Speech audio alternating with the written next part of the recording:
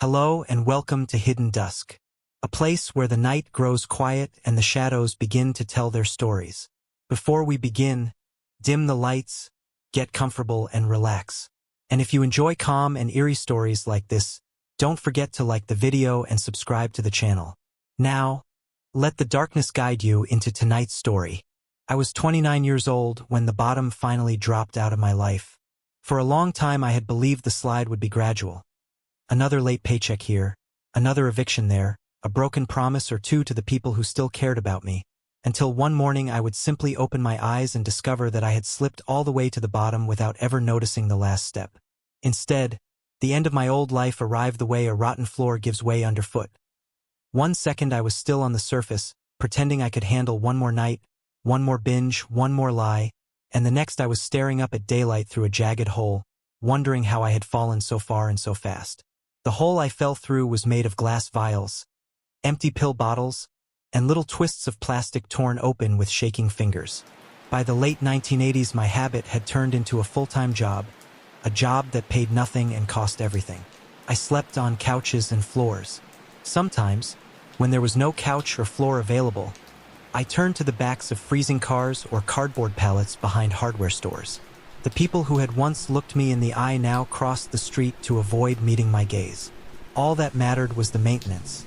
Enough chemical courage to scrape through the next 12 hours, enough nervous ambition to hunt down the next half-gram. That was my world, and it was growing smaller every day.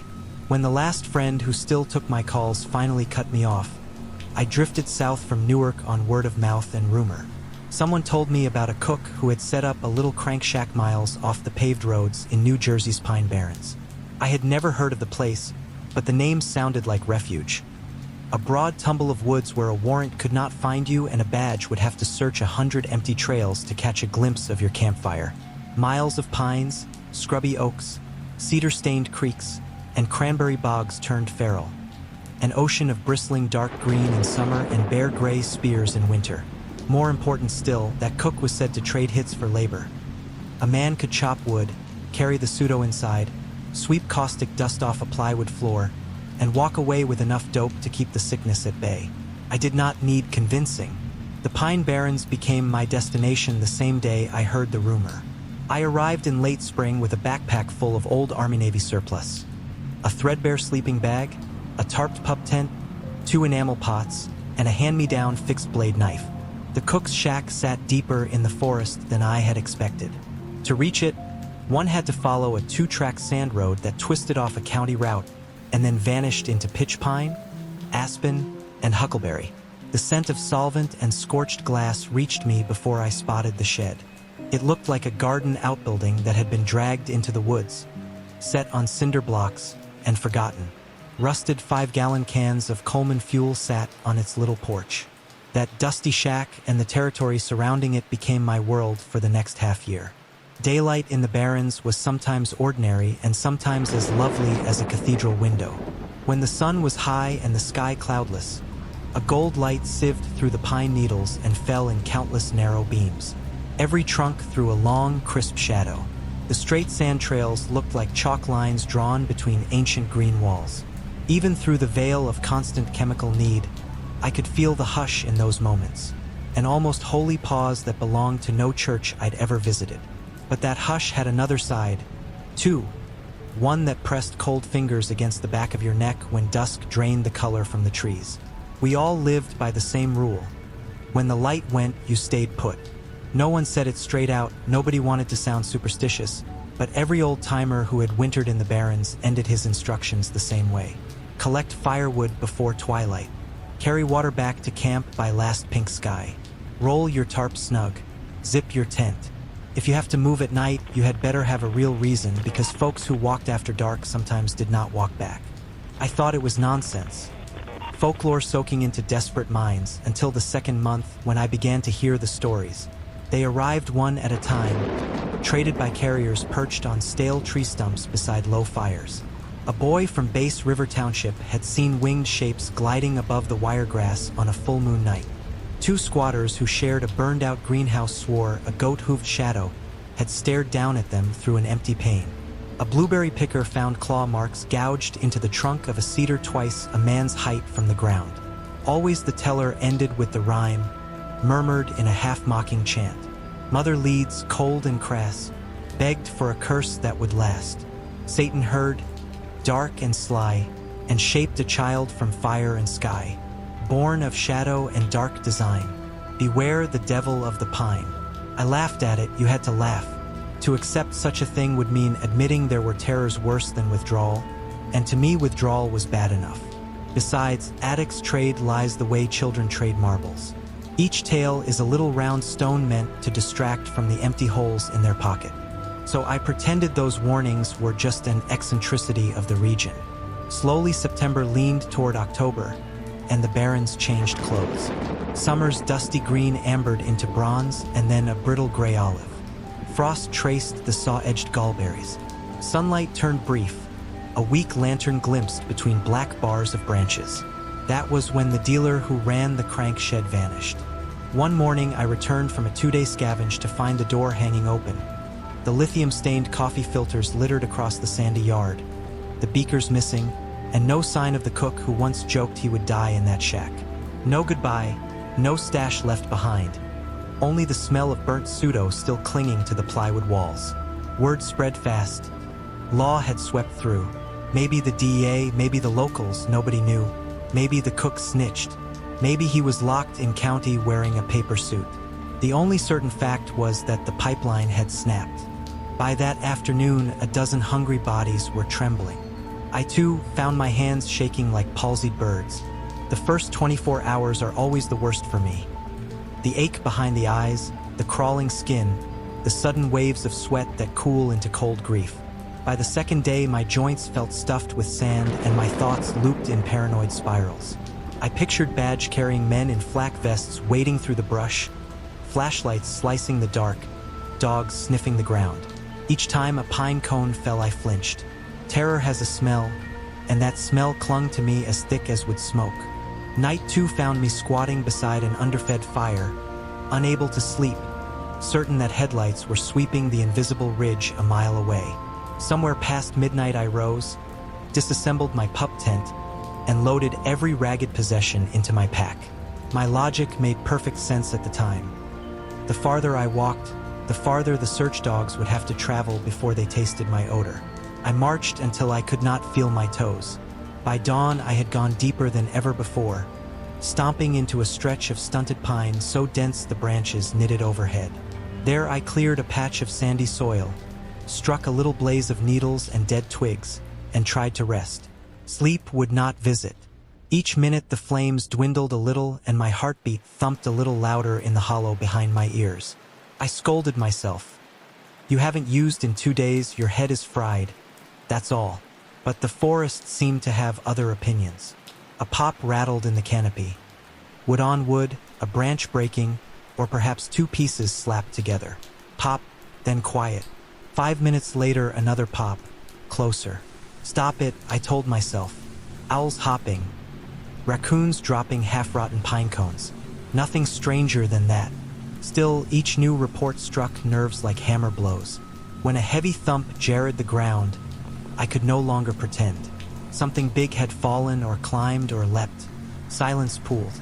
I felt the hush press so tightly around me I could hear my own blood whistling. No soft night breeze, no cricket chirp. Even the small hiss of resin in the firewood faded. I heard my breath ragged in my nostrils. Then the silence outlasted courage. I slipped a flashlight from my pack, placed my palm over its lens, and moved in short, blind slips through undergrowth toward where I thought the noise had come. Each time I parted my fingers, the dim beam revealed snarls of branches. A few yards of churned soil, nothing more. 20 paces from my fire, I found the chop zone. Limbs as thick as baseball bats scattered like jackstraws, ends sheared fresh. Some force had landed among the crowns and driven limbs earthward. My jittery brain insisted on an image of a bear climbing, breaking loose, but black bears did not leap tree to tree, and certainly not at that weight.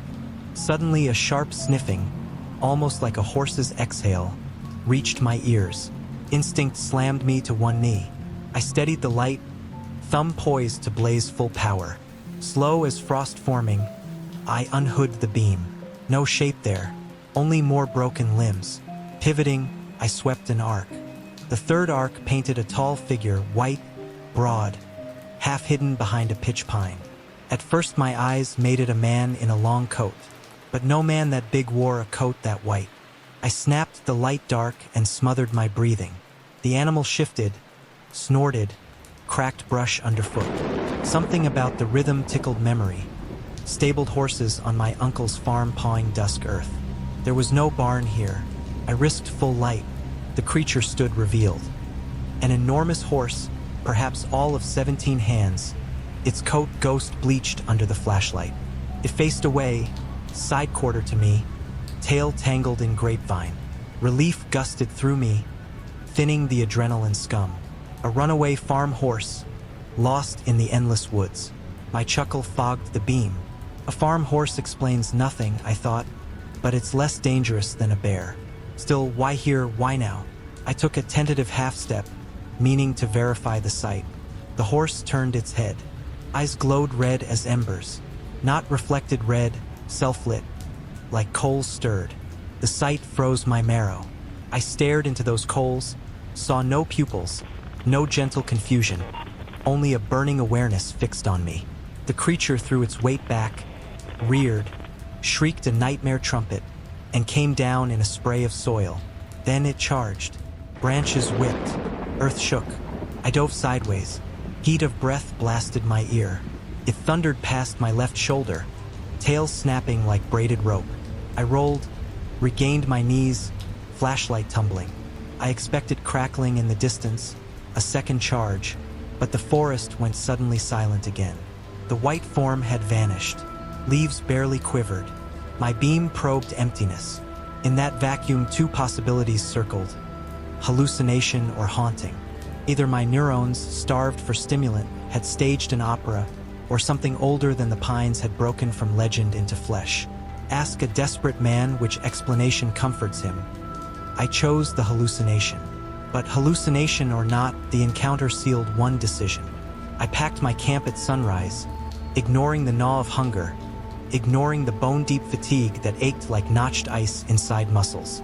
I aimed my feet west, toward the nearest county highway, intending to surrender the wilderness and face whichever law awaited. Even prison walls seemed friendlier than those 1,000 watching trunks. Withdrawal carried its own crows. Each mile I walked, prickles lifted on my scalp. Eyes seemed to peer from every slash of shadow. Once I heard a child's laughter far off among the pines. Impossible. Absurd. I kept walking. Sun leaned noonward, then downslope.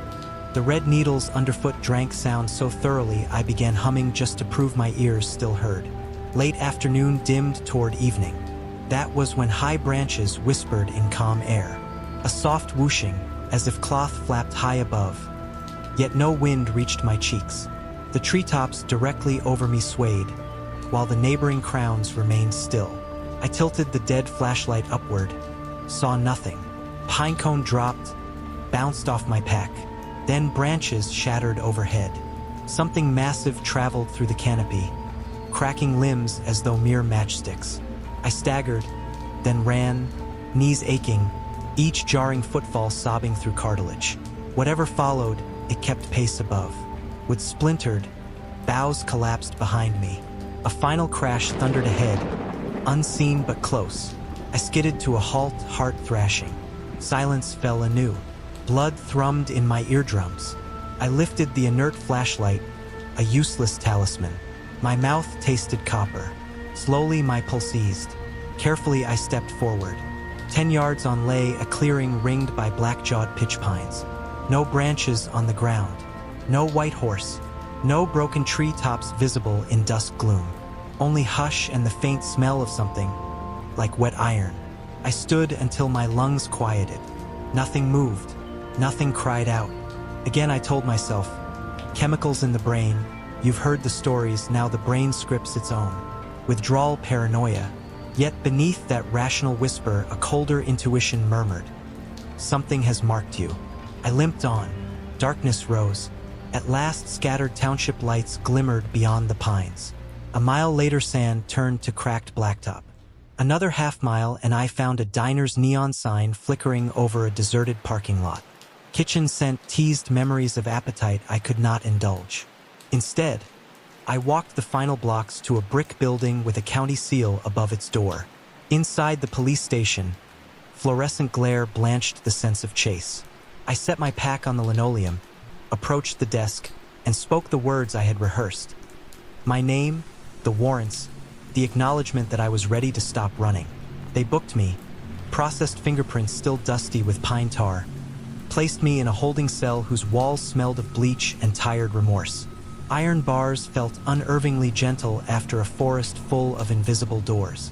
That night, first night behind county walls, I slept 6 hours straight, the longest sleep in months. No hoofbeats, no flames for eyes, no cracking skyward limbs. Only the low murmur of distant toilets flushing and the occasional clink of a guard's keys. Jail stripped my body of every residue.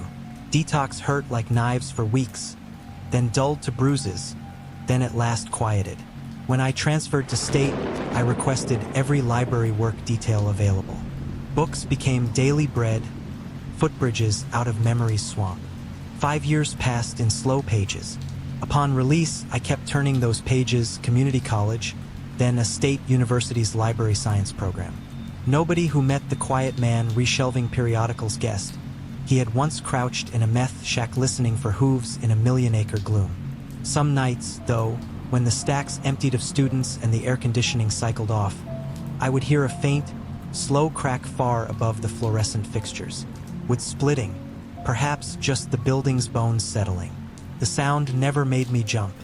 Instead, I would pause, index finger resting on a dusty spine, and remember the hush after the white horse vanished. Myth or mind's trick, it had dragged me out of the drowning. That alone gave the vision weight. Maybe the pines housed a spirit born of colonial fear and hunger tales. Maybe my trembling neurons painted hooves beneath some nocturnal heron. Either answer leads to the same door. I never want to open it again. If you ever find yourself roaming the barrens after dusk, lost, hungry, shivering, consider the legends an honest road sign. They do not need to be fact to be true. When darkness thickens and the treetops sway though no wind blows, stay by your small fire. Let daylight lead you home. Whatever specter stalks those paths, hoofed devil, withdrawal nightmare, or the shadow of your own undoing, trust me, it is faster than you and it knows the maze. I was born and raised in the north of England, in a county that presses its shoulder against the Pennines and looks southeast toward the Peak District. The towns here grow out of old mill villages, their stone cottages threaded together by hedgerows, disused railway cuttings, and the sort of wandering lanes that sometimes seem older than recorded history. If you drive 10 minutes in almost any direction, you can climb into true moorland, bracken, heather, sheep, stone walls snaking over stark hills, then descend into valleys where small rivers twist beneath dripping alders and the ruins of water wheels. It is a landscape that invites stories. Roman legionaries marched over these ridges. Viking raiders planted place names in the soil like totem poles. Miners once tunneled beneath the fells for lead, then for coal, and even after those seams closed, people whispered that the caverns ran deeper than anyone ever mapped, that galleries forgotten since Elizabethan times stretched under the moors like the root system of some ancient tree. It is not difficult to believe, when the mist lies low and sheep bleat invisibly beyond a dry stone wall, that anything at all might be roaming those uplands. Because my friends and I grew up in that culture, none of us considered ourselves gullible or superstitious in the usual sense. We tracked the weather app for good hiking days, swapped YouTube clips about astrophotography, and argued over whether satellite trails spoiled a photograph more than light pollution from Manchester. Yet at the same time, we all accepted, half-consciously, that our hills had personalities. You do not tramp the West Riding without feeling watched now and then. You do not cross Kinder Scout after dark without a certain prickling at the neck. Most of the time, those impressions fade as soon as you reach a pub's doorway and the smell of chips wraps around you like a blanket. Yet every so often something happens that seems to confirm the uncanny. My own set of somethings began, as far as I can date them, on a warm Saturday night in mid-June 2021. The day had been bright and still, One of those rare English summer days when clouds look like white brushstrokes and the sun sets slow enough that it feels indulgent. At 11:30, the sky clung to a last bruised blue along the northwest horizon. I had been at my friend Tom's flat in a converted mill outside Holmfirth. Around midnight, we kicked out the embers of the barbecue, wiped ketchup off our fingers, and decided a short walk would help the beer wear thin before we turned in. Tom's collie mix, Pippin, trotted behind us on a long lead. The three of us followed a footpath that wound uphill toward a disused quarry, past a Victorian reservoir, and then joined an unlit single-track road that served maybe 2 farms farther up. No traffic, no lampposts except one sodium orange lantern at a junction 100 meters ahead. I noticed the change in Pippin first. One moment the dog was snuffling hedge bottoms. The next he froze with one paw lifted, ears pricked forward at some dark patch above the trees. I glanced up automatically. The moon, fat and nearly full, hovered above the ridge like a bulb behind thin paper. Its light silvered the rowan leaves on the verge, but the sky beyond the moon was black, pure black, with only a few bright spear points of stars. Against that blackness something moved, a shape so mad it drank whatever scant light brushed it. The silhouette cut across the moon's lower edge, erasing its gleam for less than a second. And in that second I saw outlines sharp enough to burn themselves on my retina. Imagine the wing of a fruit bat scaled up until the span fills half a motorway lane. Membranous, slightly scalloped at the trailing edge, ribs stretching from a forelimb joint to delicate claw tips. Now imagine 2 wings together, attached to a body no thicker than a transit van but longer, leaner, serpentine even, tapering into a tail with a suggestion of a spade-shaped fin at the tip. The head, what I managed to glimpse, was narrow, thrust forward like a fox's snout. Yet its brow ridges made me think of a reptile more than a mammal. No crest, no frill, no horns that I could discern. Just that elongated skull tilting side to side as though the creature scanned the ground below. It never beat its wings more than once.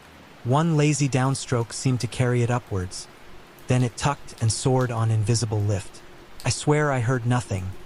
No leather flap, no hiss of air. And the oddest detail lodged in my brain even while adrenaline soaked my stomach. The street lamp's halo never touched it. Everything under a sodium light usually shows tinges of amber, but that shape remained a hole in the sky. Light parted around it like water around a rock. 2 seconds, perhaps 3. Then the thing glided behind a knob of hillside and Pippin barked as if a gun had gone off. Tom shouted, "Did you see that?" I croaked back something like, "Saw. What exactly did we see?" We stood there until the cold dew found its way through our trainers. Eventually we walked home fast, heads swiveling. The pub laughter from down in the valley sounded impossibly far away. Next morning, sober and sheepish, we tried to rationalize it.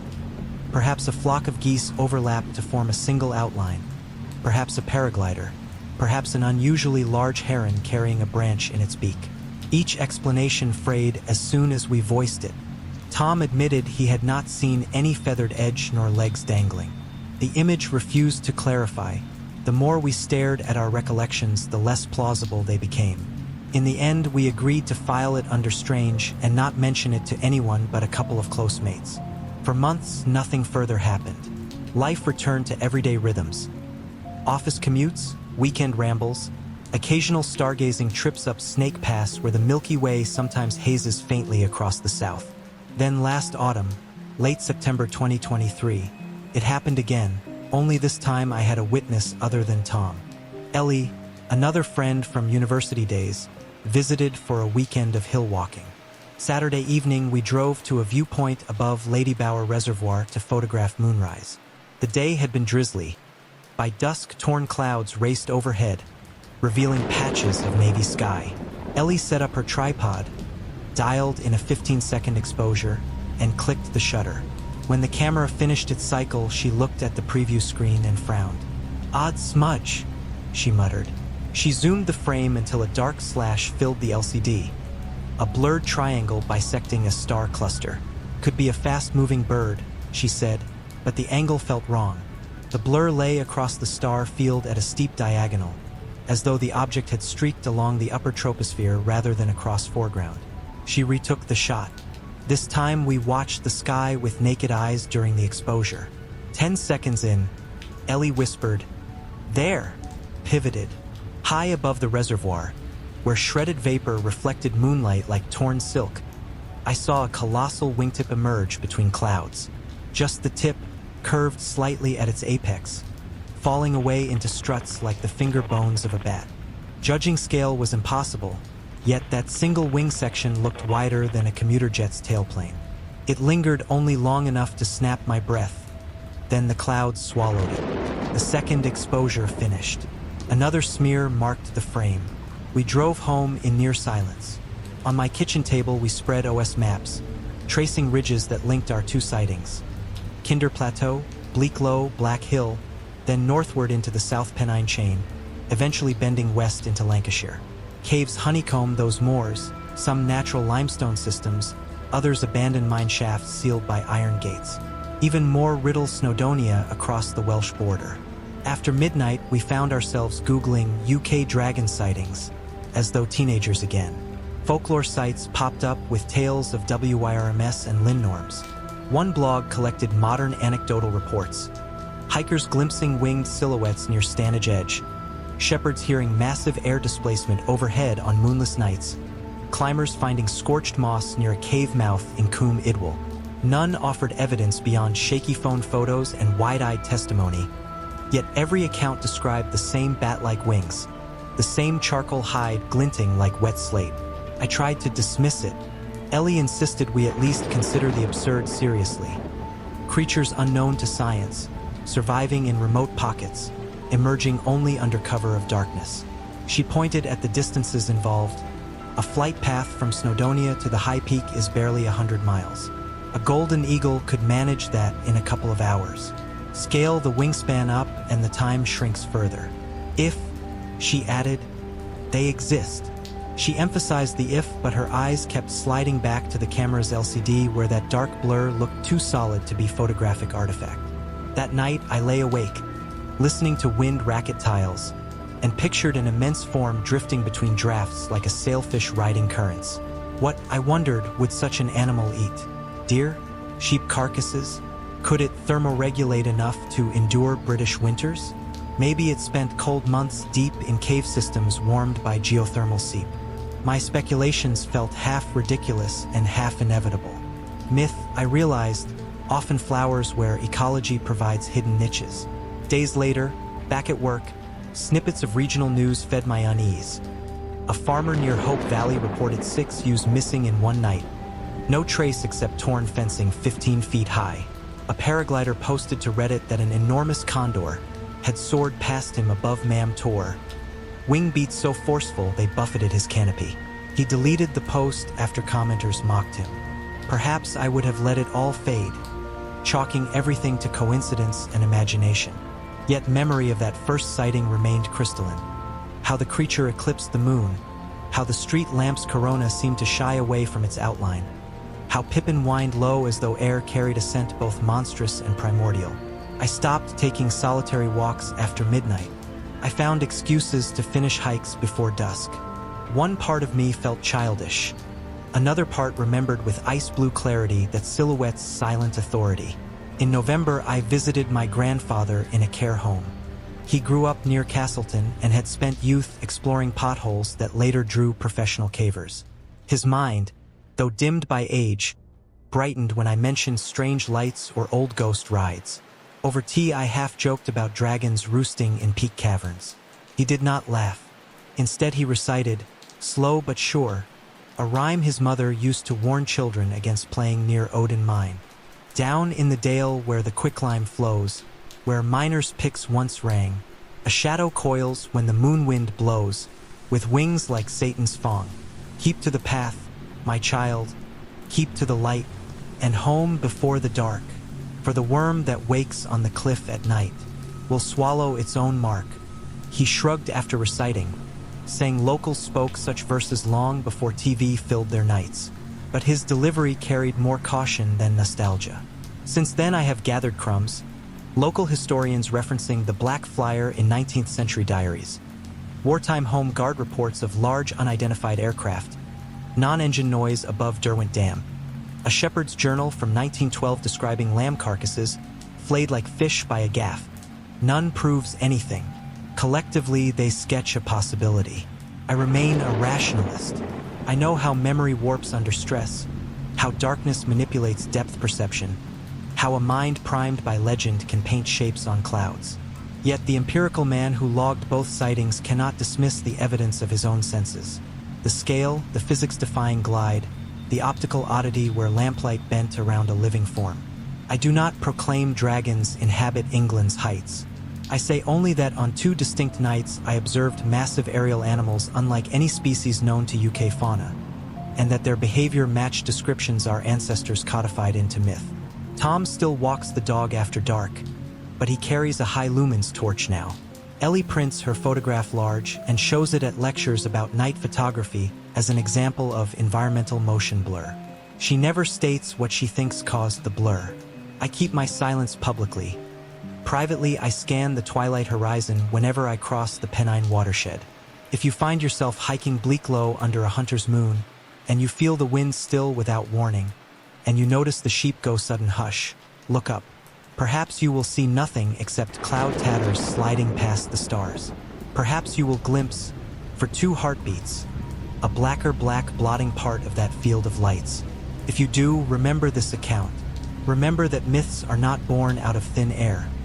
They grow from footprints too fleeting to fossilize, from wingspans too vast to measure before they fold into secrecy. And remember, also, that sometimes the light itself recoils from what it cannot comprehend. I never used to pay very close attention to the little things my 2 cats did. I loved them, of course. I fed them on time, scooped their litter, bought them far too many toys, and let Smokey roam the garden whenever he pawed at the door. But I never truly studied their body language in the way people who train animals sometimes do. Cats, I always assumed, are just cats. They sulk, they purr, they vanish for hours, they stare at corners, they sprint down the hallway at 2 in the morning for reasons known only to their mysterious feline brains. Most of the time those habits are charming, sometimes they're annoying, and after a while you stop wondering why they happen. That changed this past spring when something in our quiet suburban rhythm twisted. It took me a week or 2 to notice, because the shift began so subtly, like the temperature dropping a single degree each night. First it was Smokey, the outgoing one, the cat who normally yowls at me if I am slow to open the patio door so he can prowl the grass. He quit asking to go out at dusk. I would stand there in the doorway with the frame propped open, habit more than intention, waiting for that familiar gray blur to zip between my ankles. Instead, Smokey would remain several steps back, tail tucked, eyes fixed on the threshold as though a cold draft blew through it. Once, thinking he was just being difficult, I tried bodily lifting him. He stiffened in my arms, muscles trembling, nails hooking my sleeve as he scrambled to climb onto my shoulder rather than let me set him outside. I gave up, puzzled but not yet alarmed. Merlin, by contrast, had always been the calmer, more indoor-oriented cat. He spent entire afternoons perched on the windowsill, blink-napping in patches of sunlight. If Smokey begged to patrol the roses, Merlin preferred to watch from behind glass. But sometime in early May, he began treating the back windows as though they were cinema screens showing a thriller only he could see. His pupils would dilate, huge, perfect moons within those pale green irises, and his head would pivot, following something. Sometimes he chirped at whatever moved out there. Other times he hissed so abruptly the sound made me jump. I explained it away as spring fever. Maybe a roaming tom had staked out the neighborhood. Maybe a fox den had sprung up under the hedge. Theories help even when they're flimsy. At the same time, I had just returned from university for the summer, which meant the cats were adjusting to my presence all over again. Perhaps that alone explained the tension. Then came the unsettling afternoon, the day the theories collapsed. It was late morning on a Wednesday, that kind of gentle, forgettable day when clouds float past like slow ships. I remember noting the temperature, about 16 degrees, neither warm nor cool. Smokey scratched the patio door, that old insistent motion I hadn't witnessed in days. I smiled at the sight. Routine, I thought, balance restored. I slid the door open, and the minute the gap was wide enough, Smokey darted through. But as the frame thudded shut, a low hiss erupted behind me. It was Merlin, his body an arch of bristling black fur, tail puffed like a bottle brush, ears flattened to his skull. The center of his attention, the door Smokey had just slipped through. I scooped Merlin up, murmuring soothing nonsense. He quivered against me. His heart thumped like a tiny drum. Eventually, exhaustion or comfort melted his tension, and he curled on my lap while I scrolled through emails. The hours drifted in that quiet, ordinary way, broken only by the distant buzz of someone mowing 2 gardens over. When Smokey finally returned, it was nearing 3 o'clock. His shadow crossed the frosted strip at the bottom of the patio door, and almost immediately Merlin bolted upright, fur crackling again with static. He planted himself in front of the glass and hissed so fiercely spittle flecked the pane. I'd never seen him behave remotely like that toward Smokey. Shocked, I placed a hand on his shoulder and felt raw power vibrating under his skin. Outside, Smokey paced the threshold. Or rather, something paced there, wearing Smokey's shape like an ill-fitting suit. My first clue was the tail. Smokey's tail is pure gray, the same storm cloud shade as the rest of him, but the tail outside held a dark, soot-black smudge near its tip. Subtle. If I hadn't spent 2 years trimming knots out of that tail, I might have missed it. I knelt toward the door. The cat, Smokey, swiveled its head. In sunlight, his eyes are grass green. Now I found myself staring into orbs so dark they swallowed reflections. No pupils, no iris, just a slick obsidian sheen. His mouth opened in a meow that emerged wrong, brittle, like someone dragging a bow across rusty violin strings. A cat's larynx can't shape that tremulous warble. Instinct told me to unlatch the door and yank him in. Instinct also told me that nothing good lingered on the other side of that glass. I hovered, confused, torn between love and dread.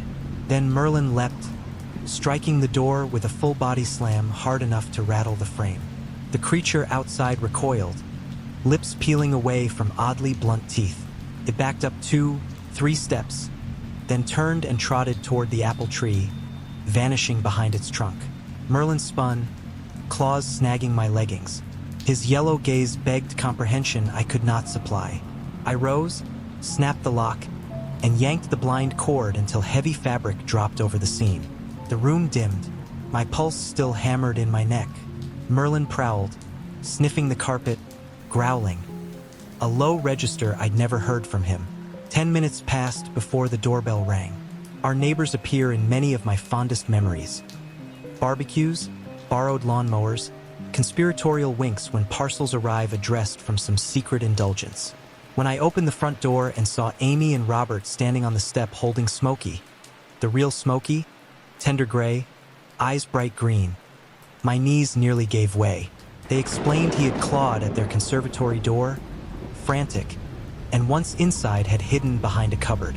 It had taken coaxing and 3 slices of sandwich ham to capture him. Something must have frightened him, Amy said. Her tone scolded and soothed at once. Has there been a dog loose? I wanted to invent a dog. I wanted to avoid telling them what I had nearly let inside. Instead, I thanked them more times than polite conversation requires and accepted Smokey into my arms. His body was molten with relief. He pressed his face beneath my chin, paws kneading my collarbone. Merlin, from his vantage on the stairs, observed silently as though performing a head count after a near disaster. That night, I retreated to bed early. Both cats nestled in crooks of my limbs, their purrs oscillating out of sync. Exhaustion should have swallowed me, but adrenaline hung around like bad perfume. At some unknown hour, I drifted into gluey half-sleep where thoughts shuffle like cards. Outside the open window, a faint breeze rattled ivy leaves against brick. The neighborhood slept. Sometime past 2, though it could have been 3. Merlin stiffened. Then Smokey. 2 sets of ears pivoted toward the window. Before I could follow their gaze, a voice outside issued a single strained mew, thin as linen tearing. It was the exact cadence of Smokey's routine, let me in call, but stripped of life, as if played back on a malfunctioning tape. I dared not move the blind, but moonlight slid through the gap between slats, silvering the sill. A A silhouette perched there, feline but not. The outline flickered, edges melting into the night behind it. I saw twin discs of black, darker than the sky itself, floating where eyes should catch light. I reached sideways, fingers fumbling for the window catch, heart clanging. In one motion, I banged the sash shut. The latch clicked, silence regrouped. Then the scream came. Imagine the shriek of metal hinges multiplied by wind funneled through cavern mouths. That is the closest comparison for a female kiwi's cry. And it was precisely that sound now, amplified, poured through invisible speakers right beside my glass. Land here hosts no kiwis. They have been absent longer than our oldest cemeteries. The dislocated scream drilled into bone seemed too large to fit the throat of any ordinary bird or cat. The silhouette hopped backward, vaulted beyond my line of sight. I lay frozen until the first dove cooed somewhere near dawn. Only then did I rise to inspect the roof outside. Dew glazed the tiles, but no paw prints, no scratch marks, no smear of fur or feathers marred the surface. Nothing but quiet chimneys and winking daybreak stars. The next 7 nights formed a grim pattern. Every morning at exactly 3 o'clock, my mobile's clock confirmed. An identical kiwi scream sliced the night. Sometimes the shriek circled the house, clipping one wall then the next as though the creature traced the perimeter in measured steps. Sometimes it warbled directly above my bedroom, forcing me deeper under the duvet while the cats hissed at the ceiling. Never once did it try the window again. On the 8th night, I slept elsewhere, visiting university friends an hour away. I anticipated dread in unfamiliar surroundings, yet I slept dreamlessly and woke to birdsong rather than nightmare. Back home the following evening, calm seemed restored. Midnight passed, then 1, then 2. 3 o'clock arrived unaccompanied by any unearthly call. The hush felt startled, as if even the wind waited. But nothing, and since that night the stillness has remained. Smokey returns to his garden patrols at dawn, tail aloft, sniffing dandelions like they hold secrets. Merlin lounges in sunbeams, only sometimes tilting his head toward the clouds as though expecting a silhouette to glide past. I spoil them both shamelessly. Extra portions of wet food, blankets warmed in the dryer, new plush mice stuffed with valerian.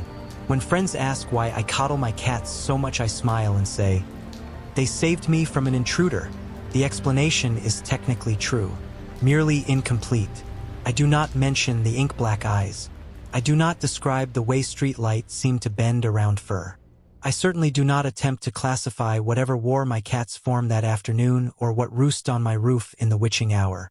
Perhaps some folklorist could label it fetch, changeling, doppelganger, but those names feel like children's swords against something that stared at me without blinking. Instead, I pay attention now when the animals speak their subtle language. Smokey's hesitation at a door, Merlin's fixed gaze into darkness. These are data points worth heeding. They map unseen borders between safe and unsafe, natural and uncanny. Humans like me stumble over such borders because we chase schedules, phones, habit. Our pets move by older charts. Summer evenings I still sit on the patio reading. If the air seems suddenly too still, if Merlin's head lifts with ears flattened, I gather the book and coax both cats indoors. Then I slide the bolt and draw the blind, telling myself precaution is sensible, not superstitious. Yet sometimes I catch my reflection in the dark pane and remember those black eyes on the stoop, the hollow mewling voice, the scream that did not belong to this hemisphere. I shiver, stroke the warm cat in my lap, and listen, quietly, respectfully, to the night. I spent a little more than 5 years in uniform, a small-town patrolman working the back roads and neighborhoods most people only drive through when they have to. But those years felt like a lifetime. Old-timers warned me the job would compress time that way. They said one night on patrol could hold more living than a month off duty, because every call, every traffic stop, every suspicious figure in the rearview mirror stretched your nerves so tight they hummed. A decade after I turned in my badge, that still feels true. I can flip through memories from those years the way other people leaf through a worn paperback.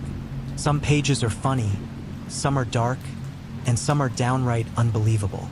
Officers share those tales the way fishermen brag about trophy bass. Around coffee counters at 4 in the morning, over microwaved burritos in the squad room, or leaning against cruisers while the radar gun clicks. Each story is a marker of where you have been, what you have survived, and how close the line between ordinary and unimaginable really is. I have plenty of those markers. I can tell you about the guy who tried to outrun his own trunk lid after he slammed into a ditch and sent 24 stolen air conditioners flying into the night air. I can tell you about the woman who called 911 12 times in one shift because she swore her neighbor's golden retriever was sending coded messages through the fence. I can talk about the time I wrestled a barefoot teenager who had painted himself head to toe with house paint, convinced it made him invisible. These are the tales I used to trade without hesitation. Stories that stretch belief but stay within the elastic boundaries of what human beings might do on too much adrenaline, too much booze, or too little sense. But there is one memory that never makes it into those coffee counter sessions. I have never told it face to face, not even to the handful of partners who would have believed me on faith.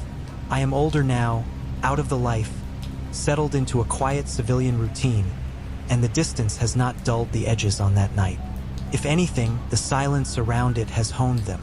I am finally writing it down because the story refuses to stay buried, and because putting it on paper might tame it enough that I can fold it away like a finished report.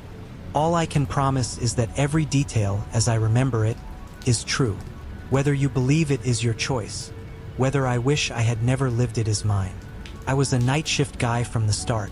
Some rookies beg for daylight tours because the dark makes them jumpy. But I liked the way the world quieted down after 10 p.m. calls thinned out, traffic lightened, and you could hear your own thoughts between radio squawks. A typical shift ran 6 p.m. to 6 a.m., 12 hours of watching sleepy neighborhoods, bar parking lots, and country roads that curled through soybean fields and old cemeteries. My department was small, our jurisdiction a patchwork of town limits and rural routes, so one car usually covered a district the size of 3 modest suburbs. That night, the night that carved its own chapter in my nervous system, started normally. I clocked in at 1,700 hours, checked the duty log, signed for a shotgun I never once fired in anger, and downloaded a couple of bench warrants the day shift hadn't had time to serve. Nothing high priority. Failure to appear on a reckless driving ticket, unpaid child support, that sort of thing. Easy work if I stumbled across the subjects, but hardly worth hunting for in the dark. At 18:15, I pulled into the Circle K that sat catty-corner from our substation. The little convenience store had gone through 3 break-ins that year, but since installing a new camera and hiring a clerk named Eric, nothing worse than kids shoplifting candy had happened. Eric looked like a linebacker who had traded pads for an apron. 6'3", broad-shouldered, and calm as granite. He liked having a marked unit sit outside, and we liked the free coffee. I filled a tall styrofoam cup with what passed for Colombian blend, let it cool while I jawed with Eric about football, then hit the road. For the next few hours, I answered a couple of routine calls. A loud music complaint that resolved itself when the homeowner saw my headlights, and a raccoon that had crawled halfway through a cat door and gotten stuck, hissing at anyone who passed. The raccoon call took longer than the music complaint. It took 2 of us and an old wool blanket to wiggle the unhappy bandit back outside. By 02:30, the radio had gone silent. I parked on the shoulder of a farm lane, wrote the raccoon incident report in the dim glow of my laptop, and listened to cicadas rising and falling like distant engines. Those were the nights that lull you into thinking nothing in the world could surprise you anymore. Around 0400, I started the patrol car and headed for what I half-jokingly called my bunkhouse. Cypress Hill Cemetery, a 5-acre rectangle of faded headstones tucked off State Route 19. The place dated to the late 1800s, back when the county seat sat 3 miles north of its current location. Church congregations had come and gone, families moved away, and somewhere along the line Cypress Hill fell into benign neglect. The main gate's iron arch had buckled, so the county chain link guys sealed it with a padlock and hung a closed sign that nobody bothered to remove. Only a narrow gravel track, just wide enough for a cruiser, led from the road to a clearing ringed by loblolly pines. I discovered the spot my second month on duty, and it became my unofficial rest stop. No city lights, no passing traffic, just cicadas in summer and wind in winter. I could angle the patrol unit behind a thicket of Yupon holly and kill the engine. The metal cooled with little pops that sounded like a watch winding down, and I kept the radio volume low enough that the dispatcher's voice barely stirred the air.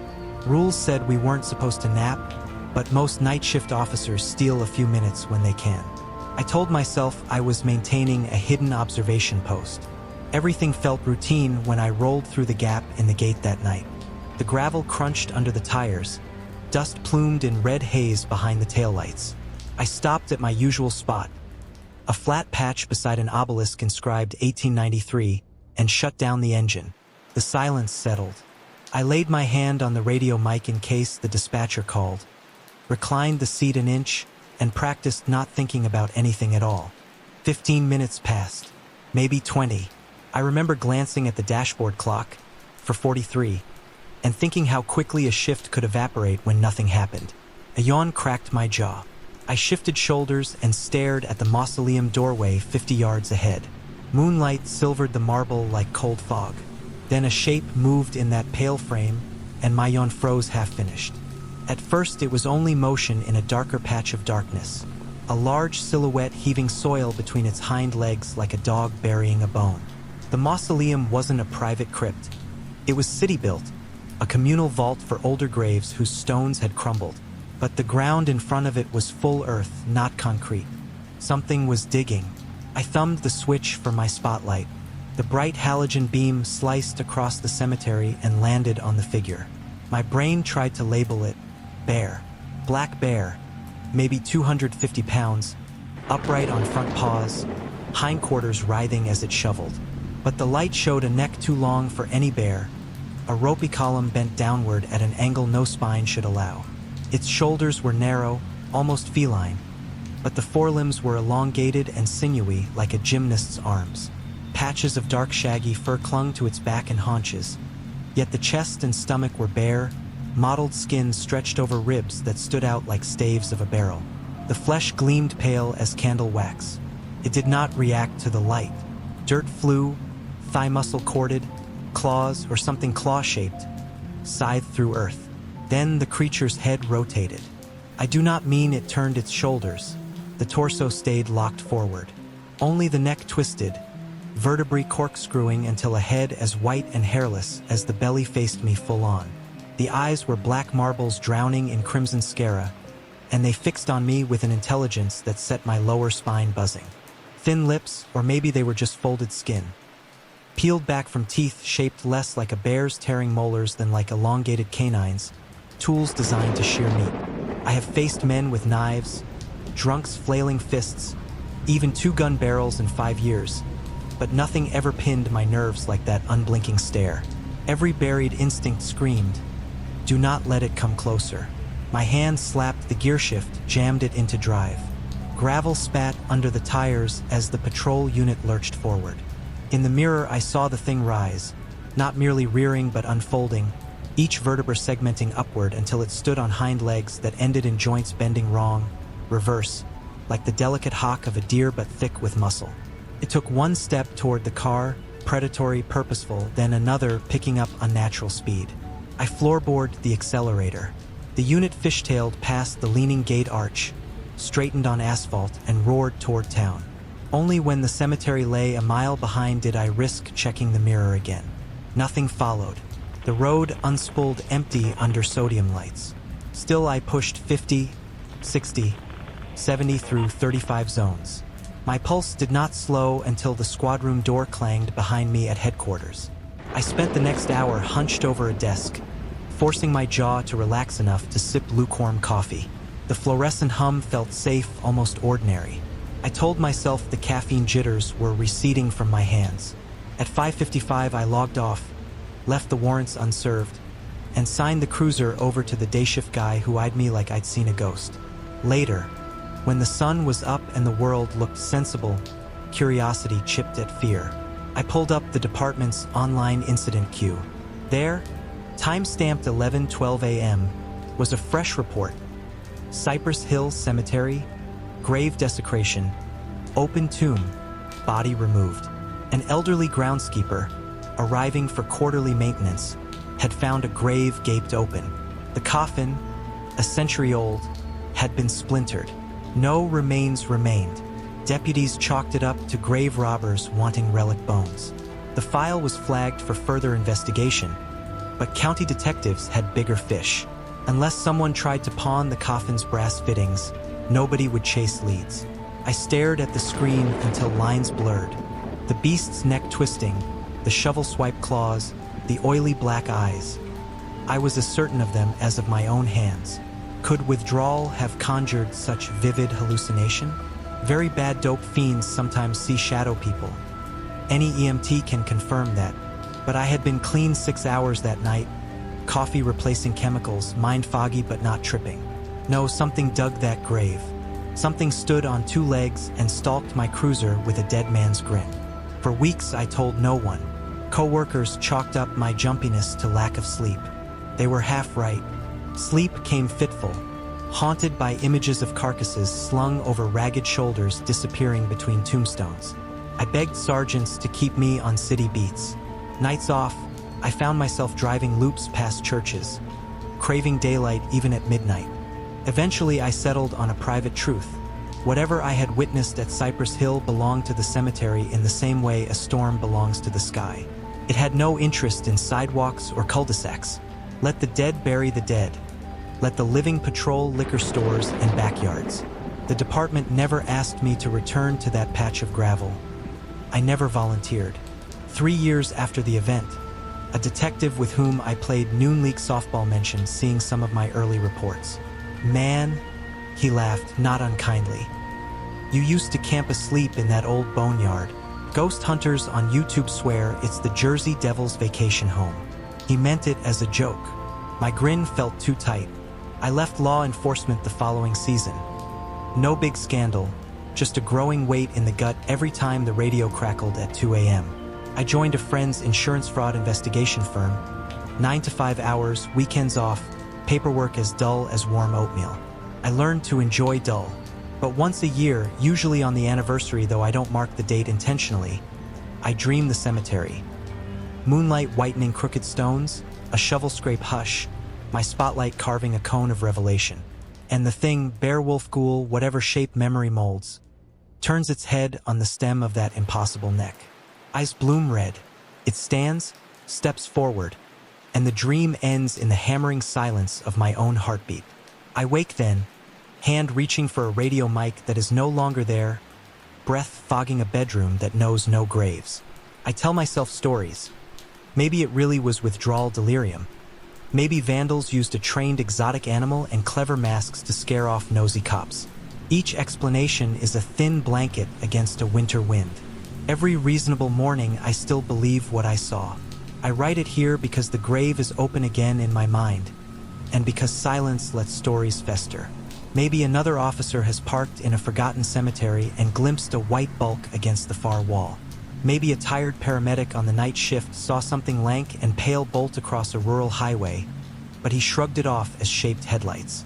If so, I offer this account not as proof but as a signal flare. You are not alone. I no longer need others to believe me, but I need to set these words down. In the darkest hour of a night shift, behind the locked gate of Cypress Hill, I met something that did not acknowledge badge, gun, cruiser, or humanity. Something ancient as decomposed bones, hungry as fresh hunger, clever enough to watch and wait until the living turned aside. I drove away and lived to type these lines. If you ever find yourself cruising lonely roads near forgotten graves, keep your spotlight tight and your engine running. And if a shape rises from a moonlit pit and stares you down with coals for eyes, understand that the thin blue line ends at the cemetery gate. After that, it is just you, the dark, and whatever has come to claim what lies beneath. Lucas Blaine never imagined that the last summer he spent in the Blue Ridge foothills would stain the rest of his life. He can still smell the wildflowers along the parkway, a sweetness that clung to the humid air even while the mountain breeze washed over him and Cody Whitaker and Michelle Grant. The three of them had been bound together since they were scrawny, loud-mouthed 12-year-olds racing bicycles through their sleepy North Carolina town. They survived braces and breakups, geometry quizzes and football games, and they told each other every secret they could think of, except the ones that cut too deep to share. When high school graduation came and the summer of 2005 unfolded in a shimmering promise of freedom, they agreed to squeeze in one last no adults, no rules camping trip. They chose Red Hollow because it lay off a forgotten spur of the Blue Ridge Parkway, close enough that they could reach it in Cody's battered Ford Ranger, but remote enough to feel like the edge of nowhere. Lucas remembers Michelle in the passenger seat with her mud-streaked boots on the dashboard. She teased Cody about the music pouring from the cracked speakers. Classic rock cassettes he'd stolen from his dad's workshop, and Cody clapped back with a grin that said he valued her irritation more than praise. Lucas sat in the rear jump seat, notebook balanced on his thigh, watching dappled sunlight flick across Michelle's auburn ponytail. She carried herself like someone perpetually prepared, shrugging off every setback by tightening her ponytail, hitching her hunting knife down into the heel of her boot, and smirking at danger. Cody, blessed with the opposite temperament, barreled headlong into whatever raised his pulse. River rapids, girlfriend drama, or horror stories told around fire pits at 2 in the morning. Lucas drifted behind them, a quiet receiver of their impulsive energy, scribbling his own half-baked songs and observations in cautious cursive. Nobody called Lucas the leader, not out loud, but Michelle once said that when Lucas wasn't there, something essential was missing, like a keynote in a chord. They reached the turnout just after 5 on a Friday. Red Hollow wasn't on any official park map, but local hikers whispered about its unmarked trails, its abandoned logging cabin, and the weird quiet that settled in the low ravine once the sun dropped. Lucas had jotted coordinates in his notebook, numbers overheard in a hardware store conversation, and Cody followed them until asphalt surrendered to a rutted fire road. The truck groaned up the incline, dust spilling behind the tailgate. When the road petered out beside a sagging forestry gate, they parked, shouldered their gear, and slipped between century-old poplars glowing gold in late afternoon light. That first evening felt like every carefree plan the trio had ever sketched in algebra class. They found a fern-ringed rise near a trickling creek, pitched the 2-person tent and a tarp lean-to, and scavenged kindling beneath rhododendron branches. Cody produced a half-empty bottle of Evan Williams from the depths of his pack. Michelle swiped it, took a solemn swallow, then passed it to Lucas, who coughed through the burn and laughed when Cody jeered. By dusk, they crouched around a small, crackling fire, the valley below submerged in shadows and the sky overhead widening into a brilliant parade of stars. Cody roasted hot dogs on a whittled stick. Michelle recited grisly local legends in her most theatrical camp counselor voice. Lucas dragged charcoal in his notebook margins, sketching silhouettes of pine trunks and constellations. They lost track of whose idea it was to mention the Wendigo. Michelle claimed the tale belonged to Algonquin lore, an emaciated spirit that once had been a man, doomed to wander the wilderness craving human flesh. The version she related involved a Civil War deserter who supposedly starved in these very mountains. Lucas listened to the popping sap inside the logs and felt a chill ripple through him despite the fire's warmth. Cody rolled his eyes, accused Michelle of pilfering plotlines from late-night horror movies. But his bravado faltered when a distant owl hooted, echoing off unseen ridges. By midnight, they crawled into sleeping bags, tipsy and tired, convinced the night would close like any other, with dew on the rainfly and birdsong prying their eyelids open at dawn. Lucas can chart the rest of the story in brief flashes, moments stamped so fiercely into his memory they sometimes intrude like waking nightmares. The first flash is the smell. He stirred at sunrise to the copper tang of rot mingled with damp earth, a smell dense enough to coat his tongue. He unzipped the tent expecting to see a dead squirrel tangled in guy lines, but nothing obvious lay near camp. Cody shuffled out behind him, gagging. Michelle crouched at the creek, ladling water into her canteen, her brow furrowed in disgust. Rotting carcass, Cody theorized. Maybe a raccoon? Michelle didn't argue, but she scanned the undergrowth, shoulders taut. Lucas could tell the stench upset her more than she admitted. They spent the morning exploring switchbacks that spiderwebbed across the slope. By noon, even Cody fell silent, glancing sideways as though expecting to glimpse something lurking between trunks. The odor lingered, waxed, waned, then flooded back strong enough to sting their nostrils. Flies buzzed in clusters, though no carcass revealed itself. At 3, they located the cabin. From afar, it resembled every decaying outbuilding in these mountains. Slanted roof, moss-filmed shingles, door askew. Up close, it radiated an oppressive hush, as if the surrounding forest had conspired to mute itself. No birdsong, no cicadas, not even leaves rustling. The interior smelled of damp lumber and iron. Shafts of light pierced warped planks, illuminating warped floorboards strewn with toppled chairs, rotted bedding, and the yellow jaw of a deer. Cody rummaged through debris, retrieving a rust-flecked hunting knife whose edge remained unervingly sharp.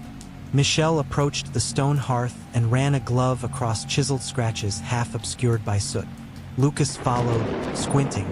The symbol looked crudely circular, maybe 4 inches wide, with uneven spokes radiating outward. He couldn't tell if it was meant to represent a sun or some monstrous eye. Either way, it unsettled Michelle enough that she insisted they leave at once. Dusk crawled into the ravine sooner than expected. Mist coiled between trees, swallowing landmarks. The trail, so clear on the trek up, now forked where no fork had been. Cody's compass needle developed a lazy twitch. Michelle tried to navigate via the creek, but the banks braided into unfamiliar channels. Each time they suspected they'd regained a known path, the rotten copper odor engulfed them anew.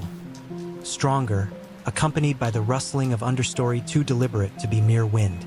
They first saw it, capital I, Lucas later wrote, beside a lightning-scarred oak. Height impossible to estimate. Distance muddled by gloom. All Lucas remembers is proportion. Limbs too long, torso distended, angles wrong.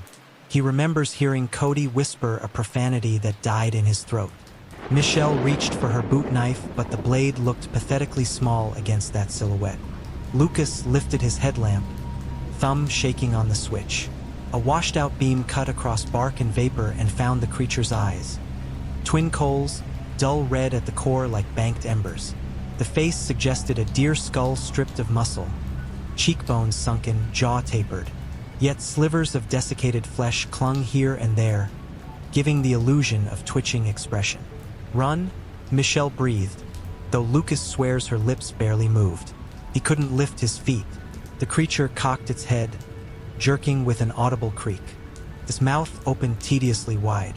Lucas expected a roar, but instead heard a hoarse rasp, almost a sentence shaped by leaves. You should not have come. The words slid across Lucas's mind rather than through his ears, as though the voice bypassed hearing. Cody tugged Lucas's sleeve, snapped him free of paralysis, and the three bolted downhill. Lucas remembers the sprint as a sequence of collisions. Shin against root, shoulder against trunk, lungs ripping for oxygen. Twigs slapped cheeks. Blackberry thorns scored calves. Behind them, the rasp rose to a shriek so high it vanished past audible range, yet still vibrated inside bones. Michelle vanished first. One moment Lucas felt her elbow brush his. The next she was gone, footsteps extinguished. Cody skidded to a halt, shouting her name until his voice cracked.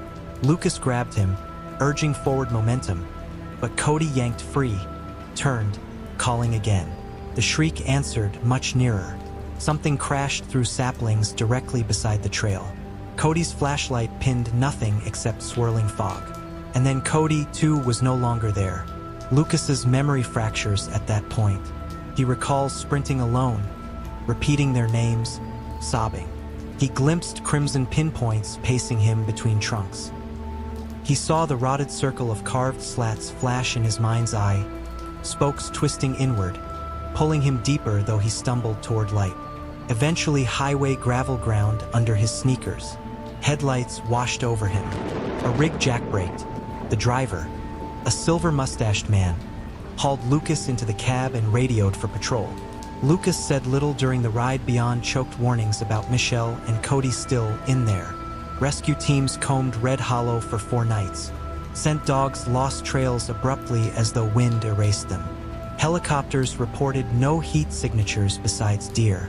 Authorities concluded the teens had likely fallen into an old mine shaft or ravine. Search budgets dwindled. Headlines faded. Lucas moved to Raleigh for community college but withdrew after 1 semester. He could not handle walled classrooms. He drifted across odd jobs, never again hiked. He still keeps the battered notebook locked in a drawer.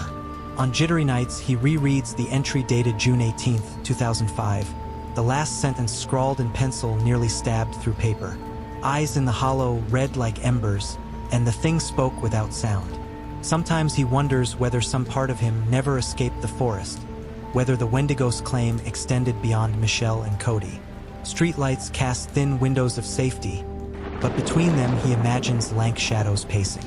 Voices filter from wind-rustled oaks. A warning returned over and over. You should not have come. Lucas tells no one because there is no moral victory, no tidy resolve, just absence. Michelle's parents keep her childhood room untouched. Cody's mother still sets 3 plates each Thanksgiving, sliding one aside when her husband reminds her. Lucas phones them annually on the search anniversary. They thank him for remembering, unaware that remembering is less choice than curse. In autumn, when shadows stretch early and the Blue Ridge horizon flames gold, Lucas sometimes wakes at 3:07 a.m. to a smell of copper pennies and wet leaves, though every vent is closed. He holds his breath until it passes, afraid to prove that the mountain wind can blow through bedroom walls. It happened on the first Monday of December, the kind of night when winter finally seems serious about settling in. A damp chill slid beneath every coat and glove, and the sky hung low, the color of old iron. I had stayed late at the small warehouse where I worked, a squat brick building on the edge of our little Midwestern city. Most evenings several of us clocked out in a pack and walked to the employee lot together, but that night I remained behind. One of the docks was cluttered with torn shrink wrap, loose labels, and half-collapsed boxes, and I told the shift supervisor I would straighten it before I left. He thanked me, left me the ring of keys, and drove away while I was still hauling cardboard into the baler. By the time I finished, every other door in the building was dark. The lot was empty except for my old sedan, and a thin frosting of ice had filmed over its windshield. The nearest street lamp flickered, buzzing like a tired moth. I muttered at the cold under my breath, dug the ice scraper from the trunk, and started hacking narrow stripes through the frost. Each pass of the plastic blade left ragged little ridges that caught the orange light. My nose stung from the wind, and I could not decide whether the impatient thrum in my chest came from the temperature or from the way the emptiness around the building suddenly felt too quiet, too hollow, as if every sound had been swallowed before it reached my ears. When the windshield was finally clear enough to see, I climbed inside, slammed the door, and shoved the key into the ignition. The interior smelled faintly of old fast food wrappers and the pine-scented deodorizer hanging from the mirror. My fingertips burned from the transition to warmth, and as I fumbled for the seat belt, I felt a liquid rush of nerves flood the back of my throat. It came out of nowhere, a raw animal sense that eyes were watching me from the black corners of the lot. I shook it off. Everyone has those flashes of unease, especially when the only company is your own reflection in a dark window. I told myself that the long shift had worn me down, that these jitters were nothing more than spent adrenaline.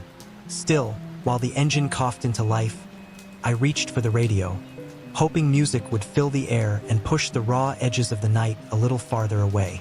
The dashboard display glowed cobalt. I spun the knob slowly, drifting through static, snippets of talk radio, the nasal twang of a country ballad. Classic rock crackled on one frequency. Led Zeppelin's Ramble On, a song I normally loved, but the reception wavered so badly that the chorus dissolved into half-heard syllables. I was about to search again when something strange emerged from the hiss. A dull, rhythmic popping, almost like someone had struck a microphone cable against a workbench, followed by a deep electric hum that pulsed in low, steady waves. Through that murmur drifted 2 overlapping voices, muffled yet urgent, as if carried from far off by a heavy wind. I could not make out words, only the cadence of conversation. One voice speaking, the other answering, both distorted into a metallic drone. The longer I listened, the more the hair on my arms bristled. The lights in the lot dimmed, or so it seemed, as if a filter had slid over the lamp glass. That was when I noticed the green tint writing itself across the interior of my car. A pale, luminous fog seeped through every window, tinting my hands, the dash, the radio, the floor mats, until everything glowed with the sickly blanch of antifreeze. My finger froze on the power button. The humming was no longer inside the radio. Even after I killed the sound, The vibration continued, flowing through the air like the bass of an enormous speaker. It shivered inside my teeth. The glow grew brighter. I swallowed. For 5 full heartbeats, I stayed behind the steering wheel, too unnerved to do anything except stare at my own ghost-lit knuckles. Then instinct won. I grabbed the door handle, flung it open, and stepped out into the frigid night. The humming intensified. It poured over me in sheets, rattling through the breath that steamed from my mouth. The green light radiated outward from somewhere above, bright enough now to make the underside of the dock awning shine emerald. I tilted my head back, blinking hard against the glow. Not 50 feet above the warehouse floated a vast circular craft, smooth and silent except for that bone-deep hum. It was no clumsy disc wobbling on cables the way low-budget movies imagine. This thing was precise, the curve of a perfect compass circle, the color of wet slate where the green lamps did not bathe it. Along its rim ran alternating segments of yellow and viridian light that pulsed in measured order. First one quadrant, then the next, like a great wheel of strobing beads. No seams, no rivets, no exhaust plumes. It hovered absolutely still, indifferent to the winter wind that tugged my coat. I felt the same awe a swimmer surely feels as the keel of an ocean liner passes overhead in murky water. A private knowledge of something too large to fit inside the mind. The ship's underside covered half the sky. My thoughts slowed to syrup.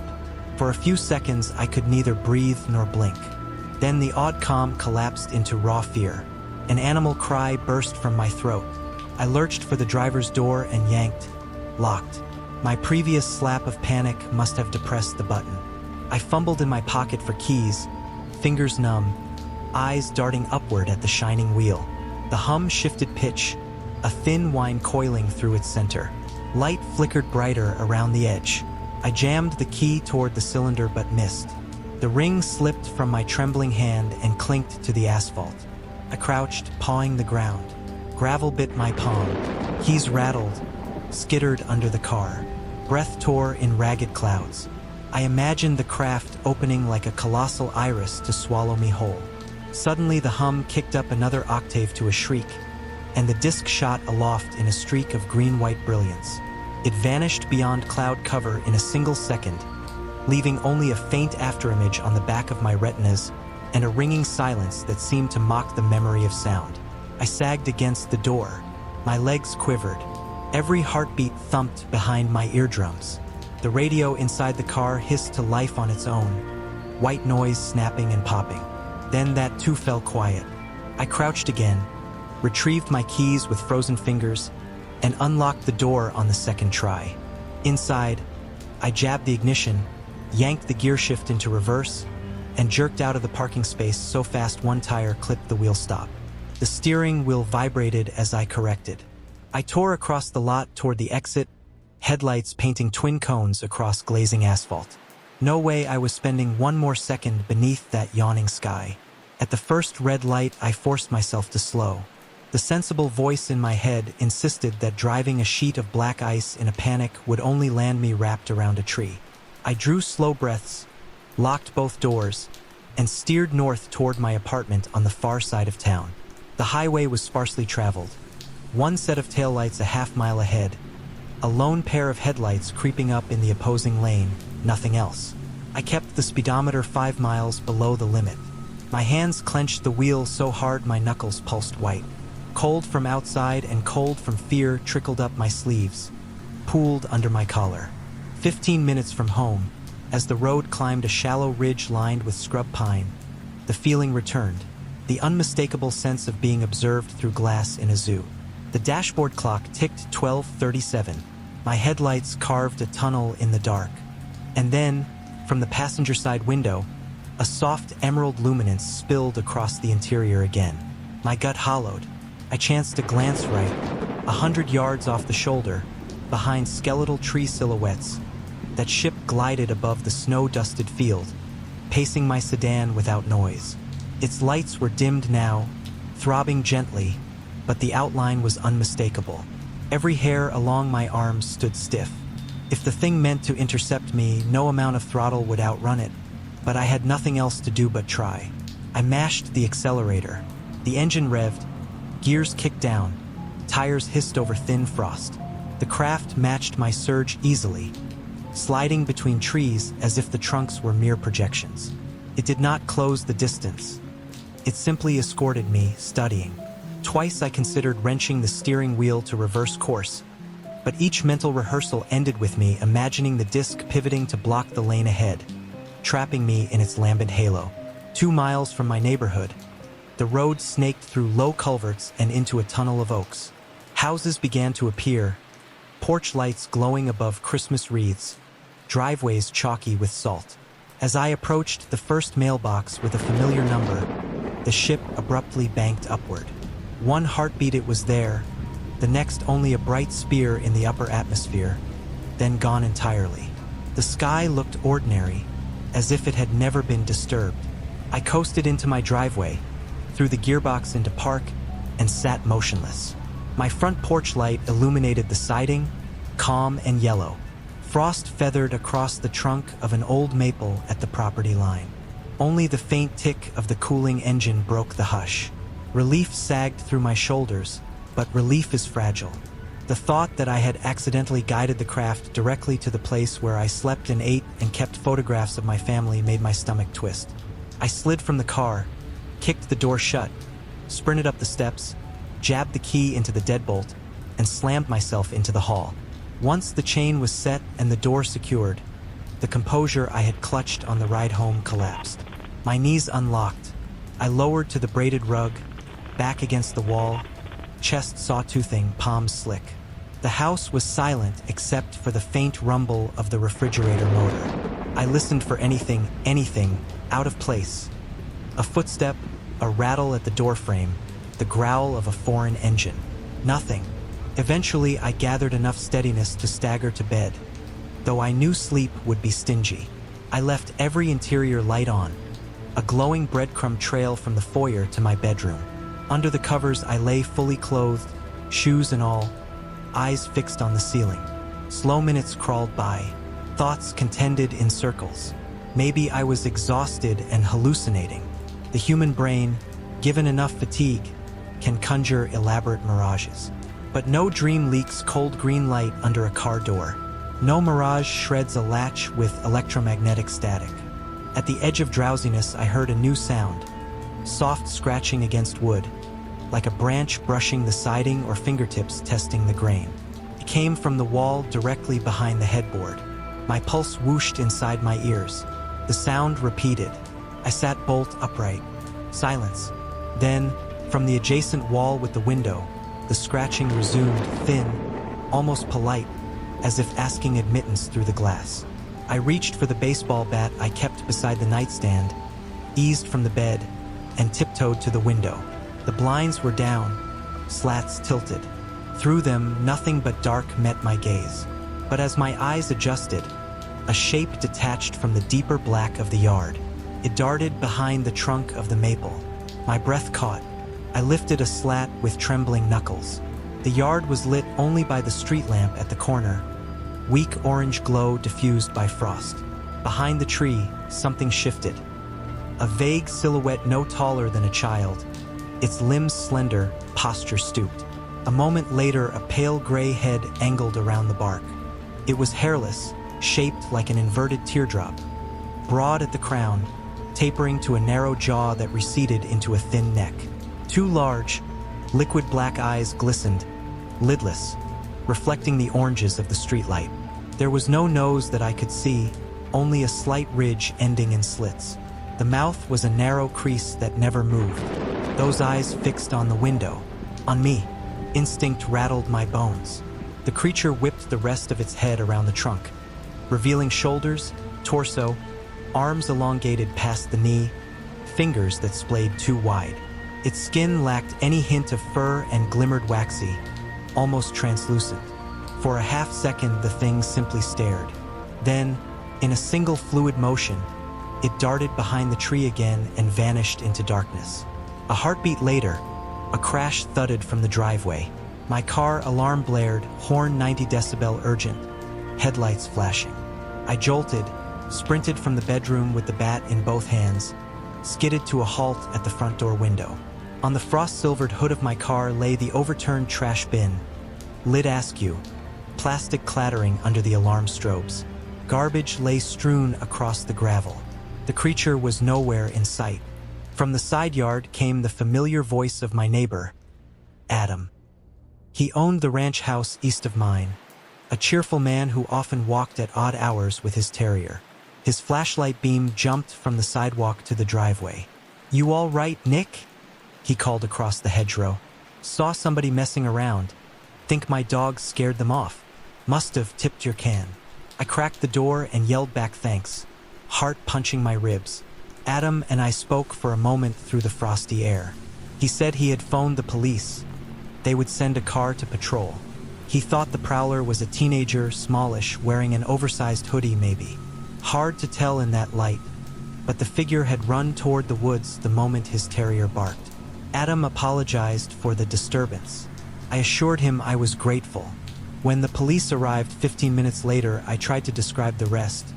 First the UFO, then the gray intruder. My voice quavered. The older officer, a heavy-set man with frost in his mustache, listened silently, nodding as though I were describing any routine break-in.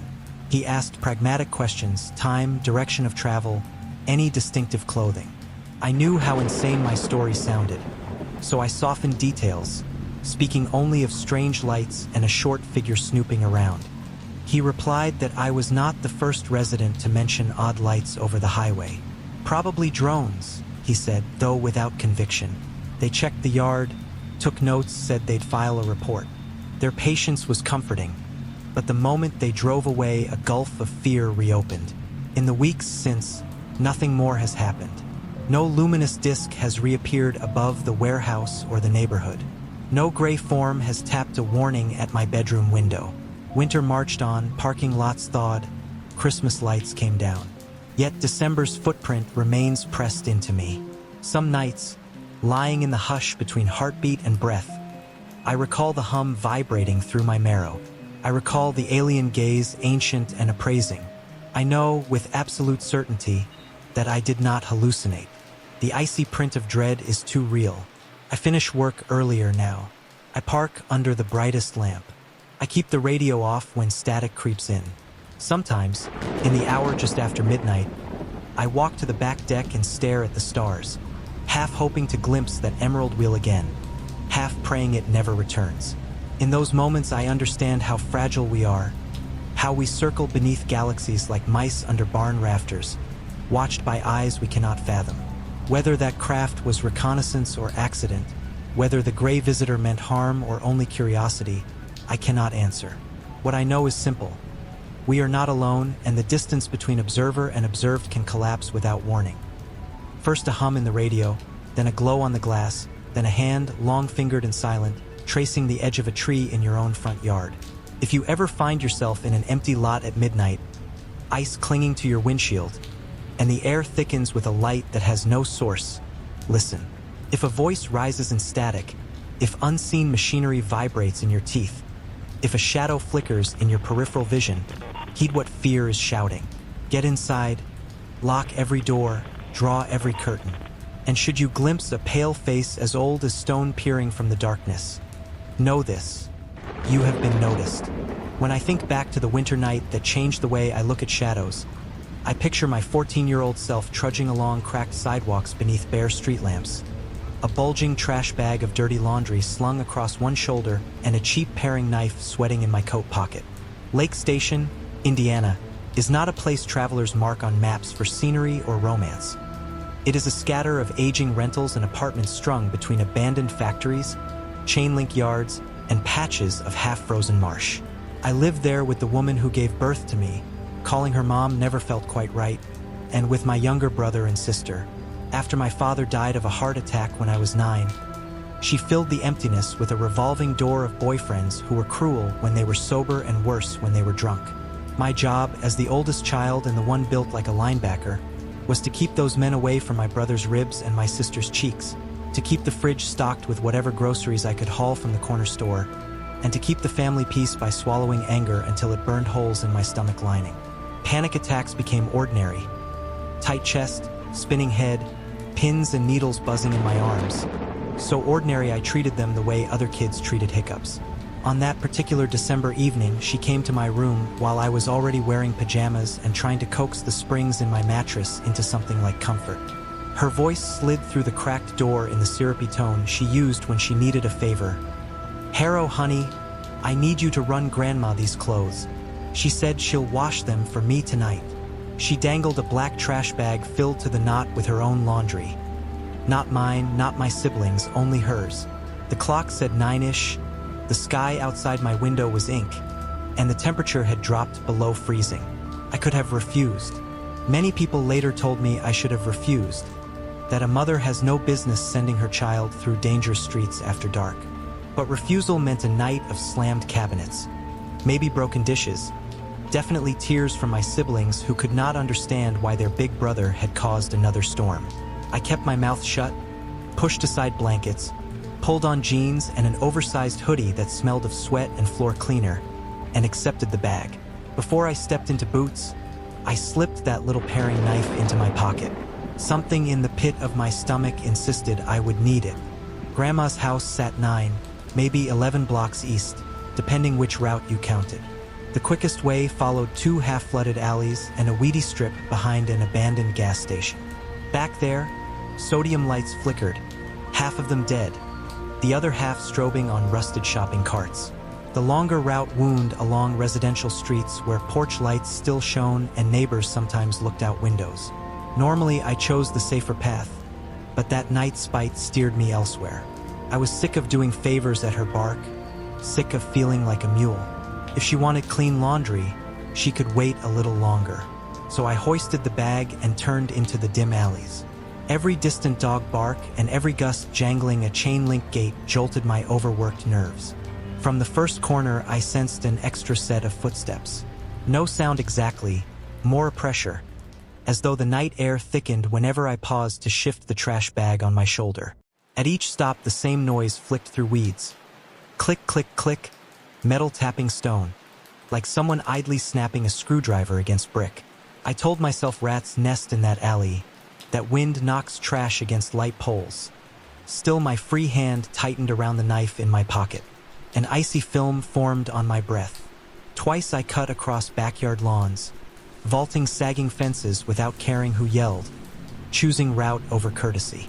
Finally, the warm glow of Grandma's porch light appeared, steady and brave in the gloom. I jogged the last half block, heart hammering, and knocked with my elbow. Grandma opened the door wearing her quilted robe, her oxygen tank hissing softly beside her recliner. Cigarette smoke clung to her silver hair. When she recognized me and the trash bag, her mouth twisted in the wry smile that said she was not surprised. "Let me guess," she muttered around the filter. "Your mama's royal delicates need their spa day." Inside, the house smelled of pot roast and cold ashes. Heat spilled from floor vents and thawed my cheeks. She pointed at the laundry room. "Dump em by the washer. You're staying for Coco." Grandma has always been equal parts steel and honey. In those 15 minutes of cocoa and conversation, she asked if school was okay, if my siblings had eaten dinner, if my chest still hurt when anxiety spiked. Every question wrapped a wool blanket around me. My jaw unclenched. The memory of metal clicking faded until fatigue replaced fear. Then the phone rang.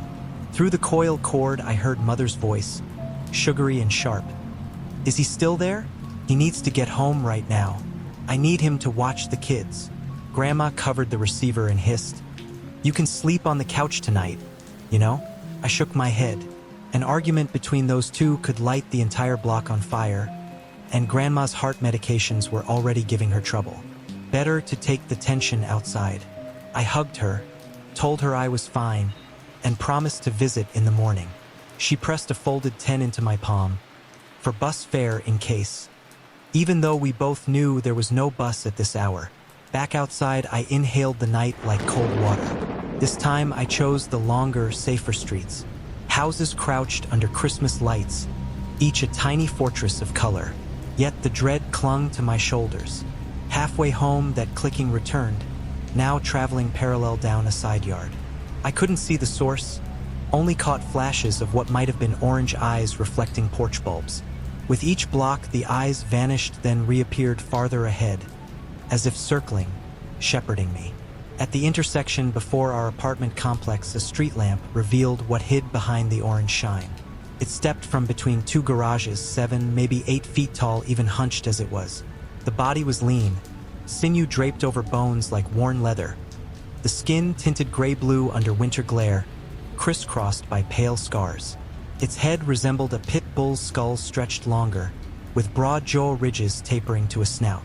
Up from the crown rose pointed ears reminiscent of Egyptian statues I had seen in library books. It studied me with eyes that glowed ember orange without blinking. Saliva, thick, gelatinous ropes, slid from black gums. I froze. The bag of still warm clothes slid from my shoulder and thumped the sidewalk. For one absurd second, my mind registered only shapes and measurements. Leg joints bent backward like a coyote, arms ending in 4 elongated fingers and a thumb, claws battered and chipped as if filed against asphalt. Then the monster growled. The sound shook air, rattled window panes, vibrated cartilage in my nose. Flight 1. I bolted. Snow-slick pavement barely gripped beneath my boots. Behind me, claws clattered. First upright strides, then a thunder of 4-limb gallop. I risked a glance and saw it closing fast, ribs piston pumping, grin wider now that the hunt thrilled it. Panic lent me speed I did not know my 300-pound frame could manage. I lunged across lawns, cut through hedges, leapt over a child's plastic slide, hoping obstacles might trip the creature. Each turn bought seconds, never more. Near the entrance to a small municipal park, my foot hit black ice hidden beneath dusted snow. Legs flew forward, body crashed down. Momentum slid me across gritty concrete. Pain burst in palms and knees. Before I could scramble up, a clawed hand seized my ankle and yanked. I spun onto my back, knife still miraculously clutched. The creature planted its forearms on either side of my head, breath washing sour and hot. Up close, its scent was coppery, like meat left too long in the sun, mixed with the musk of wet dog. Its left eye was clouded by a milky scar, yet that gaze drilled through me with gloating hunger. Adrenaline overrode terror. My left forearm shot up beneath its throat, holding jaws inches from my face. With my right hand, I rammed the paring knife into its torso, low on the right side where blood and organs hide behind thin ribs. I felt the blade glance off cartilage, then sink into softer tissue. The monster shrieked, an unearthly roar that whipped frost from grass, and jerked backward. I stabbed again, blindly, catching a bony ridge. Dark viscous fluid splattered my knuckles. The grip on my ankle loosened. I kicked hard, connected with its chest, and rolled to my knees. It staggered 2 paces, surprise flaring across its snarling muzzle. Headlights washed over us as a sedan turned the corner. In that amber beam, I saw the full outline. Knees articulated like a hare's, spine arched predator low, claws 6 inches long and worn to rough edges. The knife jutted from its side. It gave a final howl toward the car, then bounded into darkness with lithe, furious power. Shock stole my muscles. I stumbled to the curb and collapsed. The next memory is fluorescent hospital light. Police said an officer on night patrol found me unconscious on the roadside, apparently mauled by a large dog. Clean puncture wounds on my forearm and shoulder needed stitches. Gravel burns peppered my palms. They found no ID, so for 12 hours I was Jane Doe until fingerprints linked to school records. My mother arrived, shouted about insurance forms, then left. No mention of the knife still buried in something's ribcage. I told no one the true story. Not the nurses, not social workers, not grandma. Who could believe it without suspecting drugs or hallucination? Instead, I built quiet routines. Anxiety still rattled my chest, but I learned to hide it behind jokes or tight-lipped shrugs. Graduation came, then a series of warehouse jobs. I remained large, remained a protector, remained awake too late listening to creaks in walls. 10 years passed. At 25, I moved in with grandma, trading rent for caretaking after her legs weakened. The small bungalow sits on the south edge of town, bordered by a narrow strip of woods. On winter nights, wind scuttles dry branches against siding, and raccoons overturn garbage cans in search of pizza crust. Usually those sounds register as background noise, but last Sunday, a little after 1 in the morning, a loud metallic thud jolted me upright. Something had knocked the heavy plastic bin by the driveway onto its side. Habit had me grab the first thing useful as a club, a 10-pound sledge I used to break ice off gutters. I flicked on the porch light, cracked the door, and peered out. Moonlight painted the yard silver blue. Milk carton snow patches collected along fence posts. Near the overturned bin crouched a shape lifting handfuls of dry cat food from a bowl I kept for a stray tom. For half a second I assumed it was a possum, until it unfolded. Same height, same gray-blue flesh. The scars had whitish seams around my old knife's entry point, if my memory could be trusted in that adrenaline flash. Those ember eyes found me, and recognition flared, my recognition of it, and something in that bestial stare that recognized me. The creature bolted, vaulted the chain-link fence in a single spring, and disappeared into trees beyond the property. I slammed the door, heart slamming back. As before, I called the non-emergency police line, reported a prowler. My neighbor Adam later told officers he had been walking his terrier when the dog growled at a kid skulking near my driveway. The intruder fled when Adam yelled. Police took notes, found only small footprints in old snow. They assured me vagrants sometimes wander through, nothing more. But Adam's kid matched the creature's silhouette. Under 5 feet when hunched, quick, silent, leaving barely a trace. Now I sit awake each night while Grandma sleeps in her recliner, listening to wind rattle the storm windows, thinking about orange eyes beyond the treeline. I wonder whether the creature I stabbed carried a grudge for a decade, or if I wounded a member of a larger pack, and now another scout tests the border of my life. I oil the sledgehammer handle, sharpen a longer hunting knife, research reinforced door frames. During daylight, I check fence lines for claw marks, snares, plot escape routes. I wish for answers. Was that thing ever truly gone? Or has it watched from shadows the whole time, waiting until I lived somewhere remote enough to corner again? Does it remember the pain I caused, the humiliation of prey fighting back? Might it view Grandma as easier prey, bait to draw me out? Such questions coil like smoke, offering no conclusions. What I know is this: the Midwest is full of small forgotten places where woods press against homes, where street lamps flicker and die, where dogs snarl at nothing we can see. People assume the food chain ends with human beings because we wrapped ourselves in drywall and electricity. But underneath that comfort something older walks, clever enough to learn patterns, strong enough to tear chain fences, patient enough to wait 10 winters. If you live near a treeline and hear rhythmic clicking like metal on brick, if glowing eyes appear just beyond porch light, hold a blade close and never assume you are alone. Because once a hunter has tasted your scent and felt the sting of your knife, it may come back for the dead.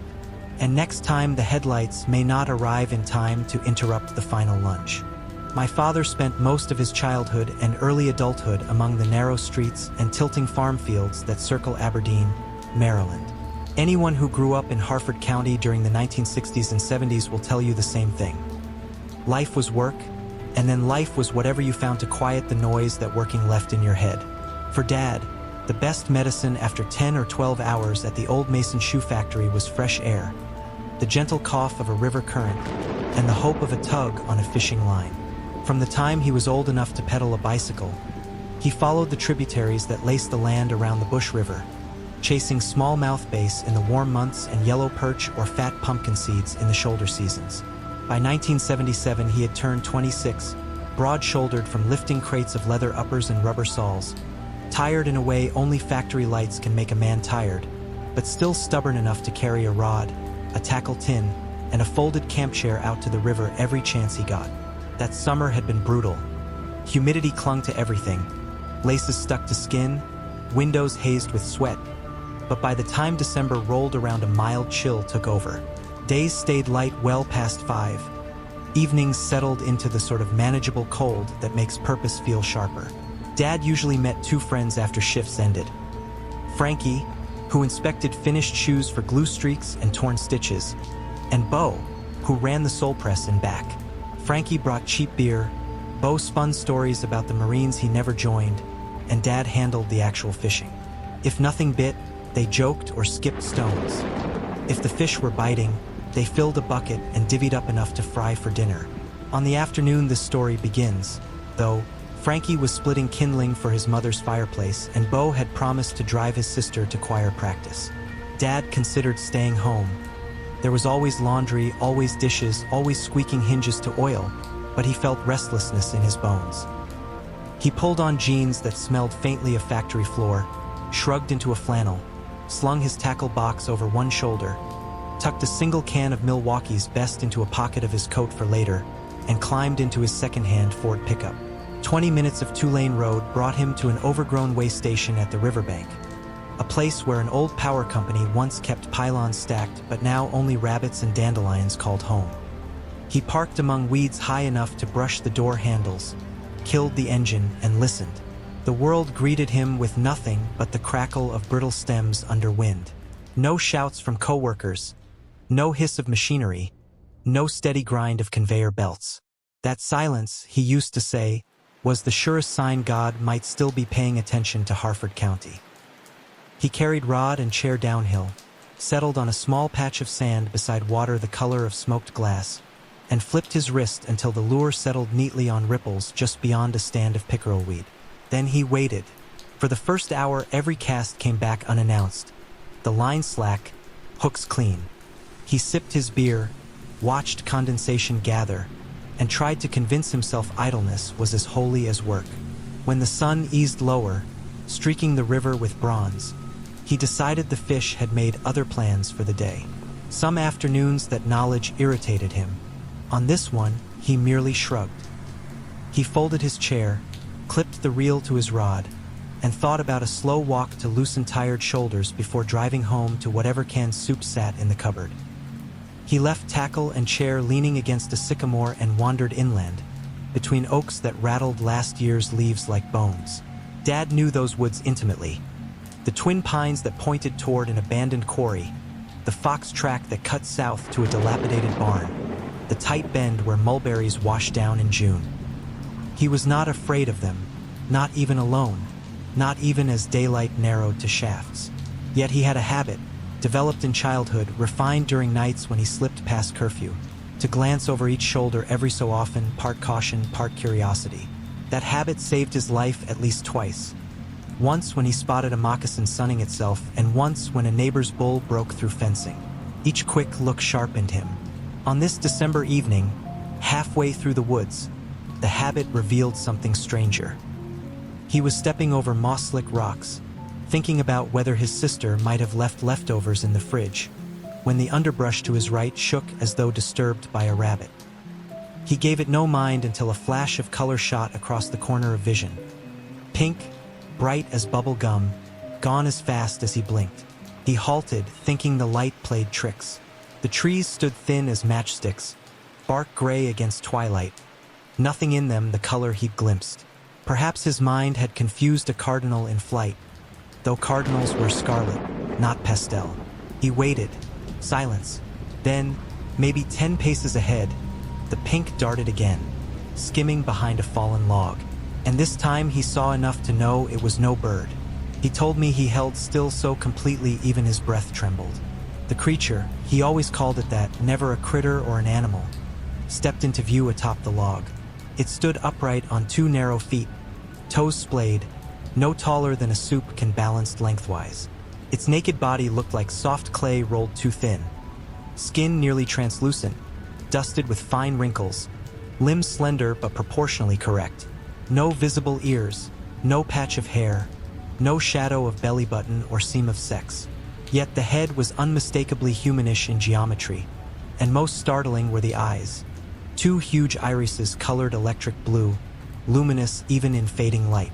Dad said when their gazes met he felt the jolt of recognition, as if he'd locked eyes with an intelligent stranger across a train platform.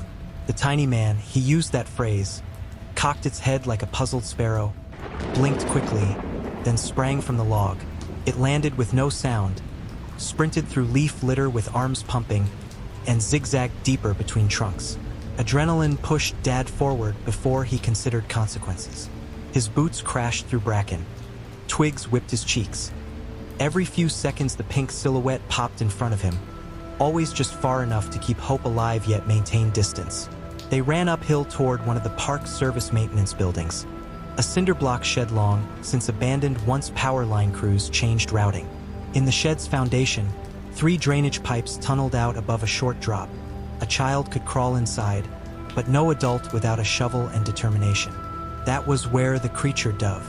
It reached the largest pipe, glanced back one final time, blue eyes glistening, and hurried into darkness. Dad arrived seconds later, chest heaving, palms scraped, boots sliding on pebbled concrete. He crouched, peered into the opening, but after a yard the pipe bent downward and swallowed light. Only a cool metallic smell exhaled from within. He sat there until breath slowed and excitement cooled into incredulity. A grown man, chasing fairy tale things in December woods. It would sound ridiculous to anyone else. Yet the image of that face refused to blur into imagination. Eventually he stood, brushed dirt from jeans, and retraced steps toward the river. Evening had reached the hour when residual glow fades to steel. He collected rod and chair, noticed the world quieter than before, and felt something nag between shoulder blades as if watched once more. Beside the sycamore where he'd left equipment lay a perfect ring of acorns, each acorn upright and evenly spaced around tackle and chair. No wind could arrange such symmetry, no squirrel stacked them so neatly. The circle was neither large nor small, maybe 2 feet across, but it encircled exactly the items he'd abandoned. He half expected the circle to be some local kid's prank, but acorns carry weight. There were dozens. Moving them required intention. He hesitated, wondering whether stepping into the ring would shatter whatever odd courtesy the pink creature had offered. But night pushed at his back, and he had miles of dark roads before home. So he nudged a gap with his boot, crossed the threshold, packed cheddar cheese, scented lures and lime, collapsed the chair, and carried everything to the truck. At the supper table that night, he tried explaining. His younger sister giggled, teased him about one too many beers. His mother pursed lips, muttered something about working himself ragged. Friends mocked him good-naturedly the next morning. Little pink man, huh? Was he wearing shoes or flip-flops, Hank? Dad insisted he had taken maybe a third of the single 12-ounce can. He had been stone sober when the chase happened. None believed him, yet none could shake how serious his voice became each retelling. Over the following weeks, he returned half a dozen times, sometimes with Frankie or Bo, sometimes alone. In daylight, the drain pipe looked ordinary. Rust stains, cobwebs, the faint smell of algae, but no sign of inhabitant. He sprinkled flour at the mouth, hoping to catch footprints. Nothing disturbed it. He left morsels of beef jerky on a flat stone only to find them absent days later, though that could be raccoons. Once, near sunset, he thought he glimpsed a flash of pink dart behind a stump, but that might have been wishful eyesight. Winter ticked into January, then February, and heavy snows kept the woods impassable. By spring, he had a second job repairing engines. Spare hours vanished, and the mystery settled into a story told on porches. Yet he never again felt the same comfort under branches. Something delicate but immutable inside him accepted that the world included beings not cataloged by science teachers. Years later, when he held his first son, me, at the edge of those same woods, he caught himself scanning tree bases for impossible figures. The vigilance that already guarded siblings and mother against violent men stretched to encompass unseen corners of existence.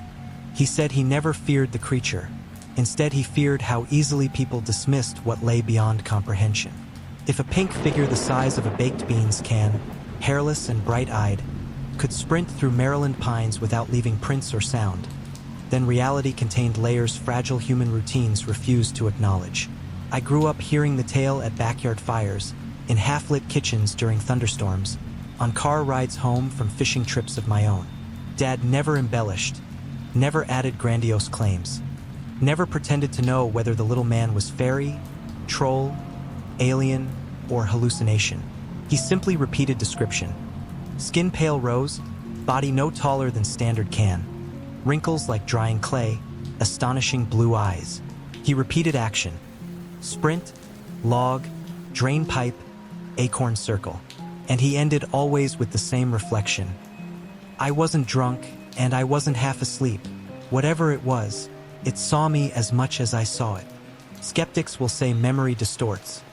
Maybe a lost albino squirrel on hind legs becomes humanoid under the veil of decades. To them I answer, my father was not fond of fantasy, not given to illusions, not interested in reputation. He fixed engines, balanced checkbooks, and raised 3 children with labor-rough hands. Telling the story never earned him applause. It earned rolled eyes. Yet he told it because withholding it felt dishonest. He wanted us to know wonder exists even when that wonder rattles comfortable categories. When he passed away, heart complications like his father before him, I found among his belongings a tissue-wrapped object. Opening it, I discovered an acorn polished by fingers until the shell gleamed. Inside, folded to fit, was a paper scrap dated December 7, 1977. In his block handwriting it read, "Remember the circle, respect small things. That acorn sits now on my bookshelf, beside photographs of a river at dusk. Sometimes on quiet evenings I drive back to those woods. The maintenance shed still stands though vines claim its roof. One drain pipe collapsed after a storm, another choked with sediment. The largest remains open, rust lip flaking like old blood. I crouch and listen. Most visits I hear only water drip. Once I fancied a faint tapping, as if a pebble skipped deeper inside. I leave small gifts, salted cashews, polished marble, a circle of bottle cap coins, then back away. Whether the creature or its kin still dwells there, I cannot know. But on the off chance something does, I prefer to greet it kindly. Belief is a brittle lattice. Too many impossible truths placed upon it and the whole structure can splinter. Yet disbelief is equally fragile when faced with testimony faithful and unchanging across decades. My father's voice lives in that middle ground, where the improbable coexists with the ordinary. Maybe somewhere in the damp tunnels under Aberdeen, a being with electric blue eyes still watches the world above, wary of large men who carry rods and cheap beer. Maybe acorns in circles are messages, maybe warnings, maybe invitations. I carry the story not because I need answers, but because the telling reminds me to keep my own gaze open, to double-check assumptions, to wonder at edges. If you ever find yourself near Harford County, rod in hand, evening settling cool across the Bush River, consider wandering past well-kept shores into older stands of pine. Be quiet, be respectful, and if something pink darts by, do not assume your imagination misfired. Follow if courage nudges, but follow gently. And should you stumble upon a perfect ring of acorns guarding whatever you laid on the ground, tackle box, thermos, borrowed novel, pause before disturbing it. My father would tell you such circles are not accidents. They are evidence that some pieces of the world remain wonderfully, stubbornly out of reach. I was 9 years old the summer my parents decided a family trip to Colorado Springs would be the best way to pry me from my usual routine of backyard science experiments, late-night documentaries, and dog-eared dinosaur magazines. At that age, I thought the entire world should revolve around fossils, geological eras, and anything remotely connected to paleontology. My room back home looked less like a child's bedroom and more like a second-hand museum exhibit, complete with plastic skull replicas, jars of interesting pebbles, and posters that matched each era of Earth's history to its signature creatures. If a day passed when I didn't have dirt beneath my fingernails from poking around in the garden for specimens, it felt wasted. My parents, kind, patient, equal parts amused and bewildered, spent many Saturday afternoons driving me to local rock shops and open spaces where they swore something ancient might still lie beneath the soil. So when I learned we would head west, through plains and into the dry hills of Colorado, I imagined we would visit one of those polished fossil halls or organized dig pits, the sort of place where volunteers in khaki vests hand you a paintbrush, show you how to whisk away loose grit, then snap pictures while you squint up at the camera. Even as a child, I knew vacation activities were often curated. I didn't expect to find anything ground-shaking, but dreamed I might at least trace my fingers over genuine dinosaur tracks, the press of skin and muscle captured in stone eons before anything called itself human. The drive was long enough that our van felt like a small house on wheels, stuffed with snacks, folded maps, and my grandfather's steady stream of desert folklore. He came along because, as he put it, 92 years of life gave him the right to see every horizon that still called his name. The moment we crossed into higher elevation, he adjusted the brim of his sun-bleached hat, cleared his throat, and launched into stories of rattlesnakes that could leap a full fence post and fly at you if you wandered too close. Each tale ended with a wink and a grin, as if daring me to prove him wrong. My mother laughed and squeezed my shoulder from the front seat. Dad kept both hands on the wheel, nodding while the highway shimmered in the afternoon heat. I tried to act unfazed, but my imagination chattered behind my calm face. Pictures of scaled snakes springing 12 feet through thin air, fangs bright, tails buzzing like power lines. By the time the desert came into view, sweeping landscapes of sandstone and shrubby gray-green plants, the sun had rolled halfway down its arc. We left the main road and followed a narrower track to a small ranger station where a sign read, "Fossil Track Site, Guided Trail 1.3 miles." The ranger explained that the area once sat at the edge of an ancient inland sea. Over millions of years, layers of silt preserved footprints of a wide range of reptiles. Some small, some astonishingly large. Geologists only realized their significance decades ago, when wind began carving new faces into the rock. My mother lit up at the explanation. My father signed the waiver. My grandfather simply adjusted his hearing aids and murmured something about sand being the Earth's way of remembering. We parked at a pull-out, gathered water bottles, hats, sunscreen, and a pair of field binoculars my grandfather insisted on lugging. I slipped a notebook into my pocket, the better to sketch track shapes and write down dates the ranger might mention. The beginning of the trail felt ordinary enough. Packed dirt, scattered juniper, the faint scent of warm sap. The path curved over low ridges to a narrow stretch locals called the Sand Bridge, a natural causeway built of layers so compacted they mimicked a modern footpath. The ranger warned us the bridge rose 20+ feet above a shallow ravine. Not a dangerous drop, but enough to warrant caution. We set off single file, parents in front, then me, then grandfather, who stopped every few yards to squint through his binoculars at birds overhead. Halfway across, the desert revealed itself in wider panorama. Rippling dunes on one side, a mosaic of stone flats on the other, broken occasionally by clusters of twisted pinyon and scrub pine. The air was cooler than I'd expected. I felt I could stand there 10 minutes breathing the warm dryness and never sweat. The sun hovered behind a feathering of high clouds, silvering the sky instead of glaring white. My parents marched ahead, lost in conversation. Something about dinner plans, I think. My grandfather told me a final rattlesnake anecdote, chuckled when I rolled my eyes, and quickened his pace to catch up with my parents.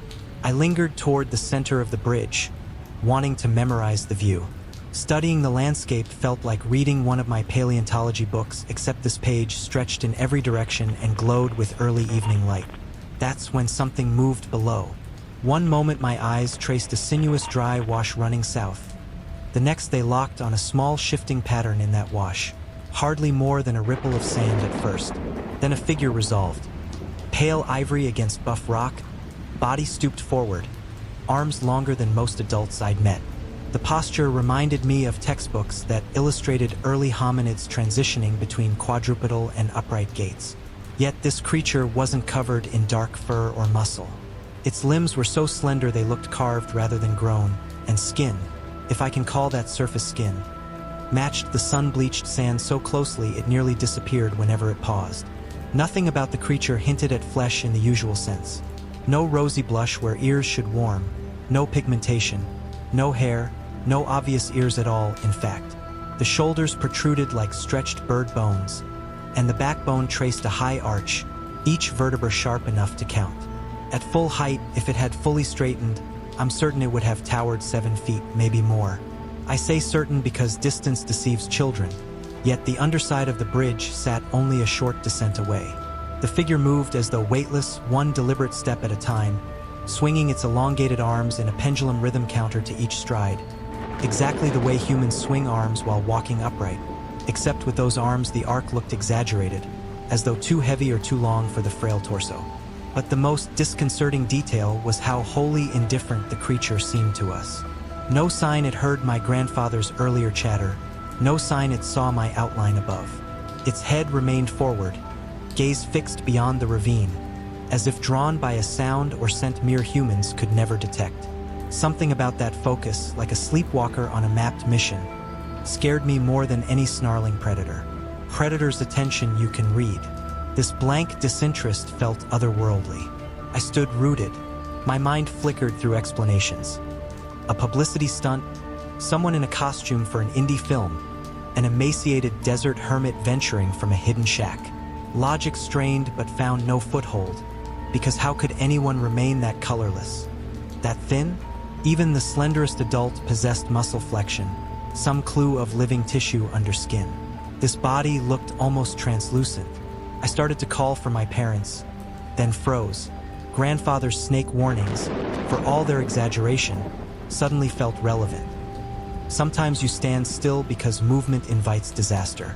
Instead, I lifted one trembling hand, as if to wave them back silently.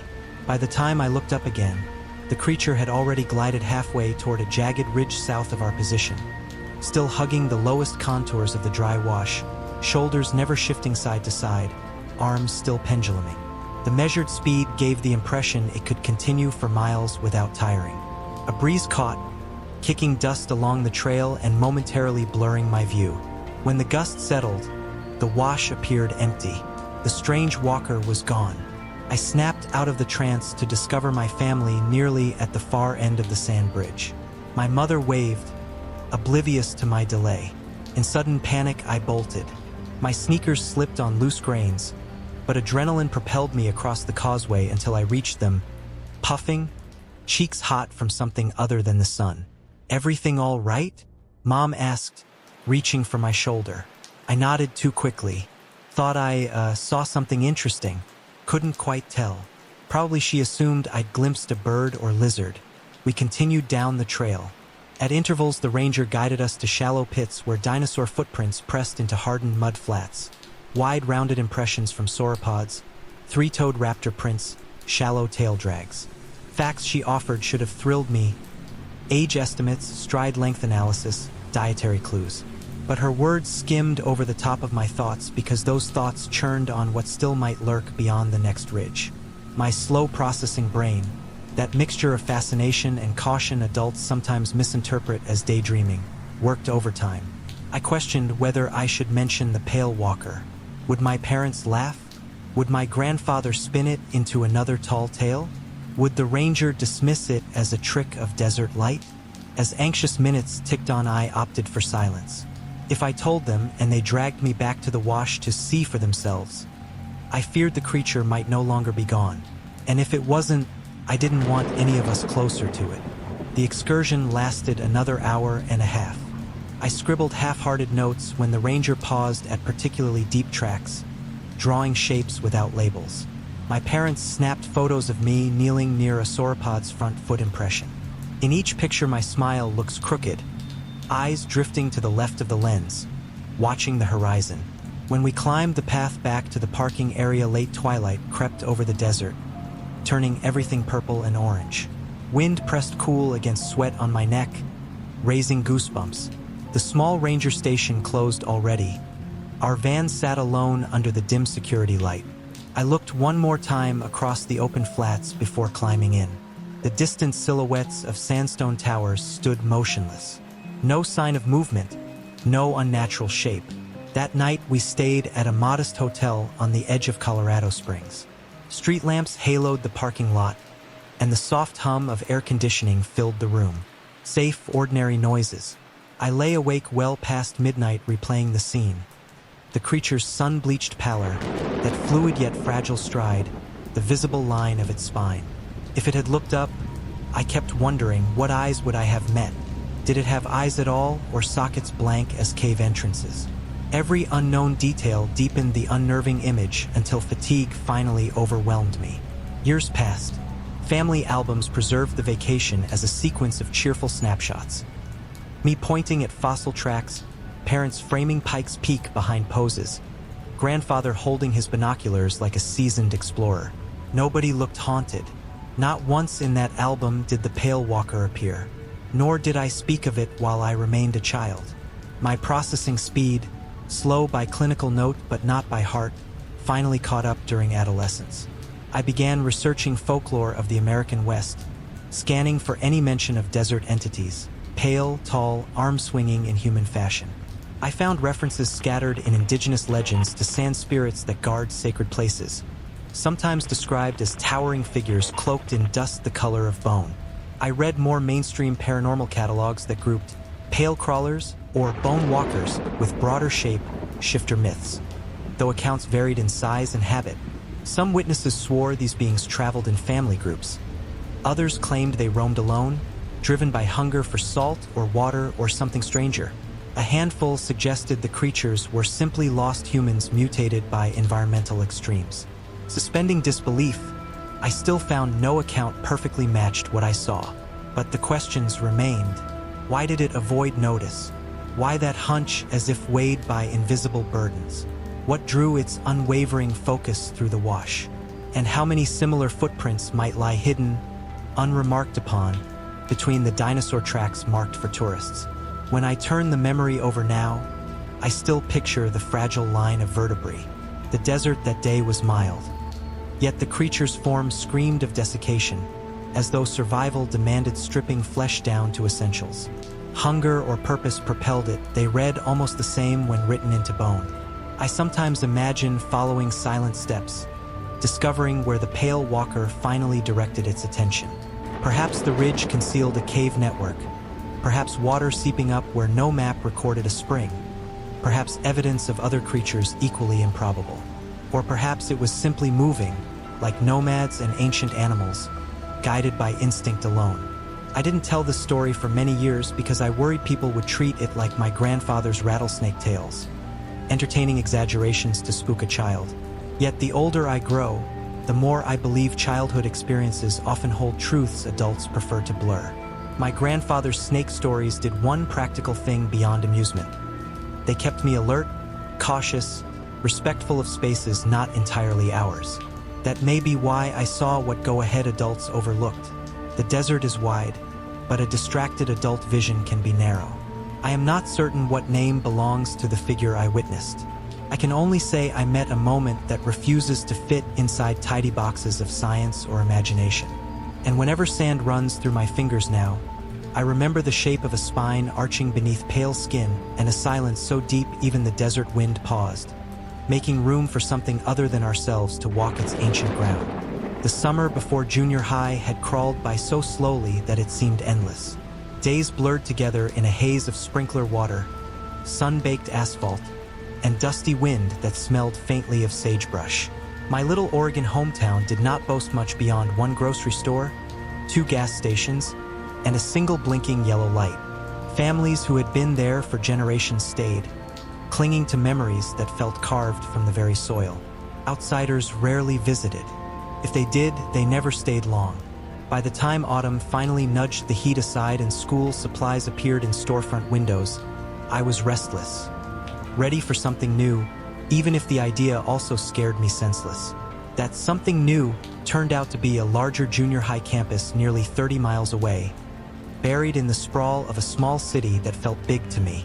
My mother decided on the switch for the most practical of reasons. Each weekday, she drove beyond that city to her job, a patch of fluorescent-lit cubicles where she processed insurance claims. It was easier, she reasoned, to drop my little brother and me at our grandparents' house before dawn. Let us eat bowls of oatmeal at their scarred kitchen table, then catch a district bus that swung through their neighborhood. The ride was free. The school's sports programs were better. The decision seemed logical. Still, on my first day, standing in a hallway that smelled of waxed linoleum and distant cafeteria tater tots, I felt as if I had been transplanted to another planet. By the end of September, though, the campus no longer felt like alien terrain. The unfamiliar corridors acquired names in my memory bank. The science wing, where the air always carried a hint of formaldehyde. The library corridor, where the walls were painted a soothing shade of light blue. The gym entrance, an echo chamber of sneakers squealing across polished hardwood. Gradually I learned faces, too. some freckled or framed by braces, others hiding behind shaggy bangs or woven braids. These new classmates zipped from period to period with the confidence of homing pigeons. At first I stumbled behind, but I caught up. To carve a place for myself, I joined the wrestling team. The decision surprised a few teachers who still pictured me as the quiet kid in the back row of social studies class. I was not especially large, about 140 pounds if I skipped breakfast, but I remembered backyard rumbles from earlier years. My friend Grant, his older brother Connor, and a revolving cast of neighbors who spent summer evenings turning their lawn into a makeshift wrestling mat. Connor took wrestling seriously. He had a battered trophy on his dresser and practiced takedowns on Grant and me anytime he could trick us into it. We pretended to hate the ambushes while secretly learning the craft of balance, leverage, and scrambling out of danger. At my new school, those half-remembered lessons came back, like muscle memory waking after a long nap. I listened to the coach's instructions, mirrored each drill, and discovered that my body already knew some of the movements. By the season's midpoint, our lineup looked formidable. Teammates in lighter and heavier classes racked up wins. Momentum spread like static in wool. Late in February, we stormed into the district tournament and left with a trophy we had no business lifting. First place for the first time in many years. Better yet, 6 of us punched tickets to the state meet. I still recall the moment the medal settled onto my sweat-damp neck. The metal felt almost hot against my skin. My ears rang with a mixture of cheers and disbelief. Euphoria lasted until Monday, when grown-up realities barged in. The state meet sat across Oregon, beyond snow-capped highlands and miles of forest. Travel meant hotel rooms, fuel for 2 district buses, and meals for 25 adolescent appetites. Our school's athletic budget barely covered football helmets. The wrestling fund was a crumpled envelope in a filing cabinet. To bridge the deficit, we launched a blitz of fundraising. Car washes in parking lots that smelled of gasoline, homemade cookie sales outside the grocery store, and a spaghetti dinner at the VFW hall where our soft-spoken heavyweight delivered plates of noodles with surprising grace. Generosity trumped cynicism. Neighbors pressed dollar bills into our hands, alumni mailed checks, and local businesses ponied up sponsorship cash. The total, when tallied, exceeded projections. Not only could the 6 state qualifiers attend, so could the alternates and junior varsity practice partners who had sweated beside us. Coaches insisted it was only fair. Iron sharpens iron, they said, and the whole squad had hammered out everyone's skills across those rubberized mats. We left on a Thursday morning in mid-March. Although daffodils had poked tentative green shoots in town, winter still lorded over the Cascade Range, and icy storms had battered Interstate 5 for days. Construction crews had narrowed sections of the highway to single-lane chutes, icing over orange traffic barrels and concrete barriers. Semi-trucks jackknifed with depressing regularity, turning travel into an ordeal of brake lights and tow truck flashers. Our driver white-knuckled the steering wheel and muttered prayers that the tread on our tires had some life left. Students dozed, headphones leaking tinny music, blissfully unaware of how thin the margin of safety felt up front. We skidded into the host city only minutes before weigh-ins closed. Somewhere between the parking lot and the scales, a miracle happened. Nobody missed weight. Maybe the panic had burned calories. Maybe adrenaline shrank water weight. Maybe teenage metabolism is simply unbreakable. Whatever the reason, relief flooded our ranks, followed by renewed focus. Over 2 days, we wrestled through brackets both merciful and cruel. One teammate lost by a single point to the eventual state champ. Another rallied through consolation to snag 3rd. I scrapped my way to 5th place, stepping off my final match with a bruise blooming along my jaw and an irrational urge to do it all again tomorrow. No one advanced to regionals, but our coach declared the tournament a triumph and spent the last of our funds at McDonald's. To this day, the smell of salt, grease, and industrial-strength cleaning solution transports me to that night. Sweaty athletes packed into booths, gold medals clinking against chipped Formica tables, ketchup packets exploding under careless elbows, laughter echoing over the hiss of French fry baskets. It was nearly 7 p.m. when we buckled into the activities bus for the long ride home. The skies already sagged with gray. Weather alerts pinged the driver's phone. Winter advisory, Heavy snowfall at higher passes, gusting wind. No one cared. We were teenagers cradling large sodas and bragging about takedowns. The assistant coach distributed blankets pilfered from the hotel to curb shivers once the bus heater surrendered to mountain air. Our head coach had persuaded the district office to approve a detour. Instead of retracing Interstate 5 with its miles of construction, he would steer east on a smaller highway, then loop north along Highway 97, where traffic was light and lane closures rare. The catch: the route added an extra hour, stretching our ETA past 2 a.m. Teachers had promised leniency on Monday assignments. Parents, worn down by months of travel and early morning weigh-ins, simply wished us safe passage. For the first hour, conversation surged, stories about near pins, debates over who in history class secretly liked whom, predictions about next year's varsity lineup. At the 90-minute mark, even Cody, king of hype, drifted into drowsy silence. I plugged earbuds into a CD player the size of a dinner plate, let a rock ballad lull me toward half-sleep, and watched frost spider across the windows. Snow arrived without warning. One moment the highway shoulders were bare. The next curtains of white swallowed the dotted lines. Tires hummed on powder, then crunched as drifts built. Wind scythed across the asphalt, swirling flakes into mini tornadoes that smashed against the windshield. The bus slowed to a crawl. The world beyond the glass shrank to the reach of the headlights. 2 cones of visibility where flakes raced like hyperspace stars in an old sci-fi movie.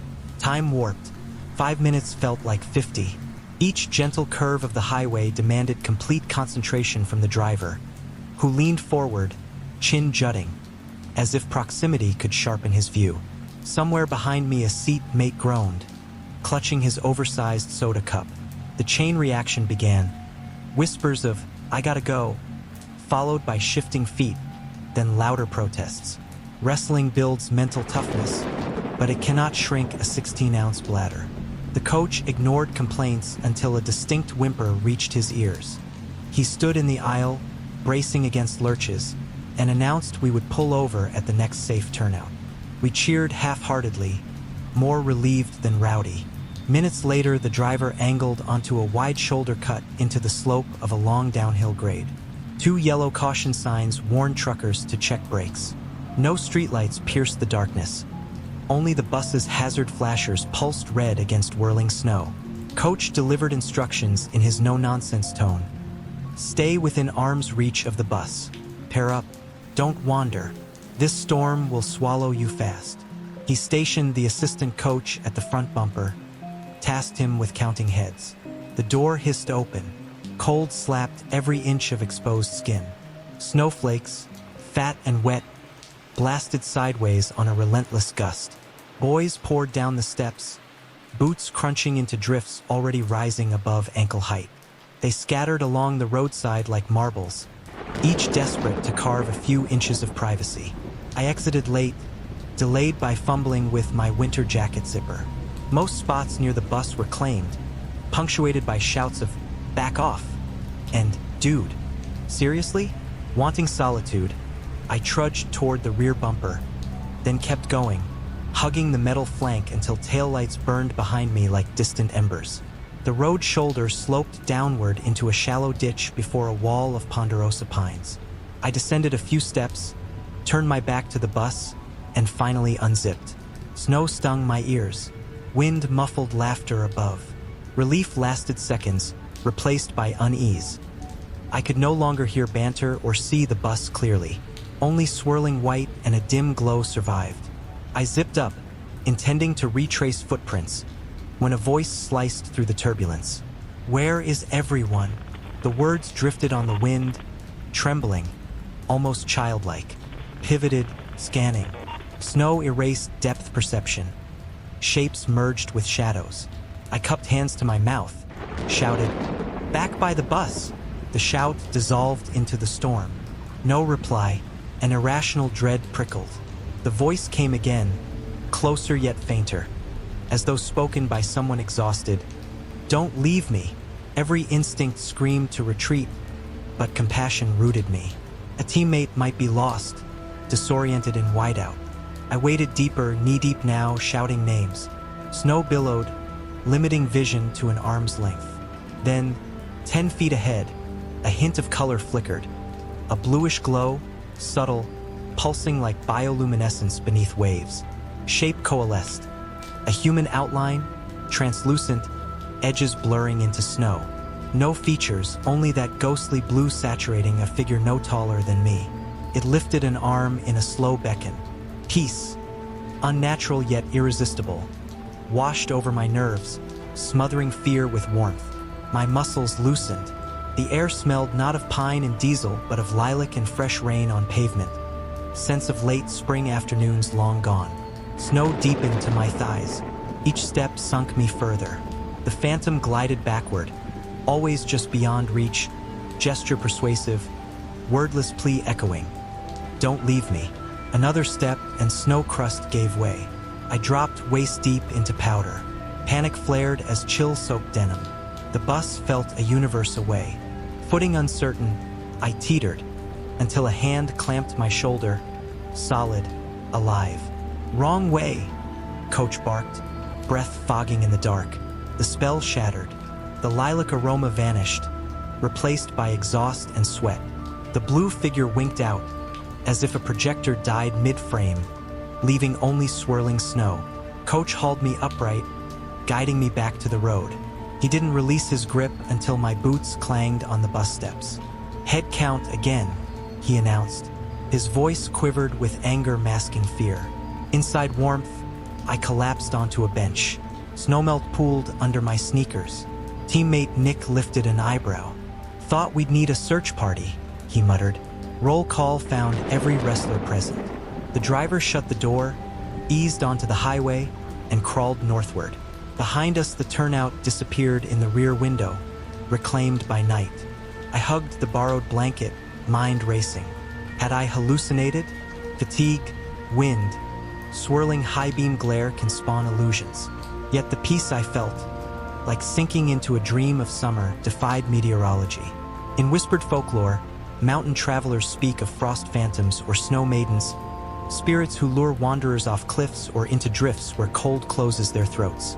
I had read such tales in a library book once, dismissing them as yarns spun by ancestors who lacked scientific explanation for hypothermia. Science offers no explanation for blue luminescence pulsing in a humanoid silhouette, nor for a scent of lilac blooming in sub-freezing air. Cannot quantify the precise moment when comfort overrides survival instinct. The storm lessened.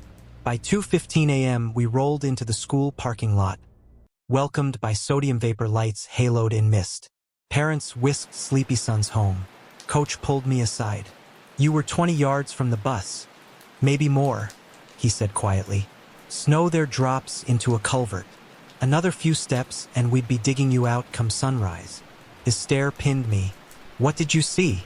I considered telling him about the voice, the blue glow, the peace like narcotic lullaby.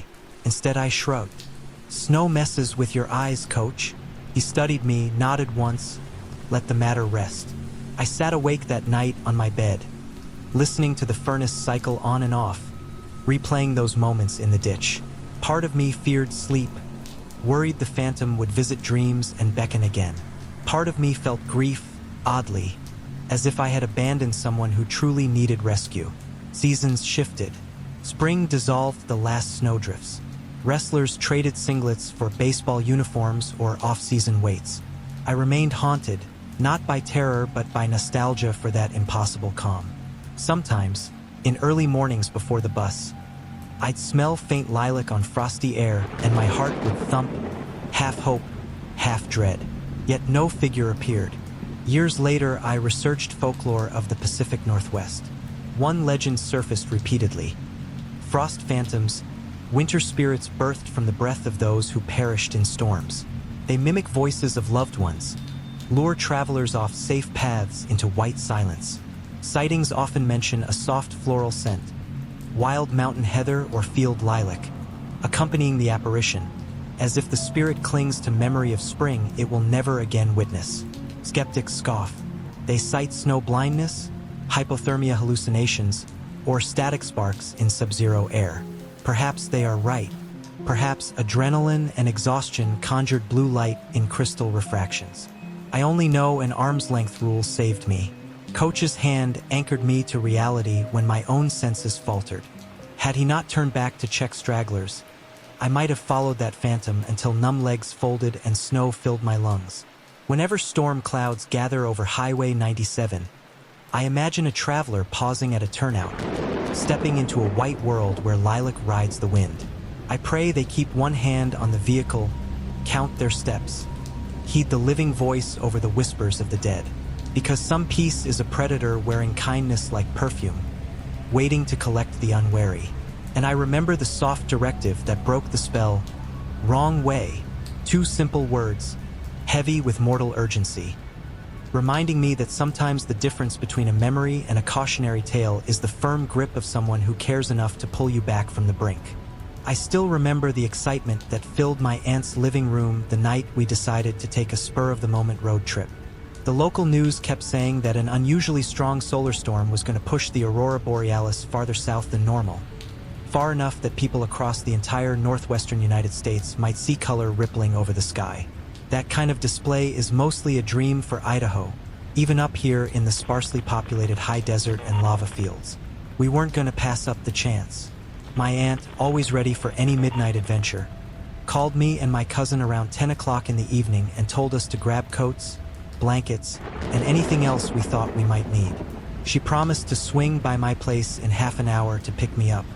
I tossed a flashlight, an old pair of binoculars, a thermos, some protein bars, and the thickest hoodie I owned into a canvas bag and waited in the driveway, hopping from foot to foot more out of impatience than cold.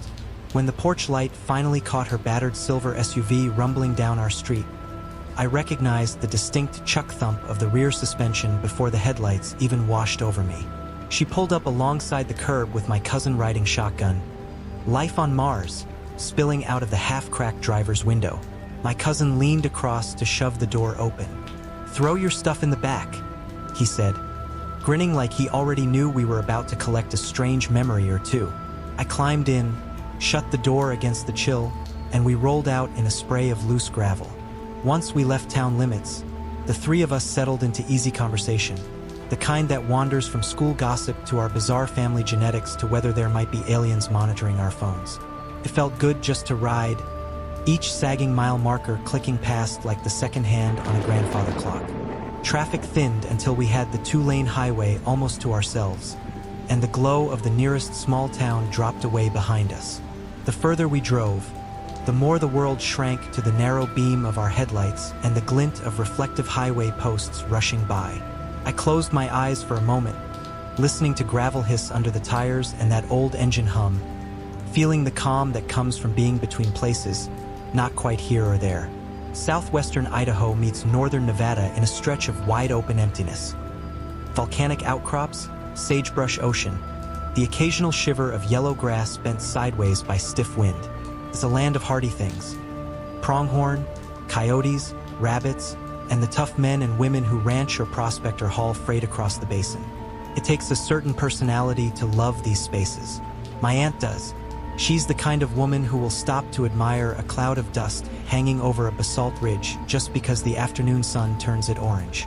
Over the years, she's dragged us off to camp in lava tubes, search for trilobite fossils, and watch meteor showers from the roof of her car. Tonight's mission, to chase colored sky ribbons, fit right into her catalog of missions.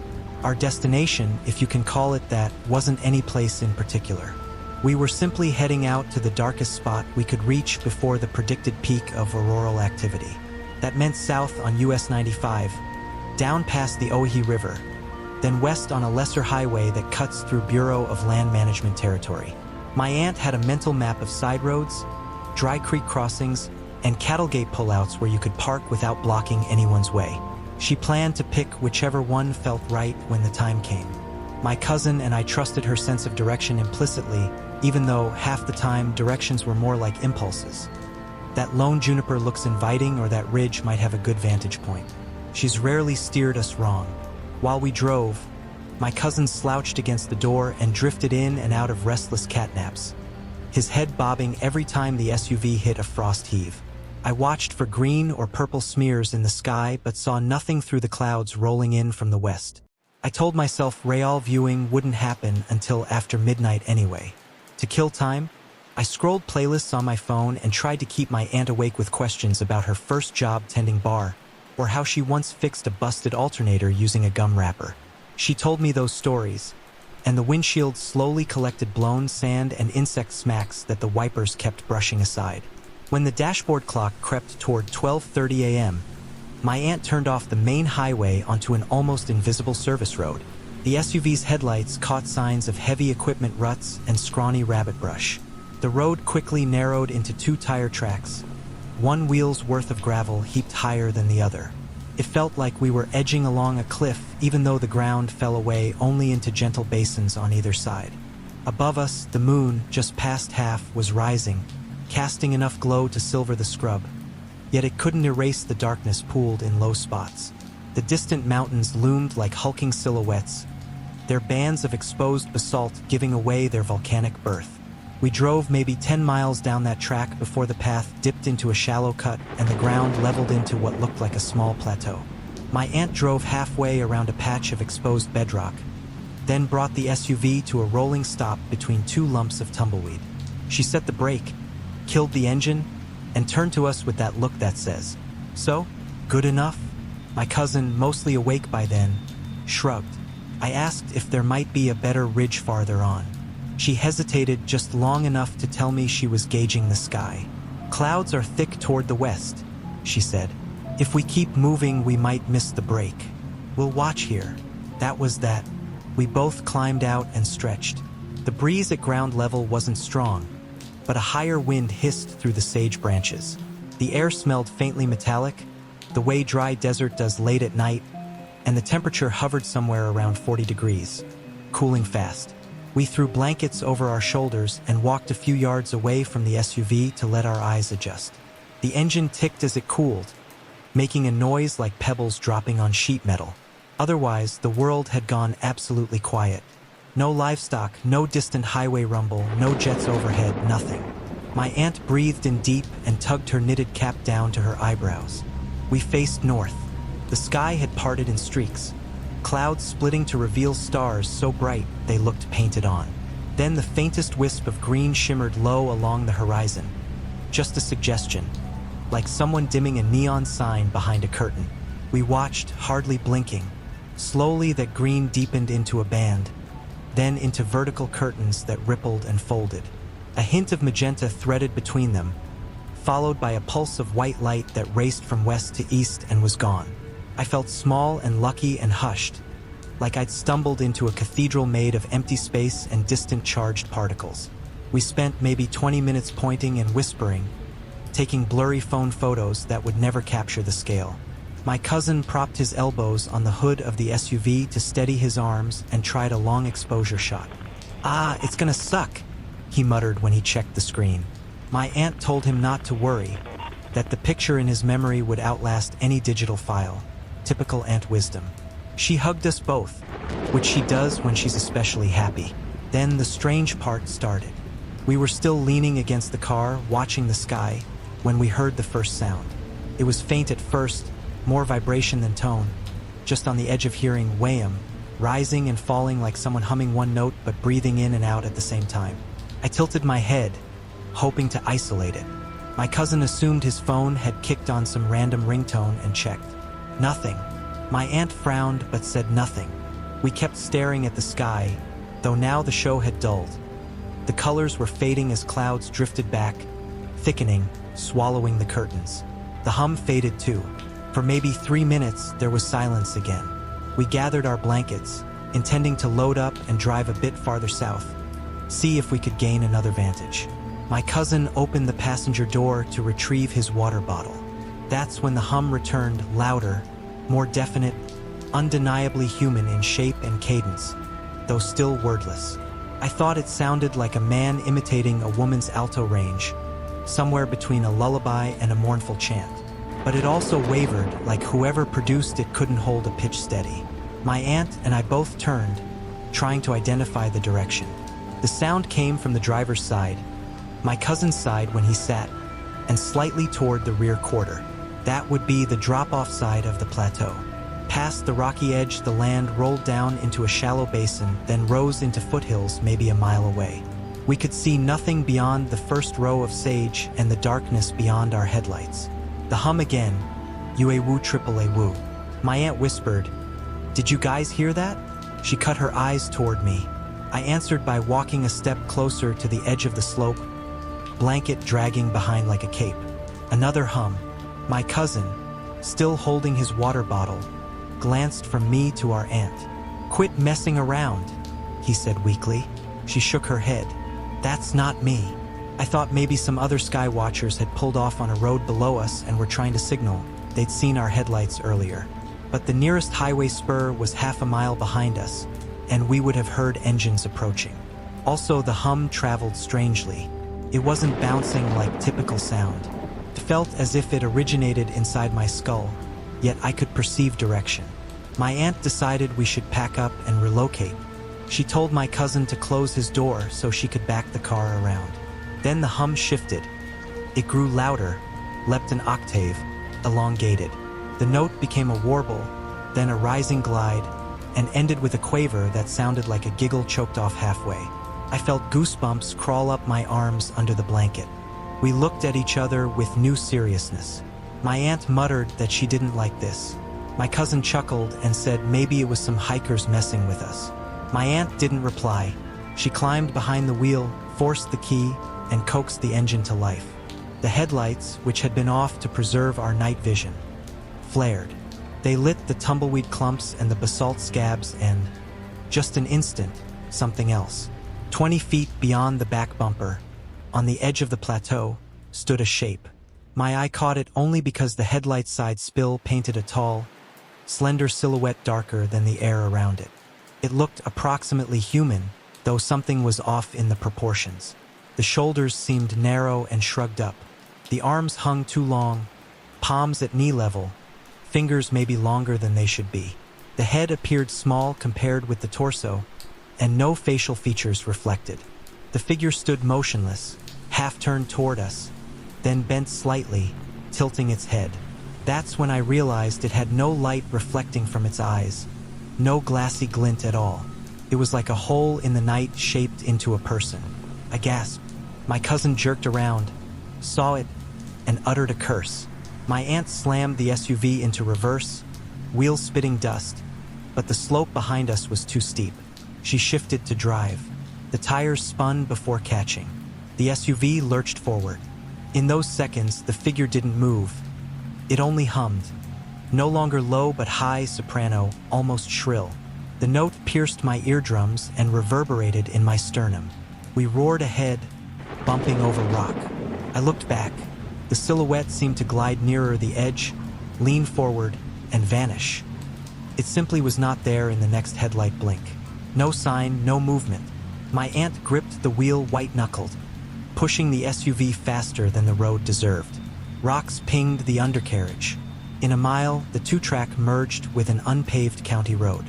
5 minutes later, we reached the highway, cushioned by asphalt and the comfort that real lines of reflective paint bring. None of us spoke for at least another 15. I stared out the side window, expecting to see headlights behind us or maybe a shadow keeping pace in the sage, but the world remained empty. Finally, my cousin cleared his throat and asked, "What the hell was that, Auntie?" She kept her eyes forward. "Don't know, but we're not going back to ask." At a tiny 24-hour gas station near the state line, we stopped for fuel and used the fluorescent-lit bathroom to splash water on our faces. My aunt called her boyfriend and spoke in low tones, describing only that we'd had a scare with possible trespassers. My cousin wanted to watch the sky a bit longer from the parking lot. She told him through clenched teeth to get in the car. We reached home after dawn.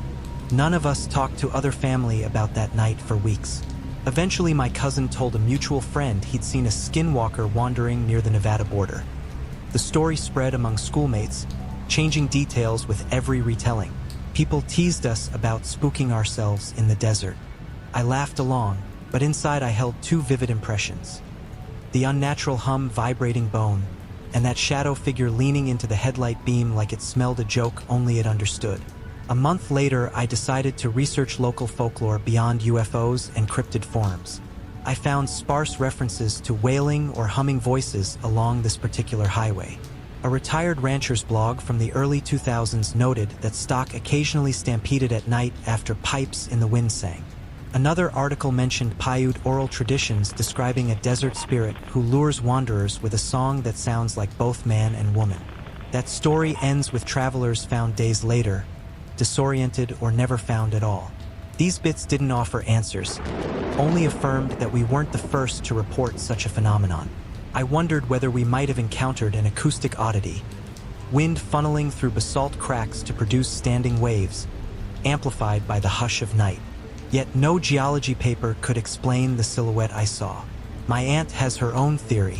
She clings to the old stories of shapeshifters, beings who borrow voices to trick humans off safe ground. She believes the hum tried to draw us away so we'd slip on those rocks or wander into a gulch we couldn't climb out of. She's not superstitious about many things, but she won't drive that service road again. She sold the SUV 6 months later when the transmission died. She claimed the hum had cursed it. My cousin keeps insisting it was an elaborate prank. Maybe desert squatters wearing night vision goggles to scare off interlopers. He jokes about going back with a bullhorn and blasting them right back. But I notice he never actually organizes that return trip. As for me, I replay the scene whenever I hear wind whistle through power lines or when I see aurora photos online. The hum still vibrates in memory, and the figure still wavers at the edge of headlights. I stick to better traveled overlooks now, though even there, the desert night can feel alive, waiting. If the northern lights ever promise another rare visit, I'll probably go again. Curiosity is hard to smother, but I'll bring more friends, keep the engine running, and listen with caution, because the high desert keeps secrets in its wind, and not every voice that drifts across those plains belongs to something you'd want to meet. When people talk about childhood, they usually remember summer afternoons, favorite cartoons, or the simple thrill of discovering something new in the yard. My memories, however, include a pale figure whose face had no mouth and whose eyes were two dark pits that swallowed the light around them. Until recently, I kept the story locked inside, convinced that I must have imagined everything. I was a nervous kid, and adults always assure children that nightmares fade once dawn arrives. Yet some nights, even decades later, my hands still sweat if I lie awake too long, half expecting to see that same figure return. I grew up in a small town in Kentucky, tucked between rolling farmland, patches of forest, and the steady hum of crickets at night. The house we lived in sat near the edge of town, close enough to neighbors that you could smell barbecue on weekends, but far enough into the trees that the backyard felt like its own pocket of wilderness. My parents worked hard and often late, so my older brother and I spent a lot of evenings entertaining ourselves. Video games, comic books, pitching a baseball between us until the porch light clicked on. When I was 7 or 8, my parents decided to buy bunk beds to give us more space in the shared bedroom. We begged them to keep the bunks separate, mainly because climbing down a ladder in the dark felt like broken bones waiting to happen.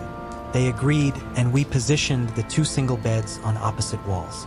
A small wooden nightstand rested between them, just wide enough for a lamp, a crank-handle alarm clock, and the stack of Goosebumps paperbacks we traded back and forth. I was a careful kid. Before I crawled under the covers, I always made sure the closet door was latched, the hallway light was off, and the cord of my little phone charger stretched safely to the outlet. I also insisted on leaving that lamp within reach. I was not afraid of losing my way to the bathroom. I was afraid of what might be waiting in the darkness if I stepped onto the floor. My parents blamed cartoons and my own imagination. They were partly right.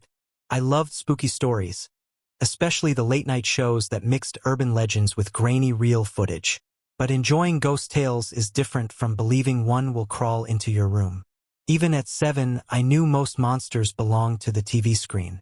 I turned on a lamp because sometimes shadows looked like faces, and every kid knows faces in the dark can ruin a night's sleep.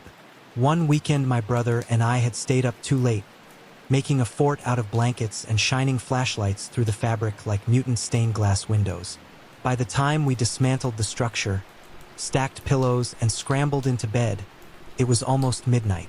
Mom marched in, tucked us in, kissed our foreheads, and reminded us to hit the light. My brother clicked it off. We exchanged sleepy, "love you" calls across the room.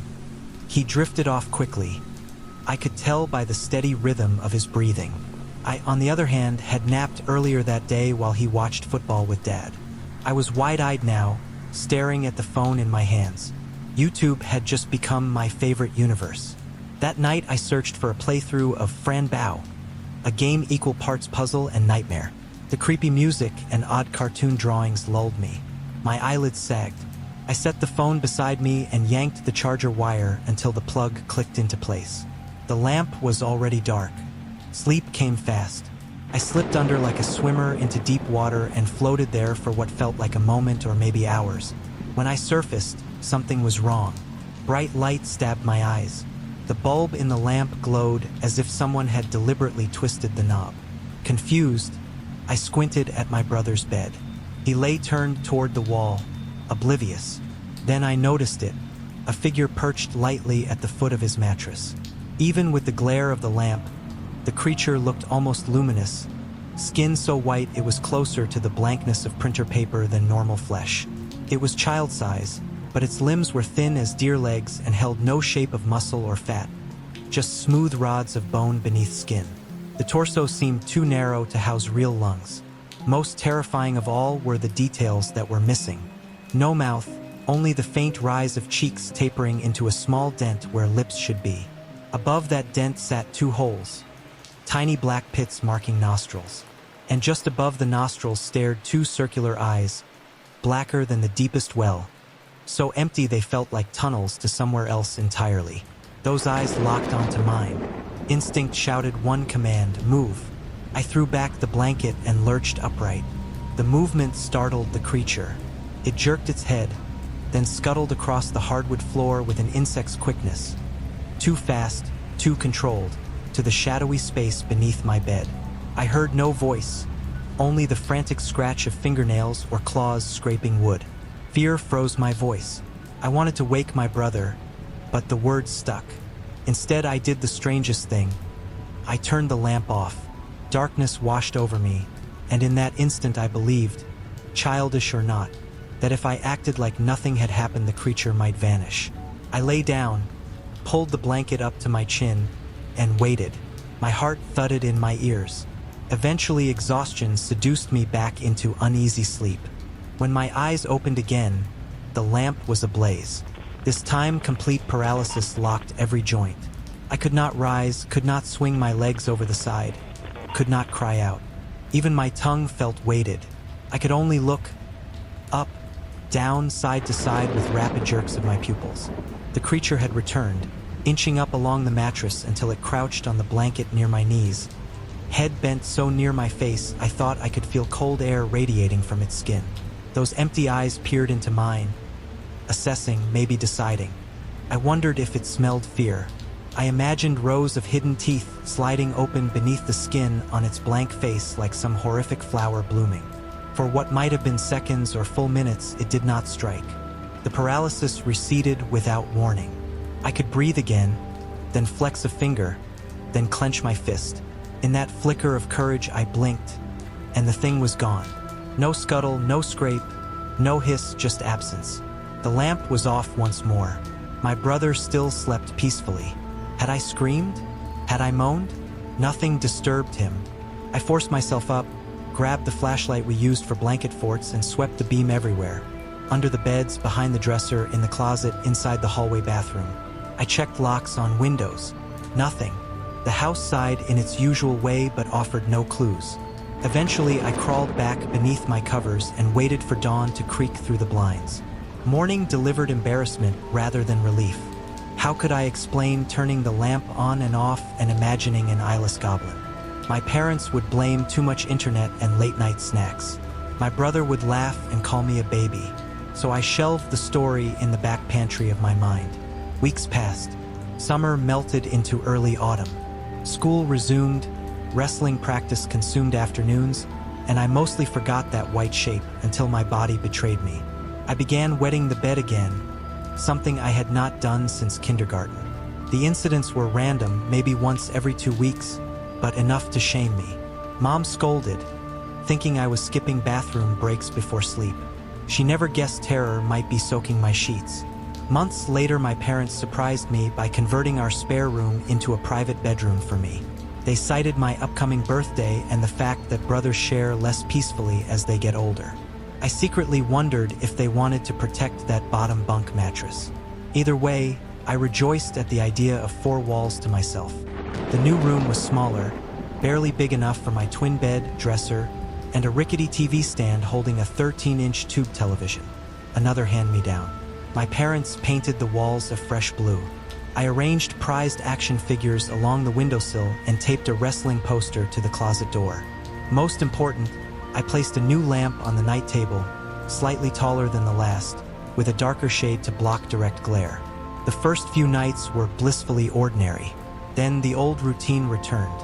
I settled under the blanket, watched a half hour of cartoons, clicked the TV off, clicked the lamp off, and drifted.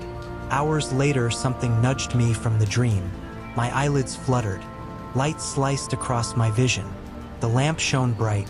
Paralysis swept me again. A heavy tide pinning arms and legs. I sensed presence before I saw it.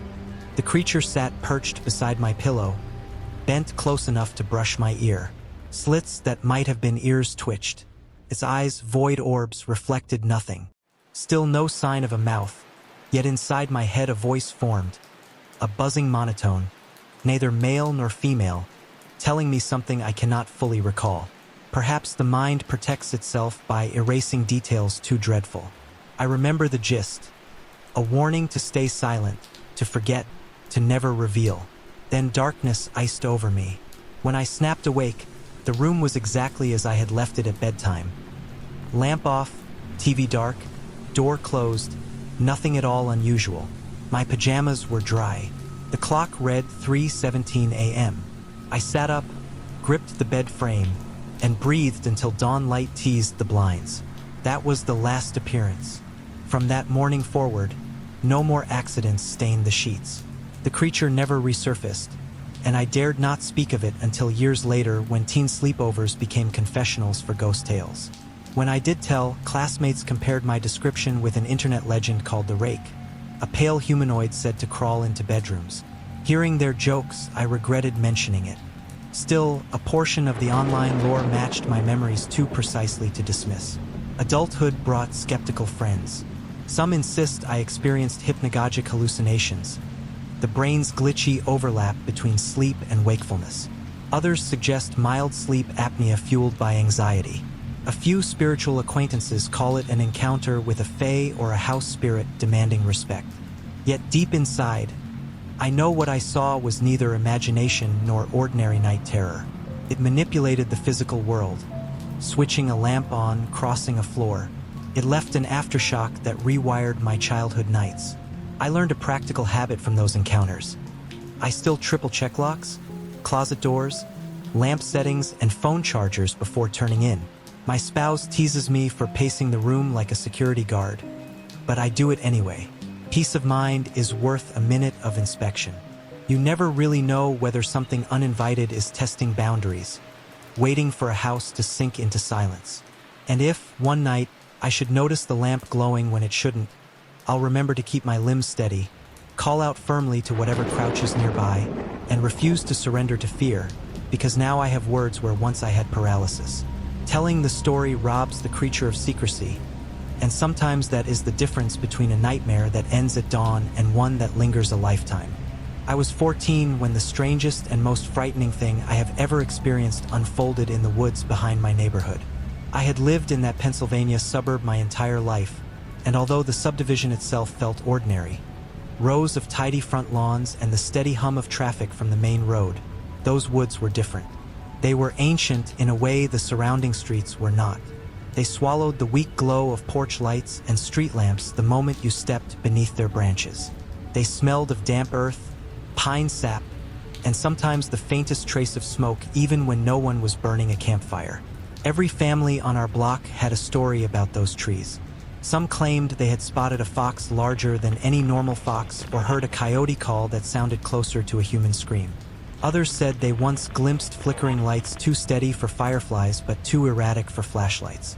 Most neighbors laughed off such stories in daylight, though few volunteered to stroll those trails after sunset. Kayla, my neighbor and one of my oldest friends, loved the woods more than anyone else I knew. We spent countless Saturday afternoons exploring the ravines and creek beds together, climbing over fallen trunks, and turning over stones just to see what lay underneath. It was with her that I discovered the hidden shelter out in the creek. Someone had dragged long, heavy logs across the banks, laying them in a tangled lattice over the shallow water. The first time we saw it, the logs seemed haphazard, like storm debris, until we realized they were positioned too deliberately to be random. The real shock came when Kayla sat down and heard brittle plastic snap beneath her. I looked closer and realized that what I had taken for hanging vines were actually strings of Christmas lights. Unlit, dirty, half-submerged in moss, but unmistakable once my eyes adjusted. No one we knew had ever admitted to building that shelter, and we never found a hint of extension cords or batteries. That place felt as though it had sprouted from the creek on its own or been abandoned by someone who did not care whether it was ever found. Kayla's birthday fell in late February, one of those seasons that wavers between winter and spring. Snowbanks still hunched along the roadsides, but every few days the sun thawed enough ground to reveal patches of brown grass. She planned a party for that Saturday evening. Music in her living room, card games around the dining room table, and maybe, if the weather behaved, a short walk through the woods. When my friend Jake arrived at my house before the party, we talked strategy. Jake was easygoing but practical. He wanted to know whether Kayla had rules about mud. I told him she had warned us not to dress fancy. That was all we needed. I pulled on my camouflage hunting jacket, slipped into my scuffed waterproof boots, and set my dark green adventurer's hat, part cowboy brim, part fishing flap, squarely on my head. Jake chose an old hoodie and a pair of work gloves in case we ended up climbing over anything. Each of us grabbed the wrapped gifts we had bought for Kayla and started the 5-minute trek to her place.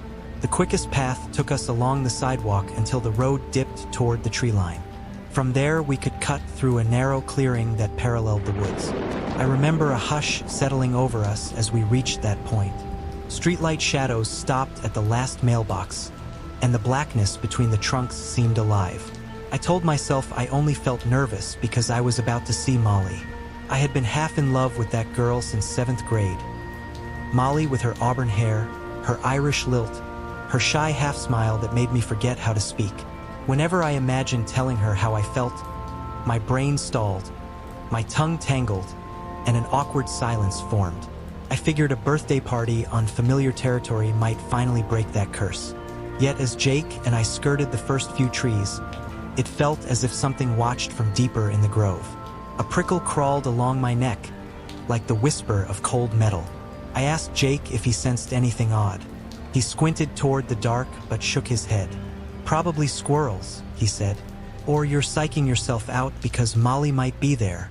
I laughed, partly to banish my own unease, and we trudged on. The instant we stepped into Kayla's foyer, the dread evaporated.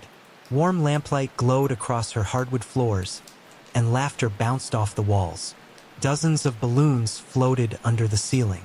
Her parents had filled the kitchen island with snacks, chips, dips, cupcakes studded with rainbow sprinkles.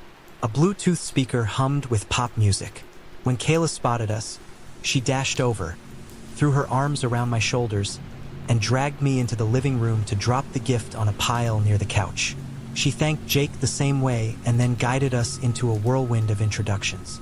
My heart nearly stopped when I realized Molly was indeed in the room, leaning against the back of a sofa, sipping soda from a paper cup. She looked up, caught my eye, and tucked a strand of hair behind her ear. I waved too quickly, my elbow colliding with a lamp, and nearly toppled it. Kayla steadied the lampshade, shot me a warning glare, then pulled me aside. "Kicker, I swear to God, do not do anything stupid tonight," she murmured. Her eyes flicked toward Molly. "Kayla, it's your birthday," I swore, raising 2 fingers like the scout oath. "I would never." "You know what I mean," she hissed. "If you embarrass me or Molly, I will lock you out on the deck." I promised I'd behave, though inside I calculated every conversation starter I could muster. For an hour or so, the party flowed easily. We sang along to cheesy tracks from the radio, fired neon darts from plastic Nerf guns across the hallway, and argued about whether pineapple belonged on pizza. Yet Kayla and I both felt the pull of the woods. Eventually, she climbed onto a stool and clapped for attention. "Okay, people," she announced, "who wants to see the weirdest shelter ever built in our forest?" Her voice crackled with excitement. Heads turned. Someone asked if it was far. She said it was a quick hike, maybe 15 minutes if we took the right route. People exchanged glances between their sneakers and the fogged windows. Then Molly lifted her hand and said softly, "I'd like to see it." That settled it. A chorus of cheers rose, and within 10 minutes, 15 of us were zipping jackets, pocketing flashlights, and stepping into the chill. I could feel that earlier sensation of being stared at creeping back over my shoulders, but I refused to mention it.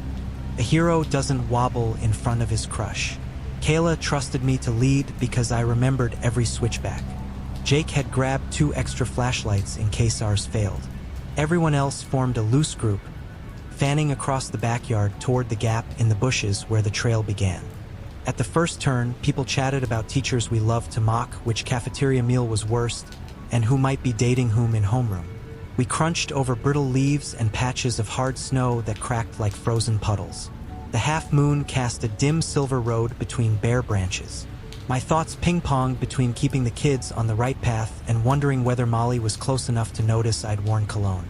Sometimes her laugh drifted forward through the group, quick and airy. Each time I relaxed a little more. 5 minutes in, a sharper unease cut through me. It wasn't the usual worry about tripping on a route. It was older, deeper, like an alarm from inside my spine telling me something was misaligned with the world. I tried to shake it off by instructing everyone to keep eye contact with the person in front of them. Yet that feeling kept poking at me, a faint insistence that we were not alone.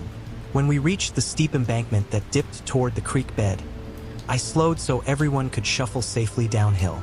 The forest funneled sound in strange ways here. Conversations ricocheted off trunks and returned as muddled echoes. But amid the jokes, I heard an extra layer, a faint chattering parallel to ours, as though another group mirrored our journey off to the right. At first I assumed it was echo, but the timing was wrong. Our group would laugh, then half a breath later different laughter answered from the dark. I halted and held up my flashlight. My friends caught my signal and hushed. The new voices fell silent too. I swept the beam sideways through bramble and thin saplings, but saw only white birch bark and shadows. Jake muttered, "Probably another party." He aimed his own light farther. Nothing moved. Kayla whispered, "If it's neighbors, they'd say hi." A lull thickened around us. You could hear everyone's breath clouding. I decided to call out, if only to prove it was some kids messing around. "Hello!" I shouted, the word rattling into the trees. "Who's there?" Behind me, someone giggled nervously. An answer came back, my exact words repeated, but not by me. "Hello? Who's there?" The voice matched mine almost perfectly, but with a scratchy distortion, like an old tape recording played through cheap speakers. Every hair on my arms stood up. 14 people inhaled sharply, then panic detonated. "Run! Now!" I yelled. My throat burned with urgency I'd never felt. Kayla didn't question me. She pivoted and sprinted uphill, others slamming into each other as they turned. The track stars, Kayla, Jake, Molly, 2 more, took off like arrows, vanishing between trunks. The rest pounded after them. I lumbered behind, heavy boots sliding on patches of ice. Branches slapped my jacket, tugging at my hat. I am not built for cross-country flights. I'm tall and broad, strong on a football line but clumsy in mud. That night, adrenaline trumped physics. I surged up the incline, lungs searing, yet still felt something behind me. Leaves rustled with a rhythm too steady for wind. It matched my pace, then crept closer, as though a shadow gained mass. I didn't dare glance back. Ahead, a faint glow marked the opening to Kayla's yard. Jake waited there, waving. I burst from the tree line, my boots splashing through half-melted snow onto the grass. Jake grabbed my arm. He asked if Kayla's group had made it. I shook my head. They had sprinted ahead down the cul-de-sac toward her house. Before we resumed, an echo drifted on the wind. My earlier command repeated again, "Run, now!" but warped, as if the speaker's mouth couldn't shape vowels. Jake's eyes widened. We launched down the street and didn't stop until the porch light bathed us. Everyone else stood huddled inside the doorway, cheeks flushed, eyes darting. Kayla corralled us into the living room. Her mom's shift didn't end until dawn, so we had hours to calm down. We pulled curtains closed, locked the sliding door even though it was unlikely anything would stroll through suburban backyards unnoticed. When Kayla saw blood on my lip, where a twig must have split skin, she ordered me to sit on a bar stool while she fetched ice. I obeyed, trembling more from adrenaline than pain. Only then did I notice my hat missing. The absence struck oddly hard. That hat was my lucky charm. I presumed it had fallen during the escape. An emergency meeting formed around the dining room table. Kayla demanded we recount everything. Most had heard the imitation voice. One girl insisted she glimpsed a tall figure, but she might have seen shadows. Another heard footfalls that didn't match any of us. We debated whether pranksters could mimic a voice so precisely. Jake argued maybe a walkie-talkie with a recorded loop. I countered that no recorded device could pick up my words and bounce them back so fast, with that creepy static rasp. Kayla worried we would sound ridiculous if we told adults. Eventually, we agreed to drop the story publicly. The official version would be, we spooked ourselves, overreacted, and ran home, typical teen drama. A few days later, I couldn't let it go. My hat mattered less than the nagging sense that something in those trees had used my voice like a lure. One March afternoon, I retraced our route in daylight. The forest looked normal again. Dead leaves, bright blue sky between branches, no lurking dread. Still, vigilance prickled my nerves. When I reached the creek bank, I noticed foot impressions in the thawing soil. Some were ours, sure, from the party night, but others were elongated, as though someone wearing narrow snowshoes had glided. They pressed deeper than my own prints, too deep for a human that size. My hat, improbably clean, lay balanced on a snapped branch at shoulder height. Someone or something had placed it deliberately, brim facing the trail like a signpost. On the same trunk, a vertical gouge scored the bark, 3 feet long, edges ragged, sap still oozing. It looked as if a giant claw had scraped downward. I took the hat, backed away, and left the forest without searching for more evidence. Some instincts said photographs would never capture what was truly wrong there. On the walk home, under bright midday sun, the chilling memory of that distorted voice still clung to my ears. I have told the abridged version of this story to a handful of friends, omitting the scratch mark and my retrieved hat. Opponents in skeptical debates call it an echo, a coyote, a prank. Maybe, but echoes don't mimic timbre so flawlessly. Coyotes don't set traps with Christmas lights, and pranksters rarely slice trees with supernatural claws. Something in those woods wanted us deeper among the pines, perhaps to study us up close or to lead us somewhere none of us should go. When you head into unfamiliar stands of trees, especially the ones that gulp down streetlight halos, listen to the prickles on your skin. If a strange voice calls from the shadows in a pitch that matches your own, do not answer. Back away, gather your friends, and return to a place where porch bulbs can reach you. Our group survived because we fled without question, but I still wake some nights imagining the alternative. A path where I follow the voice to the right, deeper toward the creek, beneath the log lattice strung with forgotten holiday lights, and find whatever patient presence waits to welcome me in my own words. I grew up thinking that every strange noise in the night could be explained away by wind curling through barn slats or by old boards adjusting to sudden changes in temperature. Even after years of reading about cryptids, watching late-night documentaries, and swapping campfire tales with friends, I always convinced myself that the scariest thing on this planet was a hungry black bear or an angry bull, neither of which is exactly supernatural. I believed that until the summer I spent on my family's farm in southern Minnesota. The summer when I learned there are things in the dark we cannot classify, and that sometimes they're far closer than anyone would like to imagine. Our farm sits on the outermost edge of what you could politely call civilization. Past the last asphalt road, past the final mailbox, past the tidy grid of soybean fields whose owners love to brag about their GPS-perfect rows. Beyond our place, the county gravel narrows into two rutted paths, and those tracks wander off into acres of wild woodland that hasn't been logged, plowed, or fenced in anyone's living memory. That forest feels absolutely ancient. It is a tangled quilt of bur oak, trembling aspen, red pine, and paper birch, stitched together by thickets of hazel underbrush and deadfall so thick you sometimes have to crawl on your belly to make progress.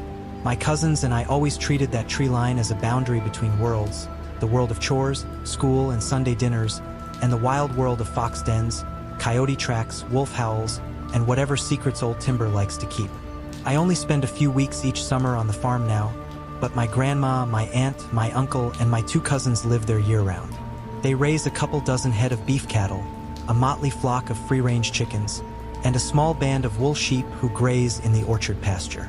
They also cultivate corn, soybeans, and oats on the tillable acreage my grandpa cleared back in the 50s. Though it's a modest operation, it keeps everyone busy from sunrise to sunset. Growing up, I liked the routine. Wake at dawn, gather eggs, feed cattle, fix fence, knock mud off your boots, collapse into bed at night. Hard work suits the mind when the only other sounds are meadowlarks and wind. That's why it rattled me when, the first morning I arrived last June, my grandma met me at the mudroom door with a stern warning, "Stay clear of the woods this summer." She scanned the battered timberline as if expecting it to walk up onto the lawn. The rule sounded absurd. When I was little, she practically pushed us outside, saying kids needed mud between their toes. Now she was locking every latch by dusk and counting dogs at the back porch before bedtime. At supper that night, she also told me to keep the coop doors bolted, make sure every gate chain was snug, and never step past the fence line after sundown. She said all of this with an edge in her voice I hadn't heard since I was 6 and nearly stuck a fork into a live outlet. My uncle reinforced that tension. He has always been more easygoing than Grandma, quick with jokes about lazy heifers or tourists who pronounce oat like oat. But now he had 2 brand new rifles leaning upright inside the kitchen doorway, cartridges lined on the counter in neat rows. He said it was strictly precaution, but he wouldn't elaborate. Just cleaned the guns, oiled them, set them within reach. My aunt didn't smile much either. She kept busy jar-sealing strawberry jam and stirring feed in the barrel like she was beating back more than clumps. For the first week, I tried to tell myself these were just jitters. After all, there are wolves in that vast timber tract, though their numbers have dwindled. I had seen them twice in my life, silent shadows weaving across a hay meadow at dawn and once standing motionless on the ridge by the cattle pond at dusk. They were skittish and never came close, mostly because we always kept 2 shaggy livestock dogs, part Cuvass, part Pyrenees, roaming the perimeter. Their deep-chested barks echoed each night, and that was usually enough to make a curious predator choose easier prey deeper in the forest. That's how it had been for years. But as July drifted toward August, unusual things started carving at the farm's sense of safety. I cherish sleep on the farm. Exhaustion is thicker than feathers, but about 5 nights in, something woke me around 2 in the morning. I heard a low, almost mournful groaning sound right outside my bedroom window, followed by the scuff of claw or hoof against the clapboard siding. My first thought was that one of our dogs was pacing. Yet the footfalls felt heavy and deliberate rather than restless and random. The boards creaked under each step, and whatever it was seemed to move in an odd pattern, 3 strides left, pause, 2 strides right, pause, as if it were searching for an exact vantage. I eased off my mattress, crossed the dark floor, and raised the curtain a sliver. The yard, bathed in faint moonlight, looked empty. No wagging tail, no curious calf, no broken fence rail. Still, the groan continued, low and resonant, like distant thunder bled through a giant pair of lungs. I thought about tapping the window and shouting, but I realized I didn't want the thing to notice me. After 15 minutes of pacing, the sound faded into the line of trees. I lay awake till dawn, ears sharp for squeals, wingspans, cries. Nothing. A few days later, my uncle and I were repairing the north pasture when we spotted tracks pressed into soft soil along the sheep fence. They were unmistakably canine, but larger than any we'd measured near the homestead. "Wolves," my uncle said. He glanced at the open slope toward the woods, and his jaw tightened. He knelt, counting prints, tracing stride length with a tape he kept in his back pocket. He muttered numbers under his breath. "For sets, maybe 5. They're ranging too close," he said. "Might be hungry or bold." He hammered another post and shouldered his rifle whenever shadows shifted. Our livestock guardian dogs changed too. Instead of loping wide circles at dusk, they stuck close to the barnyard, ears cocked toward tree trunks. They whined at sunset, pawing the porch boards, and refused to follow us for nighttime checks in the back 40. You can force a dog to heel, but you can't force courage when its instincts scream retreat.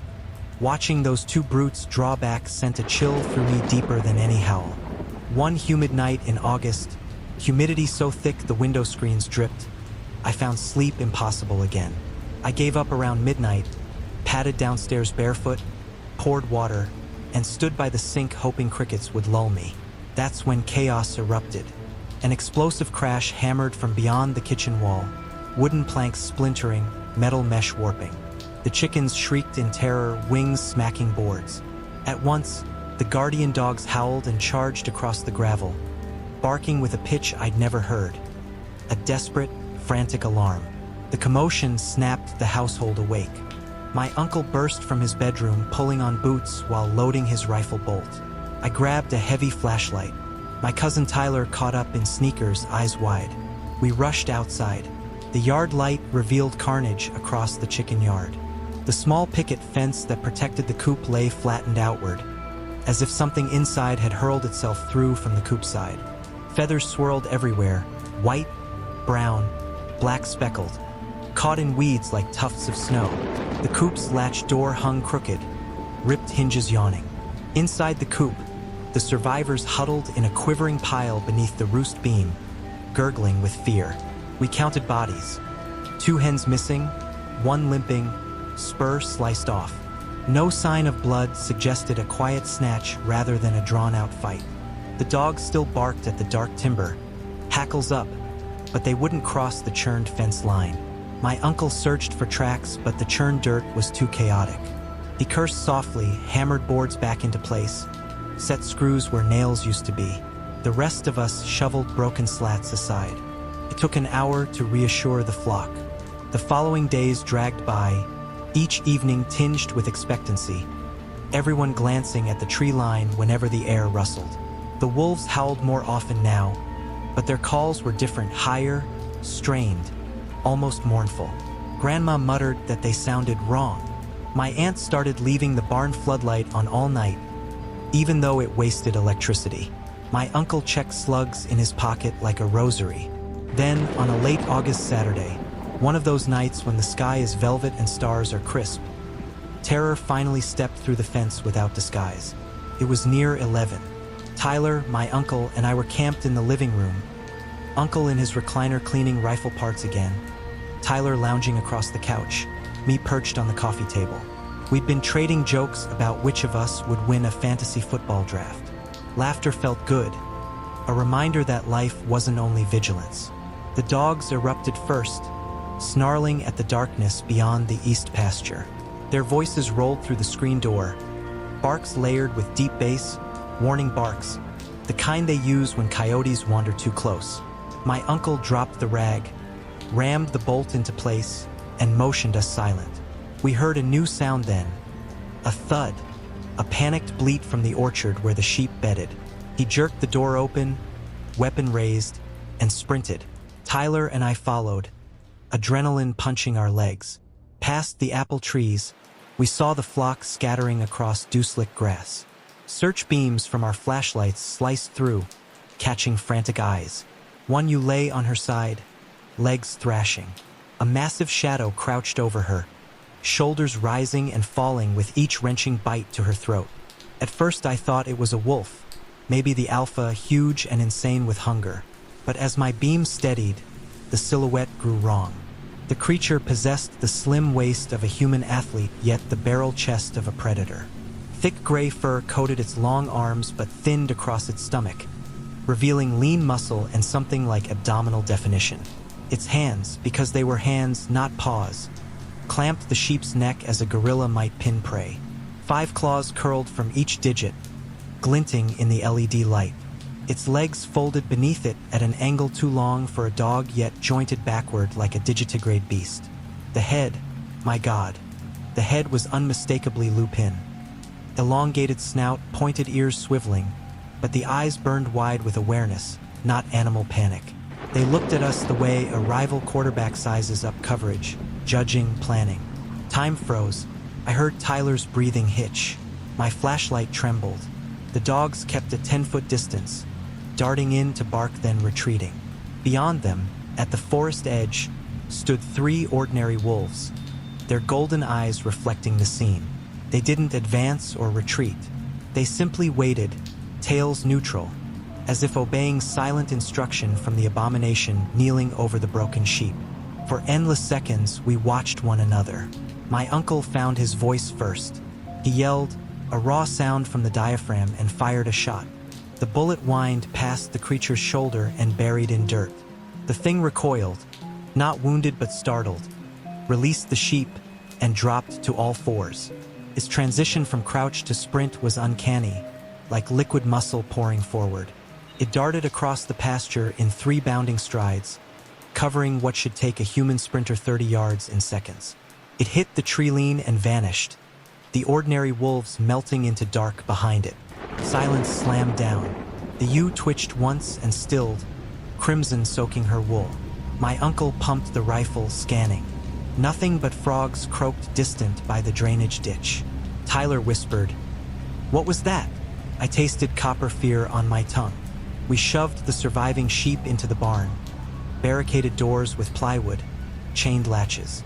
My uncle radioed the county deputy he knew, reported a large predator attack, asked for permission to shoot anything that broke the tree line. The deputy must have heard terror in his voice because he didn't press for detail, just said, "Protect your stock."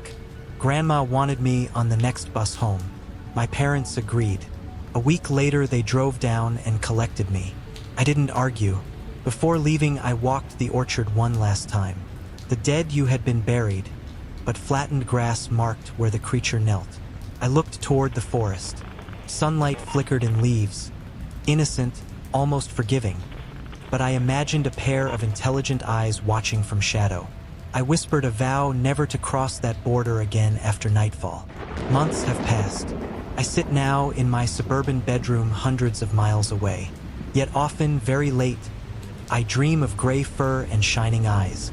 I picture wolves in the timber listening for a master's call, a being half governed by primal hunger, half steered by a mind too close to ours. I no longer assume humans sit safely outside the food chain.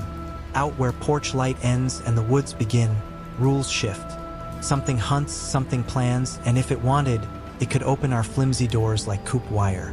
So if you hear groans by your siding or see footprints where footprints never should be, remember my story.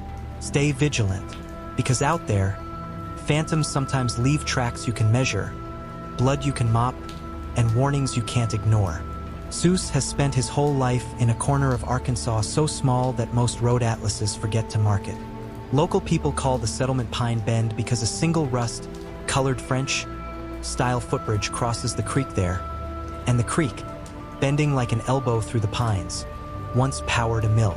The railroad left in the 1970s, the post office shrank to a single window, and the population stabilized at roughly 800.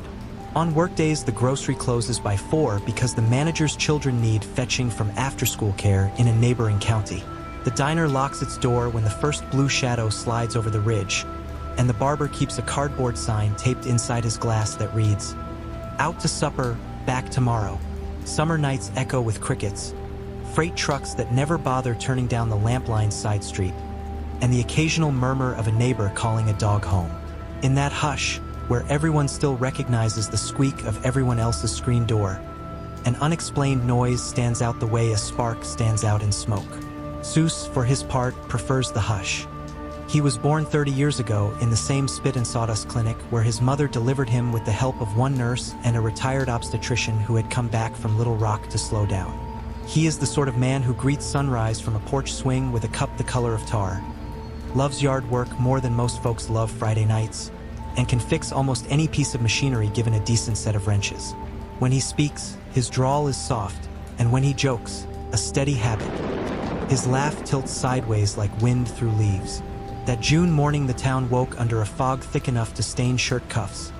A fog that draped low in every dip between yards and that turned each cedar post into a pale suggestion. Seuss took it in stride, shrugged on a faded flannel though the summer was already warming up, and slid open the screen to the porch. By habit he struck a match against the rail and set briquettes blazing in the rust-rimmed grill he favored over newer models. The porch looks west toward a line of cottonwoods and the remains of a civilian conservation corps levee. Past the levee lies a man-made pond dug back when federal agents promised irrigation and trout, then promptly forgot to stock it. Beyond that pond stands the same patch of mixed hardwood that crowns most of the hills in the foothills. Oak, sycamore, cedar, and hickory tangling into thicket. In late fall deer slip from those woods to drink at the pond's mossy lip. In spring wild turkeys parade through saplings. By midsummer the undergrowth thickens until even daylight seems reluctant to push between trunks. Seuss watched the charcoal catch until white ash bloomed on the outer edges. The ordinary patience of someone who grills twice a week and judges doneness by smoke more than by heat gauges. A breeze carried the smell of wet leaves from the timber, and for no particular reason, breeze, damp, the hush that fog wraps around even familiar places. He felt the back of his neck prickle. Rustling touched the edge of hearing. Light footfalls perhaps, the weight you notice because everything else is quiet enough that you can suddenly make out your own breath. He turned half expecting to see one of the neighbor's dogs nosing along the levee. Instead he met only trees layered in mist, trunks fading upward into gray. The rustle settled and he chalked it up to a rabbit or armadillo. He bent toward the coals again. Then a voice floated across the yard. Recognizable, precise. Every syllable placed like a coin on a table. "Hey, S," the caller said, dragging the S the way Seuss's cousin always did on lazy afternoons. "Come help me cut this tree." The words alone were not strange. His cousin had coaxed Seuss into chores many times with that same sentence. The oddity lay in timing. The tree in question had fallen the day before, and the two men had spent half a Saturday limbering, sectioning, and stacking it behind the workshop. There was no tree left to cut, and no reason for the cousin to be anywhere near the woods because everyone in the house, cousin, cousin's girlfriend, and Seuss's aunt, were inside finishing breakfast when Seuss stepped onto the porch. Still, the voice sounded so perfect Seuss nearly answered out of reflex. Another rustle followed. The bushes marking the borderline where levee meets pond shivered like something parted them from within. Fog pressed down, muting distances. Seuss stood absolutely still. Again the phrase drifted out, each tone matching memory with such precision that yesterday's sweat clung to his palms. "Hey, S, come help me cut this tree." Only this time he noticed a catch in the vowels, a faint scratch, like the slide of a needle across an old phonograph record. Something mechanical hidden under breath. The charcoal snapped. Seuss blinked hard, closed the grill lid to smother flame, wiped his hands on his jeans though no grease marked them. He backed toward the door, eyes never leaving the place where branches moved. When he finally ducked inside and latched the chain, the house smell, coffee dregs, frying fat, vanilla lotion, struck him as impossibly vivid. The scent of normal waking life in a town where nothing uncanny ever happens by daylight. He rubbed his thumb along the inside of his wrist until his pulse slowed. In the kitchen his cousin sat at the table, one hand entwined with his girlfriend's, half listening to the aunt tell something about a church bake sale. No one had left the house. No one wore work boots or carried a chainsaw. Seuss's cousin looked up, grinned, and asked how the coals were coming. Seuss muttered "fine," avoided explanation, and busied himself hunting plates so that no one would notice the tremor in his fingers. Hours slipped by. Fog burned away under sunstroke. The grill cooled into harmless gray.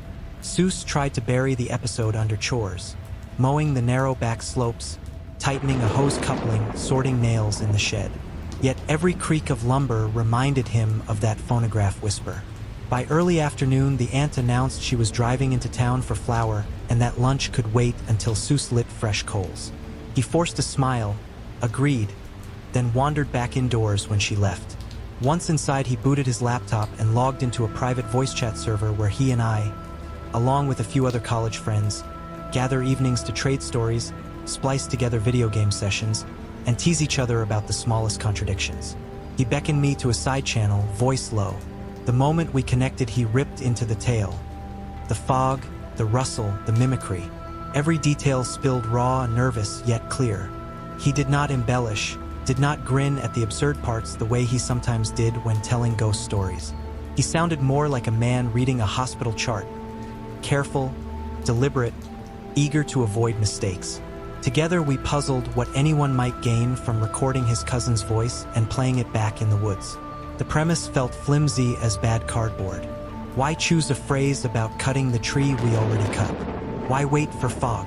Why risk trespassing near family property? We volleyed possibilities, each less satisfying than the last, until humor became easier than logic. I joked it would be worth letting the cousin know just to watch his expression when nothing jumped out of the trees. Seuss laughed, though it sounded thin, and said maybe he would mention it casually, minus the phonograph crawly vibes. Let the cousin suspect neighborhood pranksters instead of something more sinister. Before he decided, the cousin himself rapped on the doorframe. He told Seuss the smaller of their two cats, a 6-month-old calico princess they called Little Miss, had slipped outdoors and was prowling near the workshop. The cousin had glimpsed orange-white fur among the weeds when he stepped onto the patio. He wanted Seuss's help coaxing her back before night. Little Miss arrived in the family exactly 1 month after a severe thunderstorm uprooted half a dozen trees along the creek. The kitten emerged from the same woods looking half-drowned and wholly feral. Seuss spent weeks taming her with canned tuna and spare patches of patience. She remained skittish but adored Seuss, following him from porch to garden whenever she had the chance. The smart move now, Seuss thought, was to act like nothing unusual had happened. Just fetch the cat, carry her inside, secure the screen.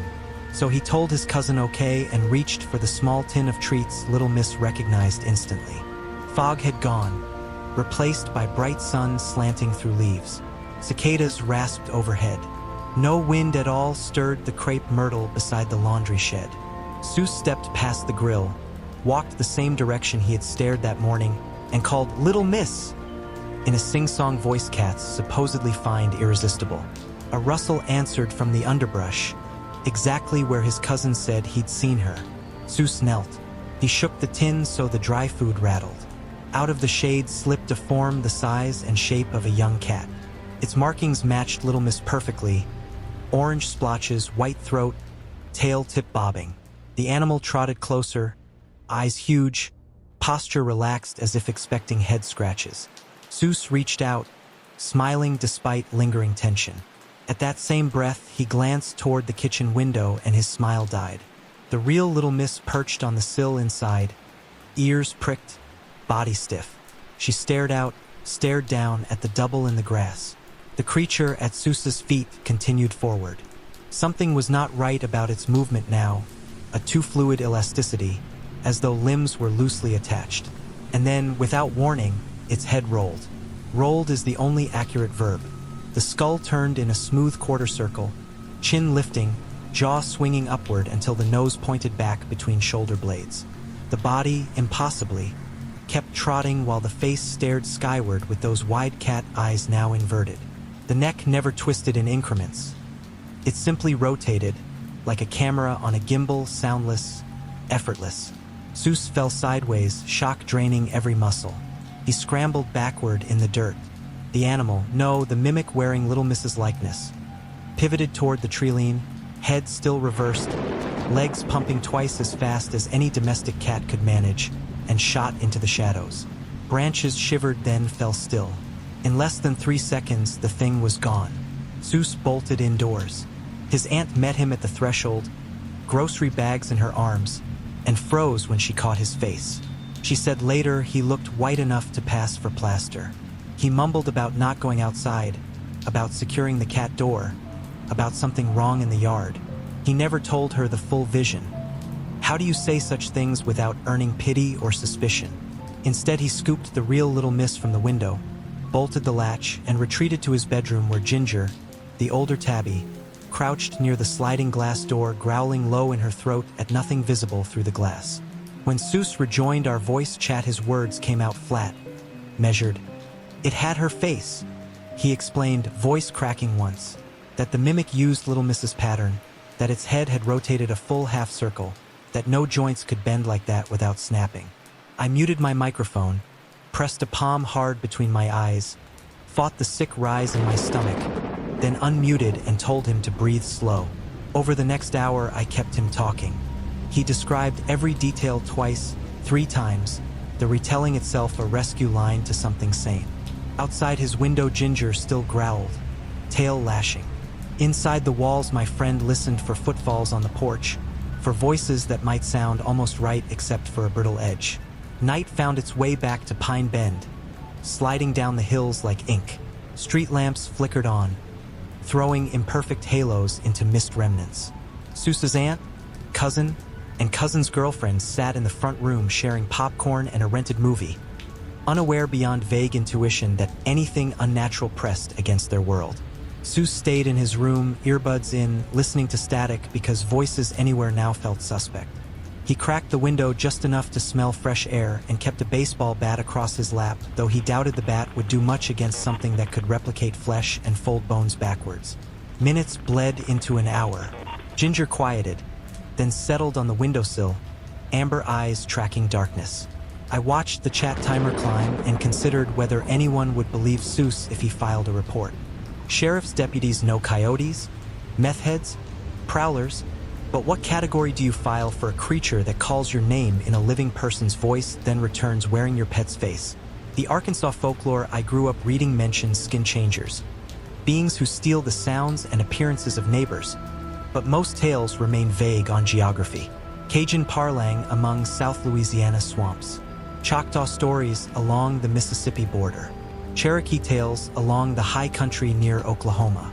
Those hills and those swamps are not far as a crow flies, but folklore tends to stay penned by local language. Whatever had wandered into Pine Bend might have migrated for food, shelter, or simple curiosity. I urged Seuss to keep both cats inside for the foreseeable future, to check every window, to stand far from screens whenever a familiar voice sounded from the yard. He confessed he was already considering steel mesh for the vents and maybe motion lights for the levee approach. I knew lights might not help. Some mimic legends say bright beams encourage them to stay farther out, but others suggest they simply move into deeper shadow, then climb walls no human would suspect. We talked until he yawned twice in quick succession. Adrenaline wears thin eventually. I promised to stay online as long as he needed. He promised to message if he heard anything before sunrise. Ginger dozed. Little Miss, still bewildered by enforced domesticity, pawed a corner of the pillow but stayed close to Seuss. In the hush after Seuss logged off, I leaned back from my monitor and let the mind's lens zoom out. A foggy morning, a voice replaying yesterday's request, a cat's double with its head reversed. On one hand, the sequence felt cinematic, staged for maximum fracture of normalcy. On the other, the details rang true to how the uncanny actually operates. Briefly, surgically, carving small exits in reality rather than puncturing great wounds. Seuss's town remained unchanged to any outsider. Tomorrow tractors would clatter, the diner would serve biscuits. The owner of the grocery would lock the door at 4, so he could watch his son's baseball game. Only Seuss, and perhaps the animals, would feel the air thicken when too much quiet settled outside. I counted my words, counted the breaths that passed between each half-remembered line of Ozark cautionary lore. Somewhere outside my own window, a train wailed, steel on steel, familiar and solid. Yet I thought of Seuss's levee, pond water still as a mirror, and the idea that something hungry might be practicing speech there, learning intimacy through stolen sentences. I hope it never comes closer than that. I hope if it tries, Seuss will see it early, will retreat again, will keep himself and all wild, bright creatures he loves safely behind closed doors. Some stories end quietly with distance maintained. Others find their sequel years later in another hush, another fog, another voice that almost but not quite belongs. Norway's ragged mountains have always looked as though they were carved by an angry hand. Wind scours them, snow crowns them, and the valleys between feel older than the languages spoken there. Generation after generation has fought under their icy peaks. Vikings once pushed their narrow ships up deep fjords and raided across the ridgelines. Local clans later quarreled over pastureland or fishing rights. Yet, for all the battles the range had seen, nothing felt quite like the moment when the Nazi army marched north in 1940. It was not simply the sound of guns or the sight of gray uniforms. Those things any soldier could understand. It was the sense that the land itself recoiled, as though something ancient and proud was being choked. I was young then, but not so young that I could avoid the fight. At Narvik, French, British, Norwegian, and Polish forces struck back against the Germans and, for a little while, we won.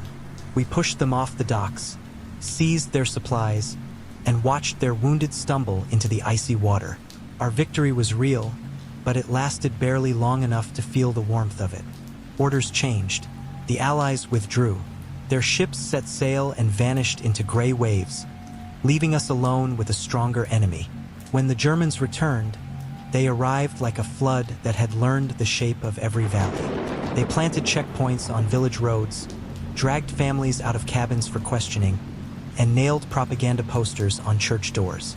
The rest of the world felt impossibly far away. I had fought at Narvik, and because of that, my name appeared on an SS Nord list. Those men were mountain specialists, trained for snow and stone, ruthless because the high country demands it. They set out to hunt the bandits, who still carried rifles and hope. Some of my friends wanted to keep ambushing supply routes, but we barely had ammunition. Others whispered about slipping into neutral Sweden. I chose a different path. I decided to vanish into the forested interior, traveling as light as possible, trusting in thick timber and raw distance to hide me until winter passed. The further north I walked, the wilder the country became. Pines rose so tall their tops disappeared into mist. Glacial lakes sat like black mirrors, too cold for ripple or wave. The silence there felt richer than any sound, rich enough to swallow a footstep, a heartbeat, even a prayer. I thought I knew the woods, but after a few days on my own, an uncomfortable feeling settled over me. It was not the fear of soldiers, that was simple and sharp. This new feeling was broad, slow, like a shadow stretching behind each spruce. I sensed something ancient watching, something that weighed each of my movements the way a hawk measures a mouse beneath snow. I remembered tales the Sami people used to tell, stories about the Stalu, a lone giant who guarded mountains. My grandparents had shrugged at such legends, calling them bedtime tricks, but bedtime tricks do not make a grown man's skin prickle. By late October, dawn arrived in a dim gray, and daylight lasted little more than 7 hours. The cold felt alive. Frost climbed tree trunks and coated my lashes. Every breath turned into a small cloud that drifted, then crumbled. I kept a small tin stove close because lighting a visible fire could signal enemy patrols. Even so, with smoke rises, and somewhere beyond any hill a soldier might sniff the air and catch its hint. Some nights I risked no fire at all and shivered under spruce boughs while the cold crept up through the moss and tried to still my pulse. One late afternoon, I knelt beside a half-frozen stream, chipping a channel through the thin ice so water could flow into my canteen. The surface cracked under my knife. Somewhere uphill, 3 knocks echoed, wood against wood, or maybe bone against tree trunk. The rhythm felt deliberate. Knock, pause, knock, pause, knock. I crouched lower, scanning the trees, ears straining. The forest remained still, but something about those knocks pierced the hush like a flag raised in challenge. I thought of SS patrols signaling one another, yet the sound was wrong. It was too deep and resonant, as if the trunk itself were hollow and immense. I eased away from the stream and slid into a small gully, moving as a shadow might, careful to keep snow from crunching. When the knocks came again, they were closer. 3 beats, then silence. I pictured a bearded officer tapping a rifle but against bark, guiding his unit forward. But if it were Germans, why only 3 taps? Why not shout commands in raspy German? Something felt mismatched. so I retreated deeper between the trees until twilight blended everything into blue-gray. Night fell quickly. The sky brightened with stars so sharp they looked carved. No wind brushed the needles, no owl hooted. The silence tasted metallic on my tongue. I forced myself to lie still beneath a fallen spruce, using its trunk as a partial roof. Somewhere past midnight, I heard another sound. A long growl, low enough to tremble inside my ribs. The growl traveled, shifting direction as though circling. I clutched my rifle but knew the bolt was half frozen and the barrel would flash like a beacon. I lay motionless, hoping the creature, if creature it truly was, would lose interest. An hour passed, maybe two, before fatigue dragged me into uneasy sleep. Morning revealed tracks near my hiding spot. They resembled footprints but were far wider than any boot. 5 toes showed in each print, yet each toe ended in something like a dull claw.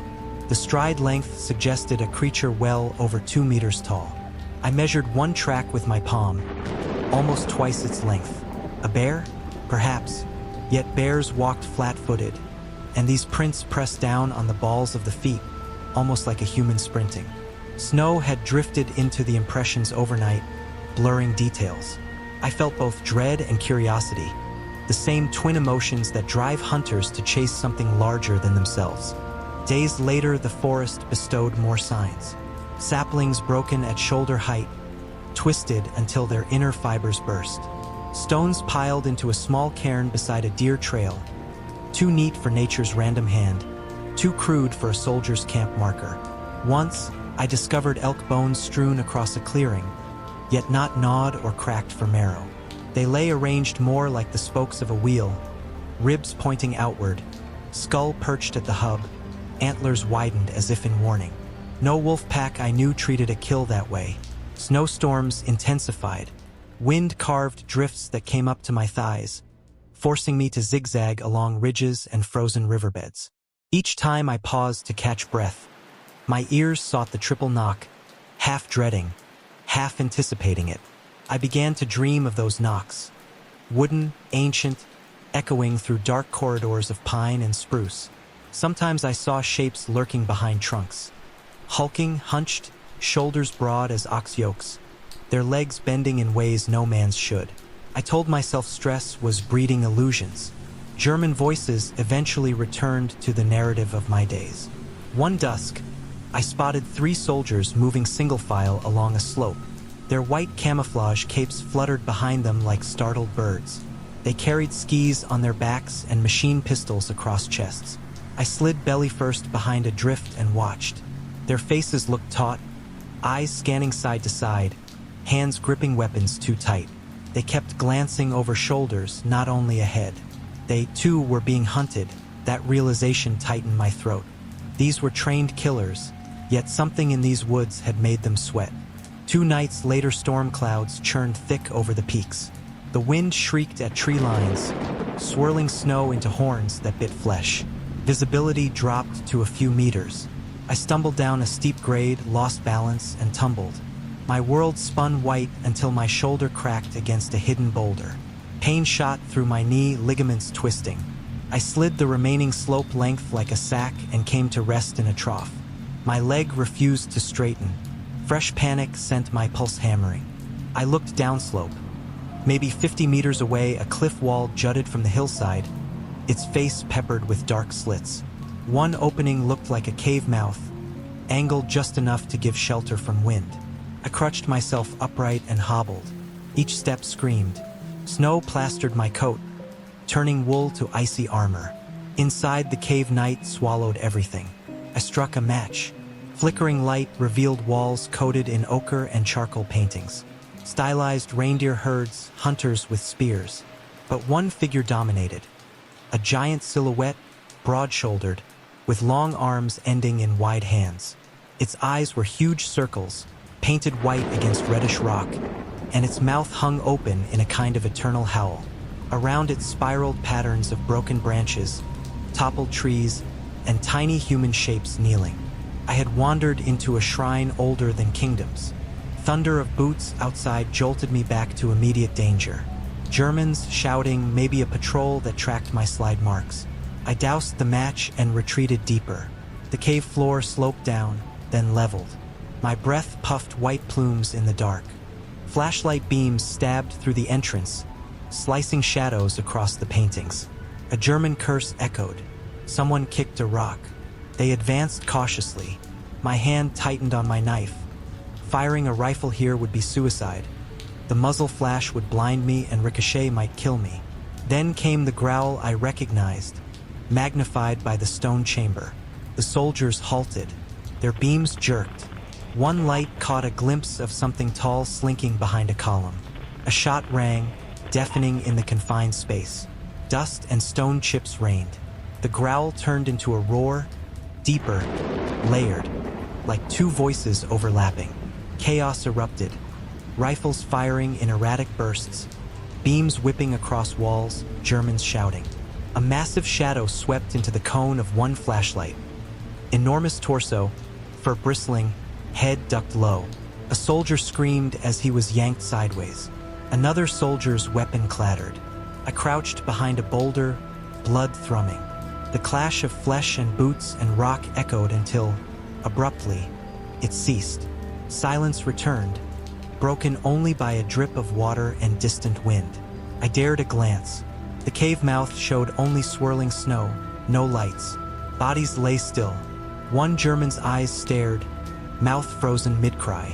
Another was missing, only his rifle remaining. A third corpse looked twisted at an impossible angle, helmet crushed inward. I crept forward one pace at a time. No sign of the creature. The faint scent of moss, iron, and musky fur lingered. Rising pain in my knee reminded me I could not remain. I gathered a dropped flashlight and spare ammunition, though uncertain my leg could ever use them in flight. As I limped toward the exit, a sound stopped me. 3 deliberate knocks from deep within the cavern. They vibrated through bone, final, judgmental. My scalp tingled. I whispered an apology to the forest, to whatever guardian held claim, and stepped outside. Dawn flushed pale pink behind ragged clouds. Snow glittered. I made a crude splint from branches and ski straps stolen from the dead. Then began the agonizing trek downhill, each crutch step driving spikes of fire through ligaments. The storm weakened. Wind eased. The forest felt newly hushed, as though sated. No German voices pursued. No growls haunted my back trail. Yet sometimes, when a tree cracked under weight of snow, I flinched, half expecting to see that towering figure again. Eyes twin coals in white murk. Winter slogged on. News traveled slowly, but by spring rumor said the SS Nord patrol in my region had lost several men to unexplained causes. They blamed wolves, avalanches, even sabotage. None spoke of giants. Eventually, Allied advances elsewhere forced German resources southward. Patrol density lessened, and local resistance cells grew bolder. My knee healed stiff but reliable. Years later, after the war ended and Norway shook off occupation, I found myself seated by a hearth telling my grandson the tale. I described the cold, the Germans, the cave paintings, and the creature that stirred the dark. He listened wide-eyed, twisting the edge of his blanket. I stressed respect. For mountains, for old stories, for places that carry memory deeper than history books. The Stalu, or whatever name you choose, was not malevolent without cause. Punished those who broke its law. Men chopped forests, burned cabins, spilled blood arrogant of the contract between living things and land. The Guardian reminded us of limits. Sometimes, when logs settled in the stove and popped like gunshots, I paused to listen. In the pause, my grandson's eyes widened. Sure, he could hear knocks echoing faintly beyond the window. Maybe he did. Maybe the mountains remember us, our victories and our cruelties, our footfalls and our whispered apologies. Maybe the Guardian still walks beneath spruce crowns, enormous shoulders brushing branches aside, pausing to sniff the wind the way a hunter does. I tell my grandson that if he ever hikes alone and hears 3 knocks, he should answer not with a gunshot or a shout, but with silence and a slow retreat. He should leave no trash, no carved initials, no careless footprints where moss is thickest. He should speak softly to the trees and thank them for shelter, because legends endure for reasons. They hold warnings disguised as wonder. They teach that we are guests passing through older halls. The war taught me nations can scar landscapes, but the land has custodians older than cannons. Some nights I wake before dawn, heart racing, convinced I heard the triple knock along my house's eaves. I lie listening while wind moves across distant fjords. Eventually the sound resolves into a wooden beam settling. Nothing more. Yet I say a quiet oath all the same. I will honor the wild. The guardian who hunted Nazis is still out there. I believe that, in a century, it may stand against other invaders. Corporations drilling, tourists littering, soldiers marching under new flags. It will rise from shadow, knock a warning, and if ignored, enforce the balance. People will craft new names, new theories, but the shape of its responsibility will remain unchanged. Some truths outlive memory. Some protect what memory cannot. I pray my grandson carries that understanding, and that he passes it to his children beside future fires where the wind outside still tastes of pine and snow and something watchful. I wish I could tell you that what happened on the night of October 28, 2023, was simply another call in the life of a small-town deputy. I wish I could laugh about it over coffee and donuts or put it in a report with a neat conclusion. Mountain lion, case closed. But the truth still clings to me like a cold raincoat I can't peel off. And if I lay awake long enough, the memory creeps back, vivid as the first hour I lived it.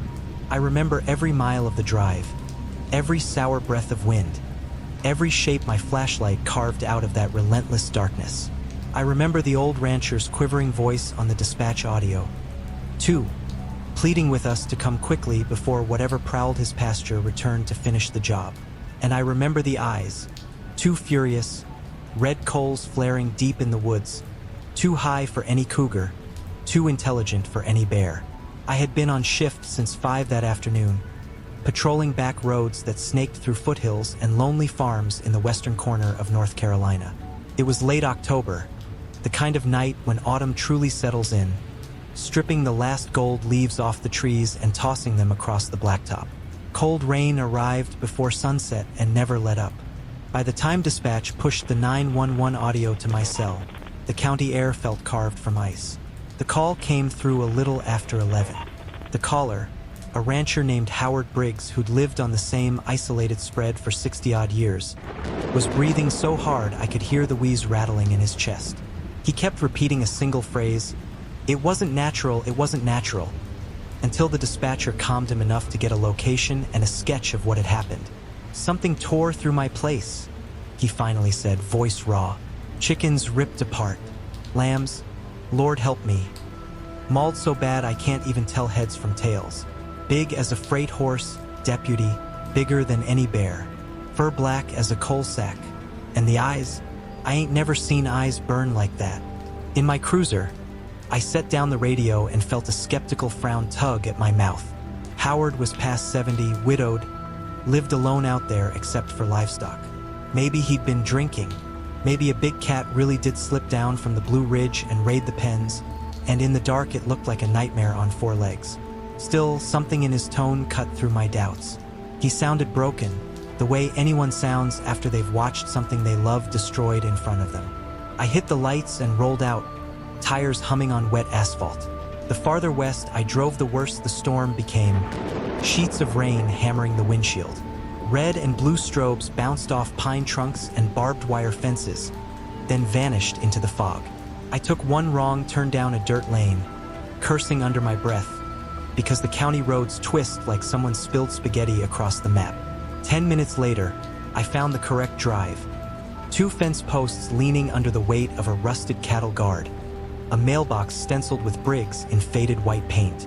No porch lamp guided me. The only glow was the moon smearing through clouds, dull as tarnished silver, and the cruiser's headlights sweeping across puddled gravel.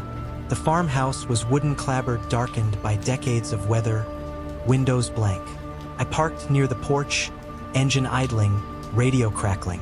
When I stepped out, rain needles pierced the brim of my hat and slid down my collar. A sour, metallic smell rode the wind coppery, like old pennies held too long in a sweaty palm, mingled with the fetid odor of damp straw and something rotting. Howard waited inside the screen door. He was tall but stooped, overalls soaked, gray hair plastered to his forehead. Under the porch bulb, his face looked chalky, eyes rimmed red. He gripped a pump-action shotgun in one hand, but the muzzle drooped toward the floor as though even the weight of the weapon was too much. "Thank the Lord you're here," he breathed, voice thin. "I tried to get a lamp on, but the power keeps flickering." "Let me take a look," I said. My own voice sounded calm, professional, like I'd rehearsed it for years, though my stomach fluttered with nerves I hadn't felt since rookie days. "You mentioned chickens and lambs?" He just nodded, lips working. Rain drummed on the tin roof, a ceaseless rattling that filled any silence between our words. For one odd second, I noticed how slick the porch boards were, like polish. The next second, Howard motioned past the yard to a slope behind the house. My flashlight beam stretched across wet grass and sank into moving curtains of rain.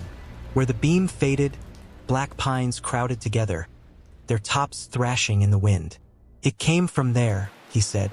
"I heard the coop banging first. Then a lamb screamed. Awful sound, like a child." His eyes glistened. I ran out with the 12 gauge. Didn't see it plain. Just a dark heap half the size of my Dodge, head buried in the pen. I fired once, high, hoping to scare it. It raised up on 2 legs, deputy. 2 damn legs. Looked right at me. He swallowed. Those eyes glowed red like brake lights. I swear it. Rain hissed off the eaves.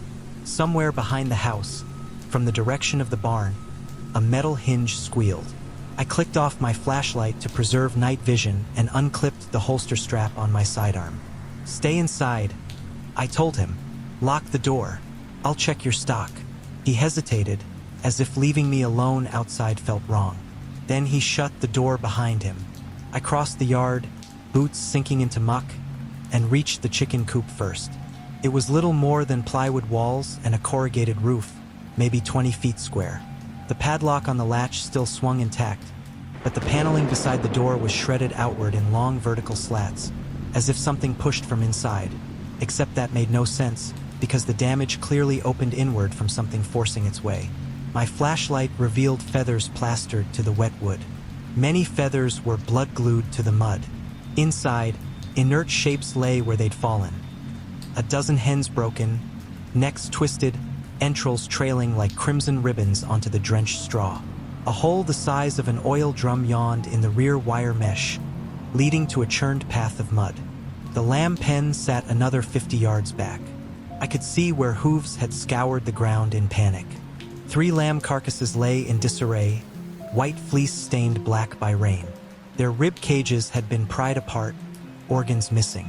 The stench here was overpowering, a mix of guts and wet wool and that acrid copper note that didn't belong. I crouched, angled light across the disturbed soil.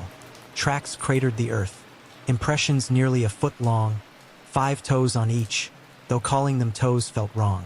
They were clawed, but also elongated like a human foot stretched grotesquely. The heel registered deep, and set amid those prints were a second pattern. Canine, but enormous, larger than any dog or wolf that should roam these hills. The patterns overlapped, as though the creature alternated between walking upright and dropping to all fours. A breeze shifted through the trees, carrying the creak of timbers. Again that metallic odor wafted, almost sweet now. Sweet like meat left under a heat lamp too long. I scanned the tree line. Rain blurred the world into watercolor darks and grays. Howard's porch light flickered out, plunging the yard behind me into gloom. My radio crackled. Static. Nothing from dispatch. All at once, I felt exiled from the human world, stranded in a realm where myths gnawed reality's edges. I told myself to focus, breathe steady, treat this like evidence at a crime scene. But my pulse kept sprinting. From the pines there rolled a growl, so low it vibrated in my sternum. It reminded me of recordings I'd heard of elephants communicating subsonically, except threaded with something broken, like a diesel engine grinding on bent rods. I aimed my Glock into the woods and activated the weapon-mounted light. Between trunks, the beam cut a white path through steam. Leaves dripped. Creeks gurgled from underground springs swollen by rain. Nothing moved until 30 yards in, a shape detached from the shadows. It stood bipedal. I know this because shoulders lifted above undergrowth, then a head rose higher still. Drenched fur hung in clumps, black against black. The creature's chest expanded and contracted, each breath visible in the cold as plumes of mist. For a heartbeat it just watched. Then the head tilted, the red eyes ignited. I cannot overstate the wrongness of those eyes. They were not reflections from my light. There was no green bounce, no yellow flare typical of animal retina. These glowed from within like coals stoked in a forge. And in their brightness I saw intelligence. Ancient, indifferent, voracious. The creature inhaled, nostrils flaring. His mouth opened. I glimpsed fangs curved like sickles. A noise burst forth. A scream and a howl fused. It scraped nerves raw, shook rain from branches, and seemed to press the night itself outward, as if sound became pressure. Adrenaline wrenched my limbs into motion. I fired once into the dirt between us, a warning shot. The muzzle flash lit trees like lightning. The beast recoiled, dropping to all fours. Then it bolted sideways so fast the beam couldn't track. Limbs blurred. It crashed through brush, but not clumsily. More like a hawk veering among branches, using momentum to slingshot ahead. I backed toward the house, weapon raised. Rain slapped my cheeks. The flashlight bobbed, scanning for return red eyes, for silhouette, for anything. Behind me the porch door banged open and Howard shouted, but wind shredded his words. Another growl emerged, now circling, always beyond view. My mind conjured images. The thing flanking, using darkness as cover, hunting not livestock but me. Every training scenario I'd run in the academy felt childish now. You can't set a perimeter against folklore. Light flickered again from the porch. Then I heard wood splinter where the chicken coop once stood. A squeal of nails tearing from boards echoed, followed by the crash of a roof collapsing. Whatever lurked in those trees was dismantling the structure effortlessly, as if demonstrating power. Primal instinct shouted, "Leave." I stepped onto the porch, barreled through the door. Howard slammed deadbolts. We stood in pitch black, both breathing like we'd sprinted mile repeats.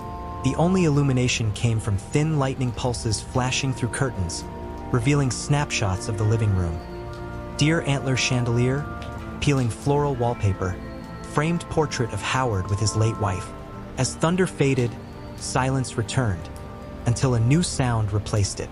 On the tin roof overhead something paced. Heavy claws clicked, methodic, exploring. Soggy paw steps slid near the chimney. We listened, not daring to whisper. The steps stopped. Rain hammered. Then came a metallic scrape. I pictured talons testing shingles, seeking leverage. Wood creaked above the front door header, dust drifting from the jam. I raised my radio again. Static. Towers were up. The storm hadn't downed them. Yet the channel droned empty, like every unit in the county dropped off grid simultaneously. The ceiling groaned. Howard thrust cartridges into his shotgun. Lightning flashed again, painting his gaunt features in stark relief. I felt tiny, as though the house itself were a toy barn, and the creature outside a child leaning down to peer inside. A sudden crash rattled the walls. Glass shattered, rear kitchen window blown inward. Rain gusted through. We spun. I covered the doorway from living room to kitchen. Howard aimed down the hall. The stink hit copper, dung, and a musky wildness beyond taxonomy. Something shuffled across linoleum, claws tapping like dogs crossing tile. Then silence, punctuated by refrigerator hum and rain dripping off cabinets. My vision tunneled, all senses funneling through that doorway. Seconds dragged. Nothing emerged. I edged closer, muzzle first. The flashlight beam cut a cone through dust motes and steam from my breath. The kitchen was empty except for pooling rain around shards. Cabinet doors hung ajar, some ripped free. A loaf of bread lay on the floor, slices scattered. Claw marks scored pale paint on the far wall before disappearing back out the shattered frame. Could have rushed us. Instead it retreated. Why?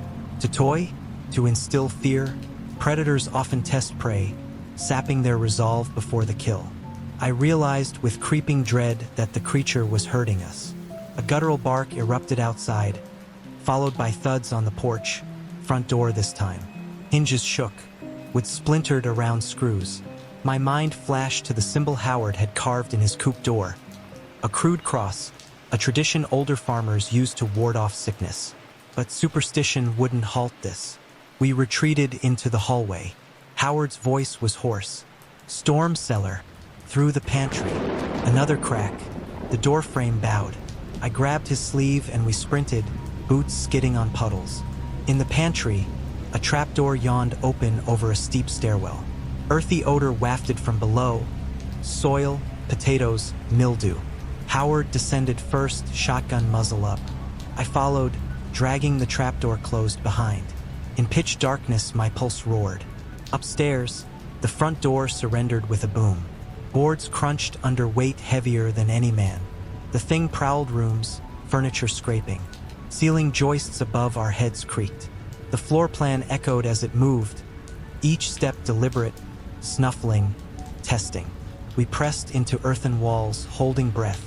It felt the creature could smell us through layers of wood and dirt, that it lingered to memorize our scent. Then quiet. Minutes crawled. Howard whispered trembling prayers. I mentally recited badge number, radio codes, anchors to reality. Somewhere in the house glass tinkled again, like claws flicking crystal. Rain eased. Wind died. Silence thickened until even my heartbeat felt indecently loud. Finally, we heard retreating footfalls across porch planks and down steps. The smell receded. I counted to 100 slowly before cracking the trapdoor. Gray dawn seeped through broken windows. The storm had passed. The creature was gone. We emerged to ruin. Front door hanging one hinge, couch gutted with raking cuts, deep prints embedded in wet floorboards. On the porch rail, prints crusted with coppery residue showed 5 elongated digits, each terminated in a hooked claw the size of my thumb. I spent the rest of the day with wildlife officers, but they queried for mountain lions. I left out details, the red eyes, the intelligence. Reports require plausible boxes checked. Unknown predator. Tracks inconsistent with bear. Case filed. 2 nights later, power company men repairing transformers 10 miles away reported large shadows crossing their floodlights. They joked about Bigfoot. I didn't laugh.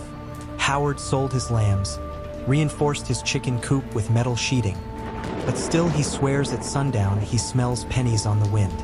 He's taken to sleeping in town with his sister. I patrol different counties these days. Yet sometimes, on lonely back roads, rain thrums my roof and woods press close, and I recall that growl reverberating inside my ribcage. I keep scanning tree lines, expecting twin embers to bloom. People ask why I stay on night shift. I just shrug. Hard to explain that daylight feels safer, but truth lives in darkness. Monsters thrive where stories end. Some nights I flip off the cruiser's dash lights, roll down the window, and smell damp leaves. When the wind is right, a distant copper tang rises, a warning on the air. Then I crank the siren, flood the forest with blue strobe, and remind myself I'm only hunting speeding teenagers, not midnight things that walk on 2 legs and 4. I never believed in legends. Now I believe in silence, in listening to old men who know their land, and in leaving unexplained tracks undisturbed. Because out there, beyond the edges of patrol routes and cell phone towers, something solitary still roams. It rips coops open like tissue, tears lambs as though plucking dandelions, and studies farmhouse doors with thinking eyes. It knows the taste of fear, and it glows. Oh.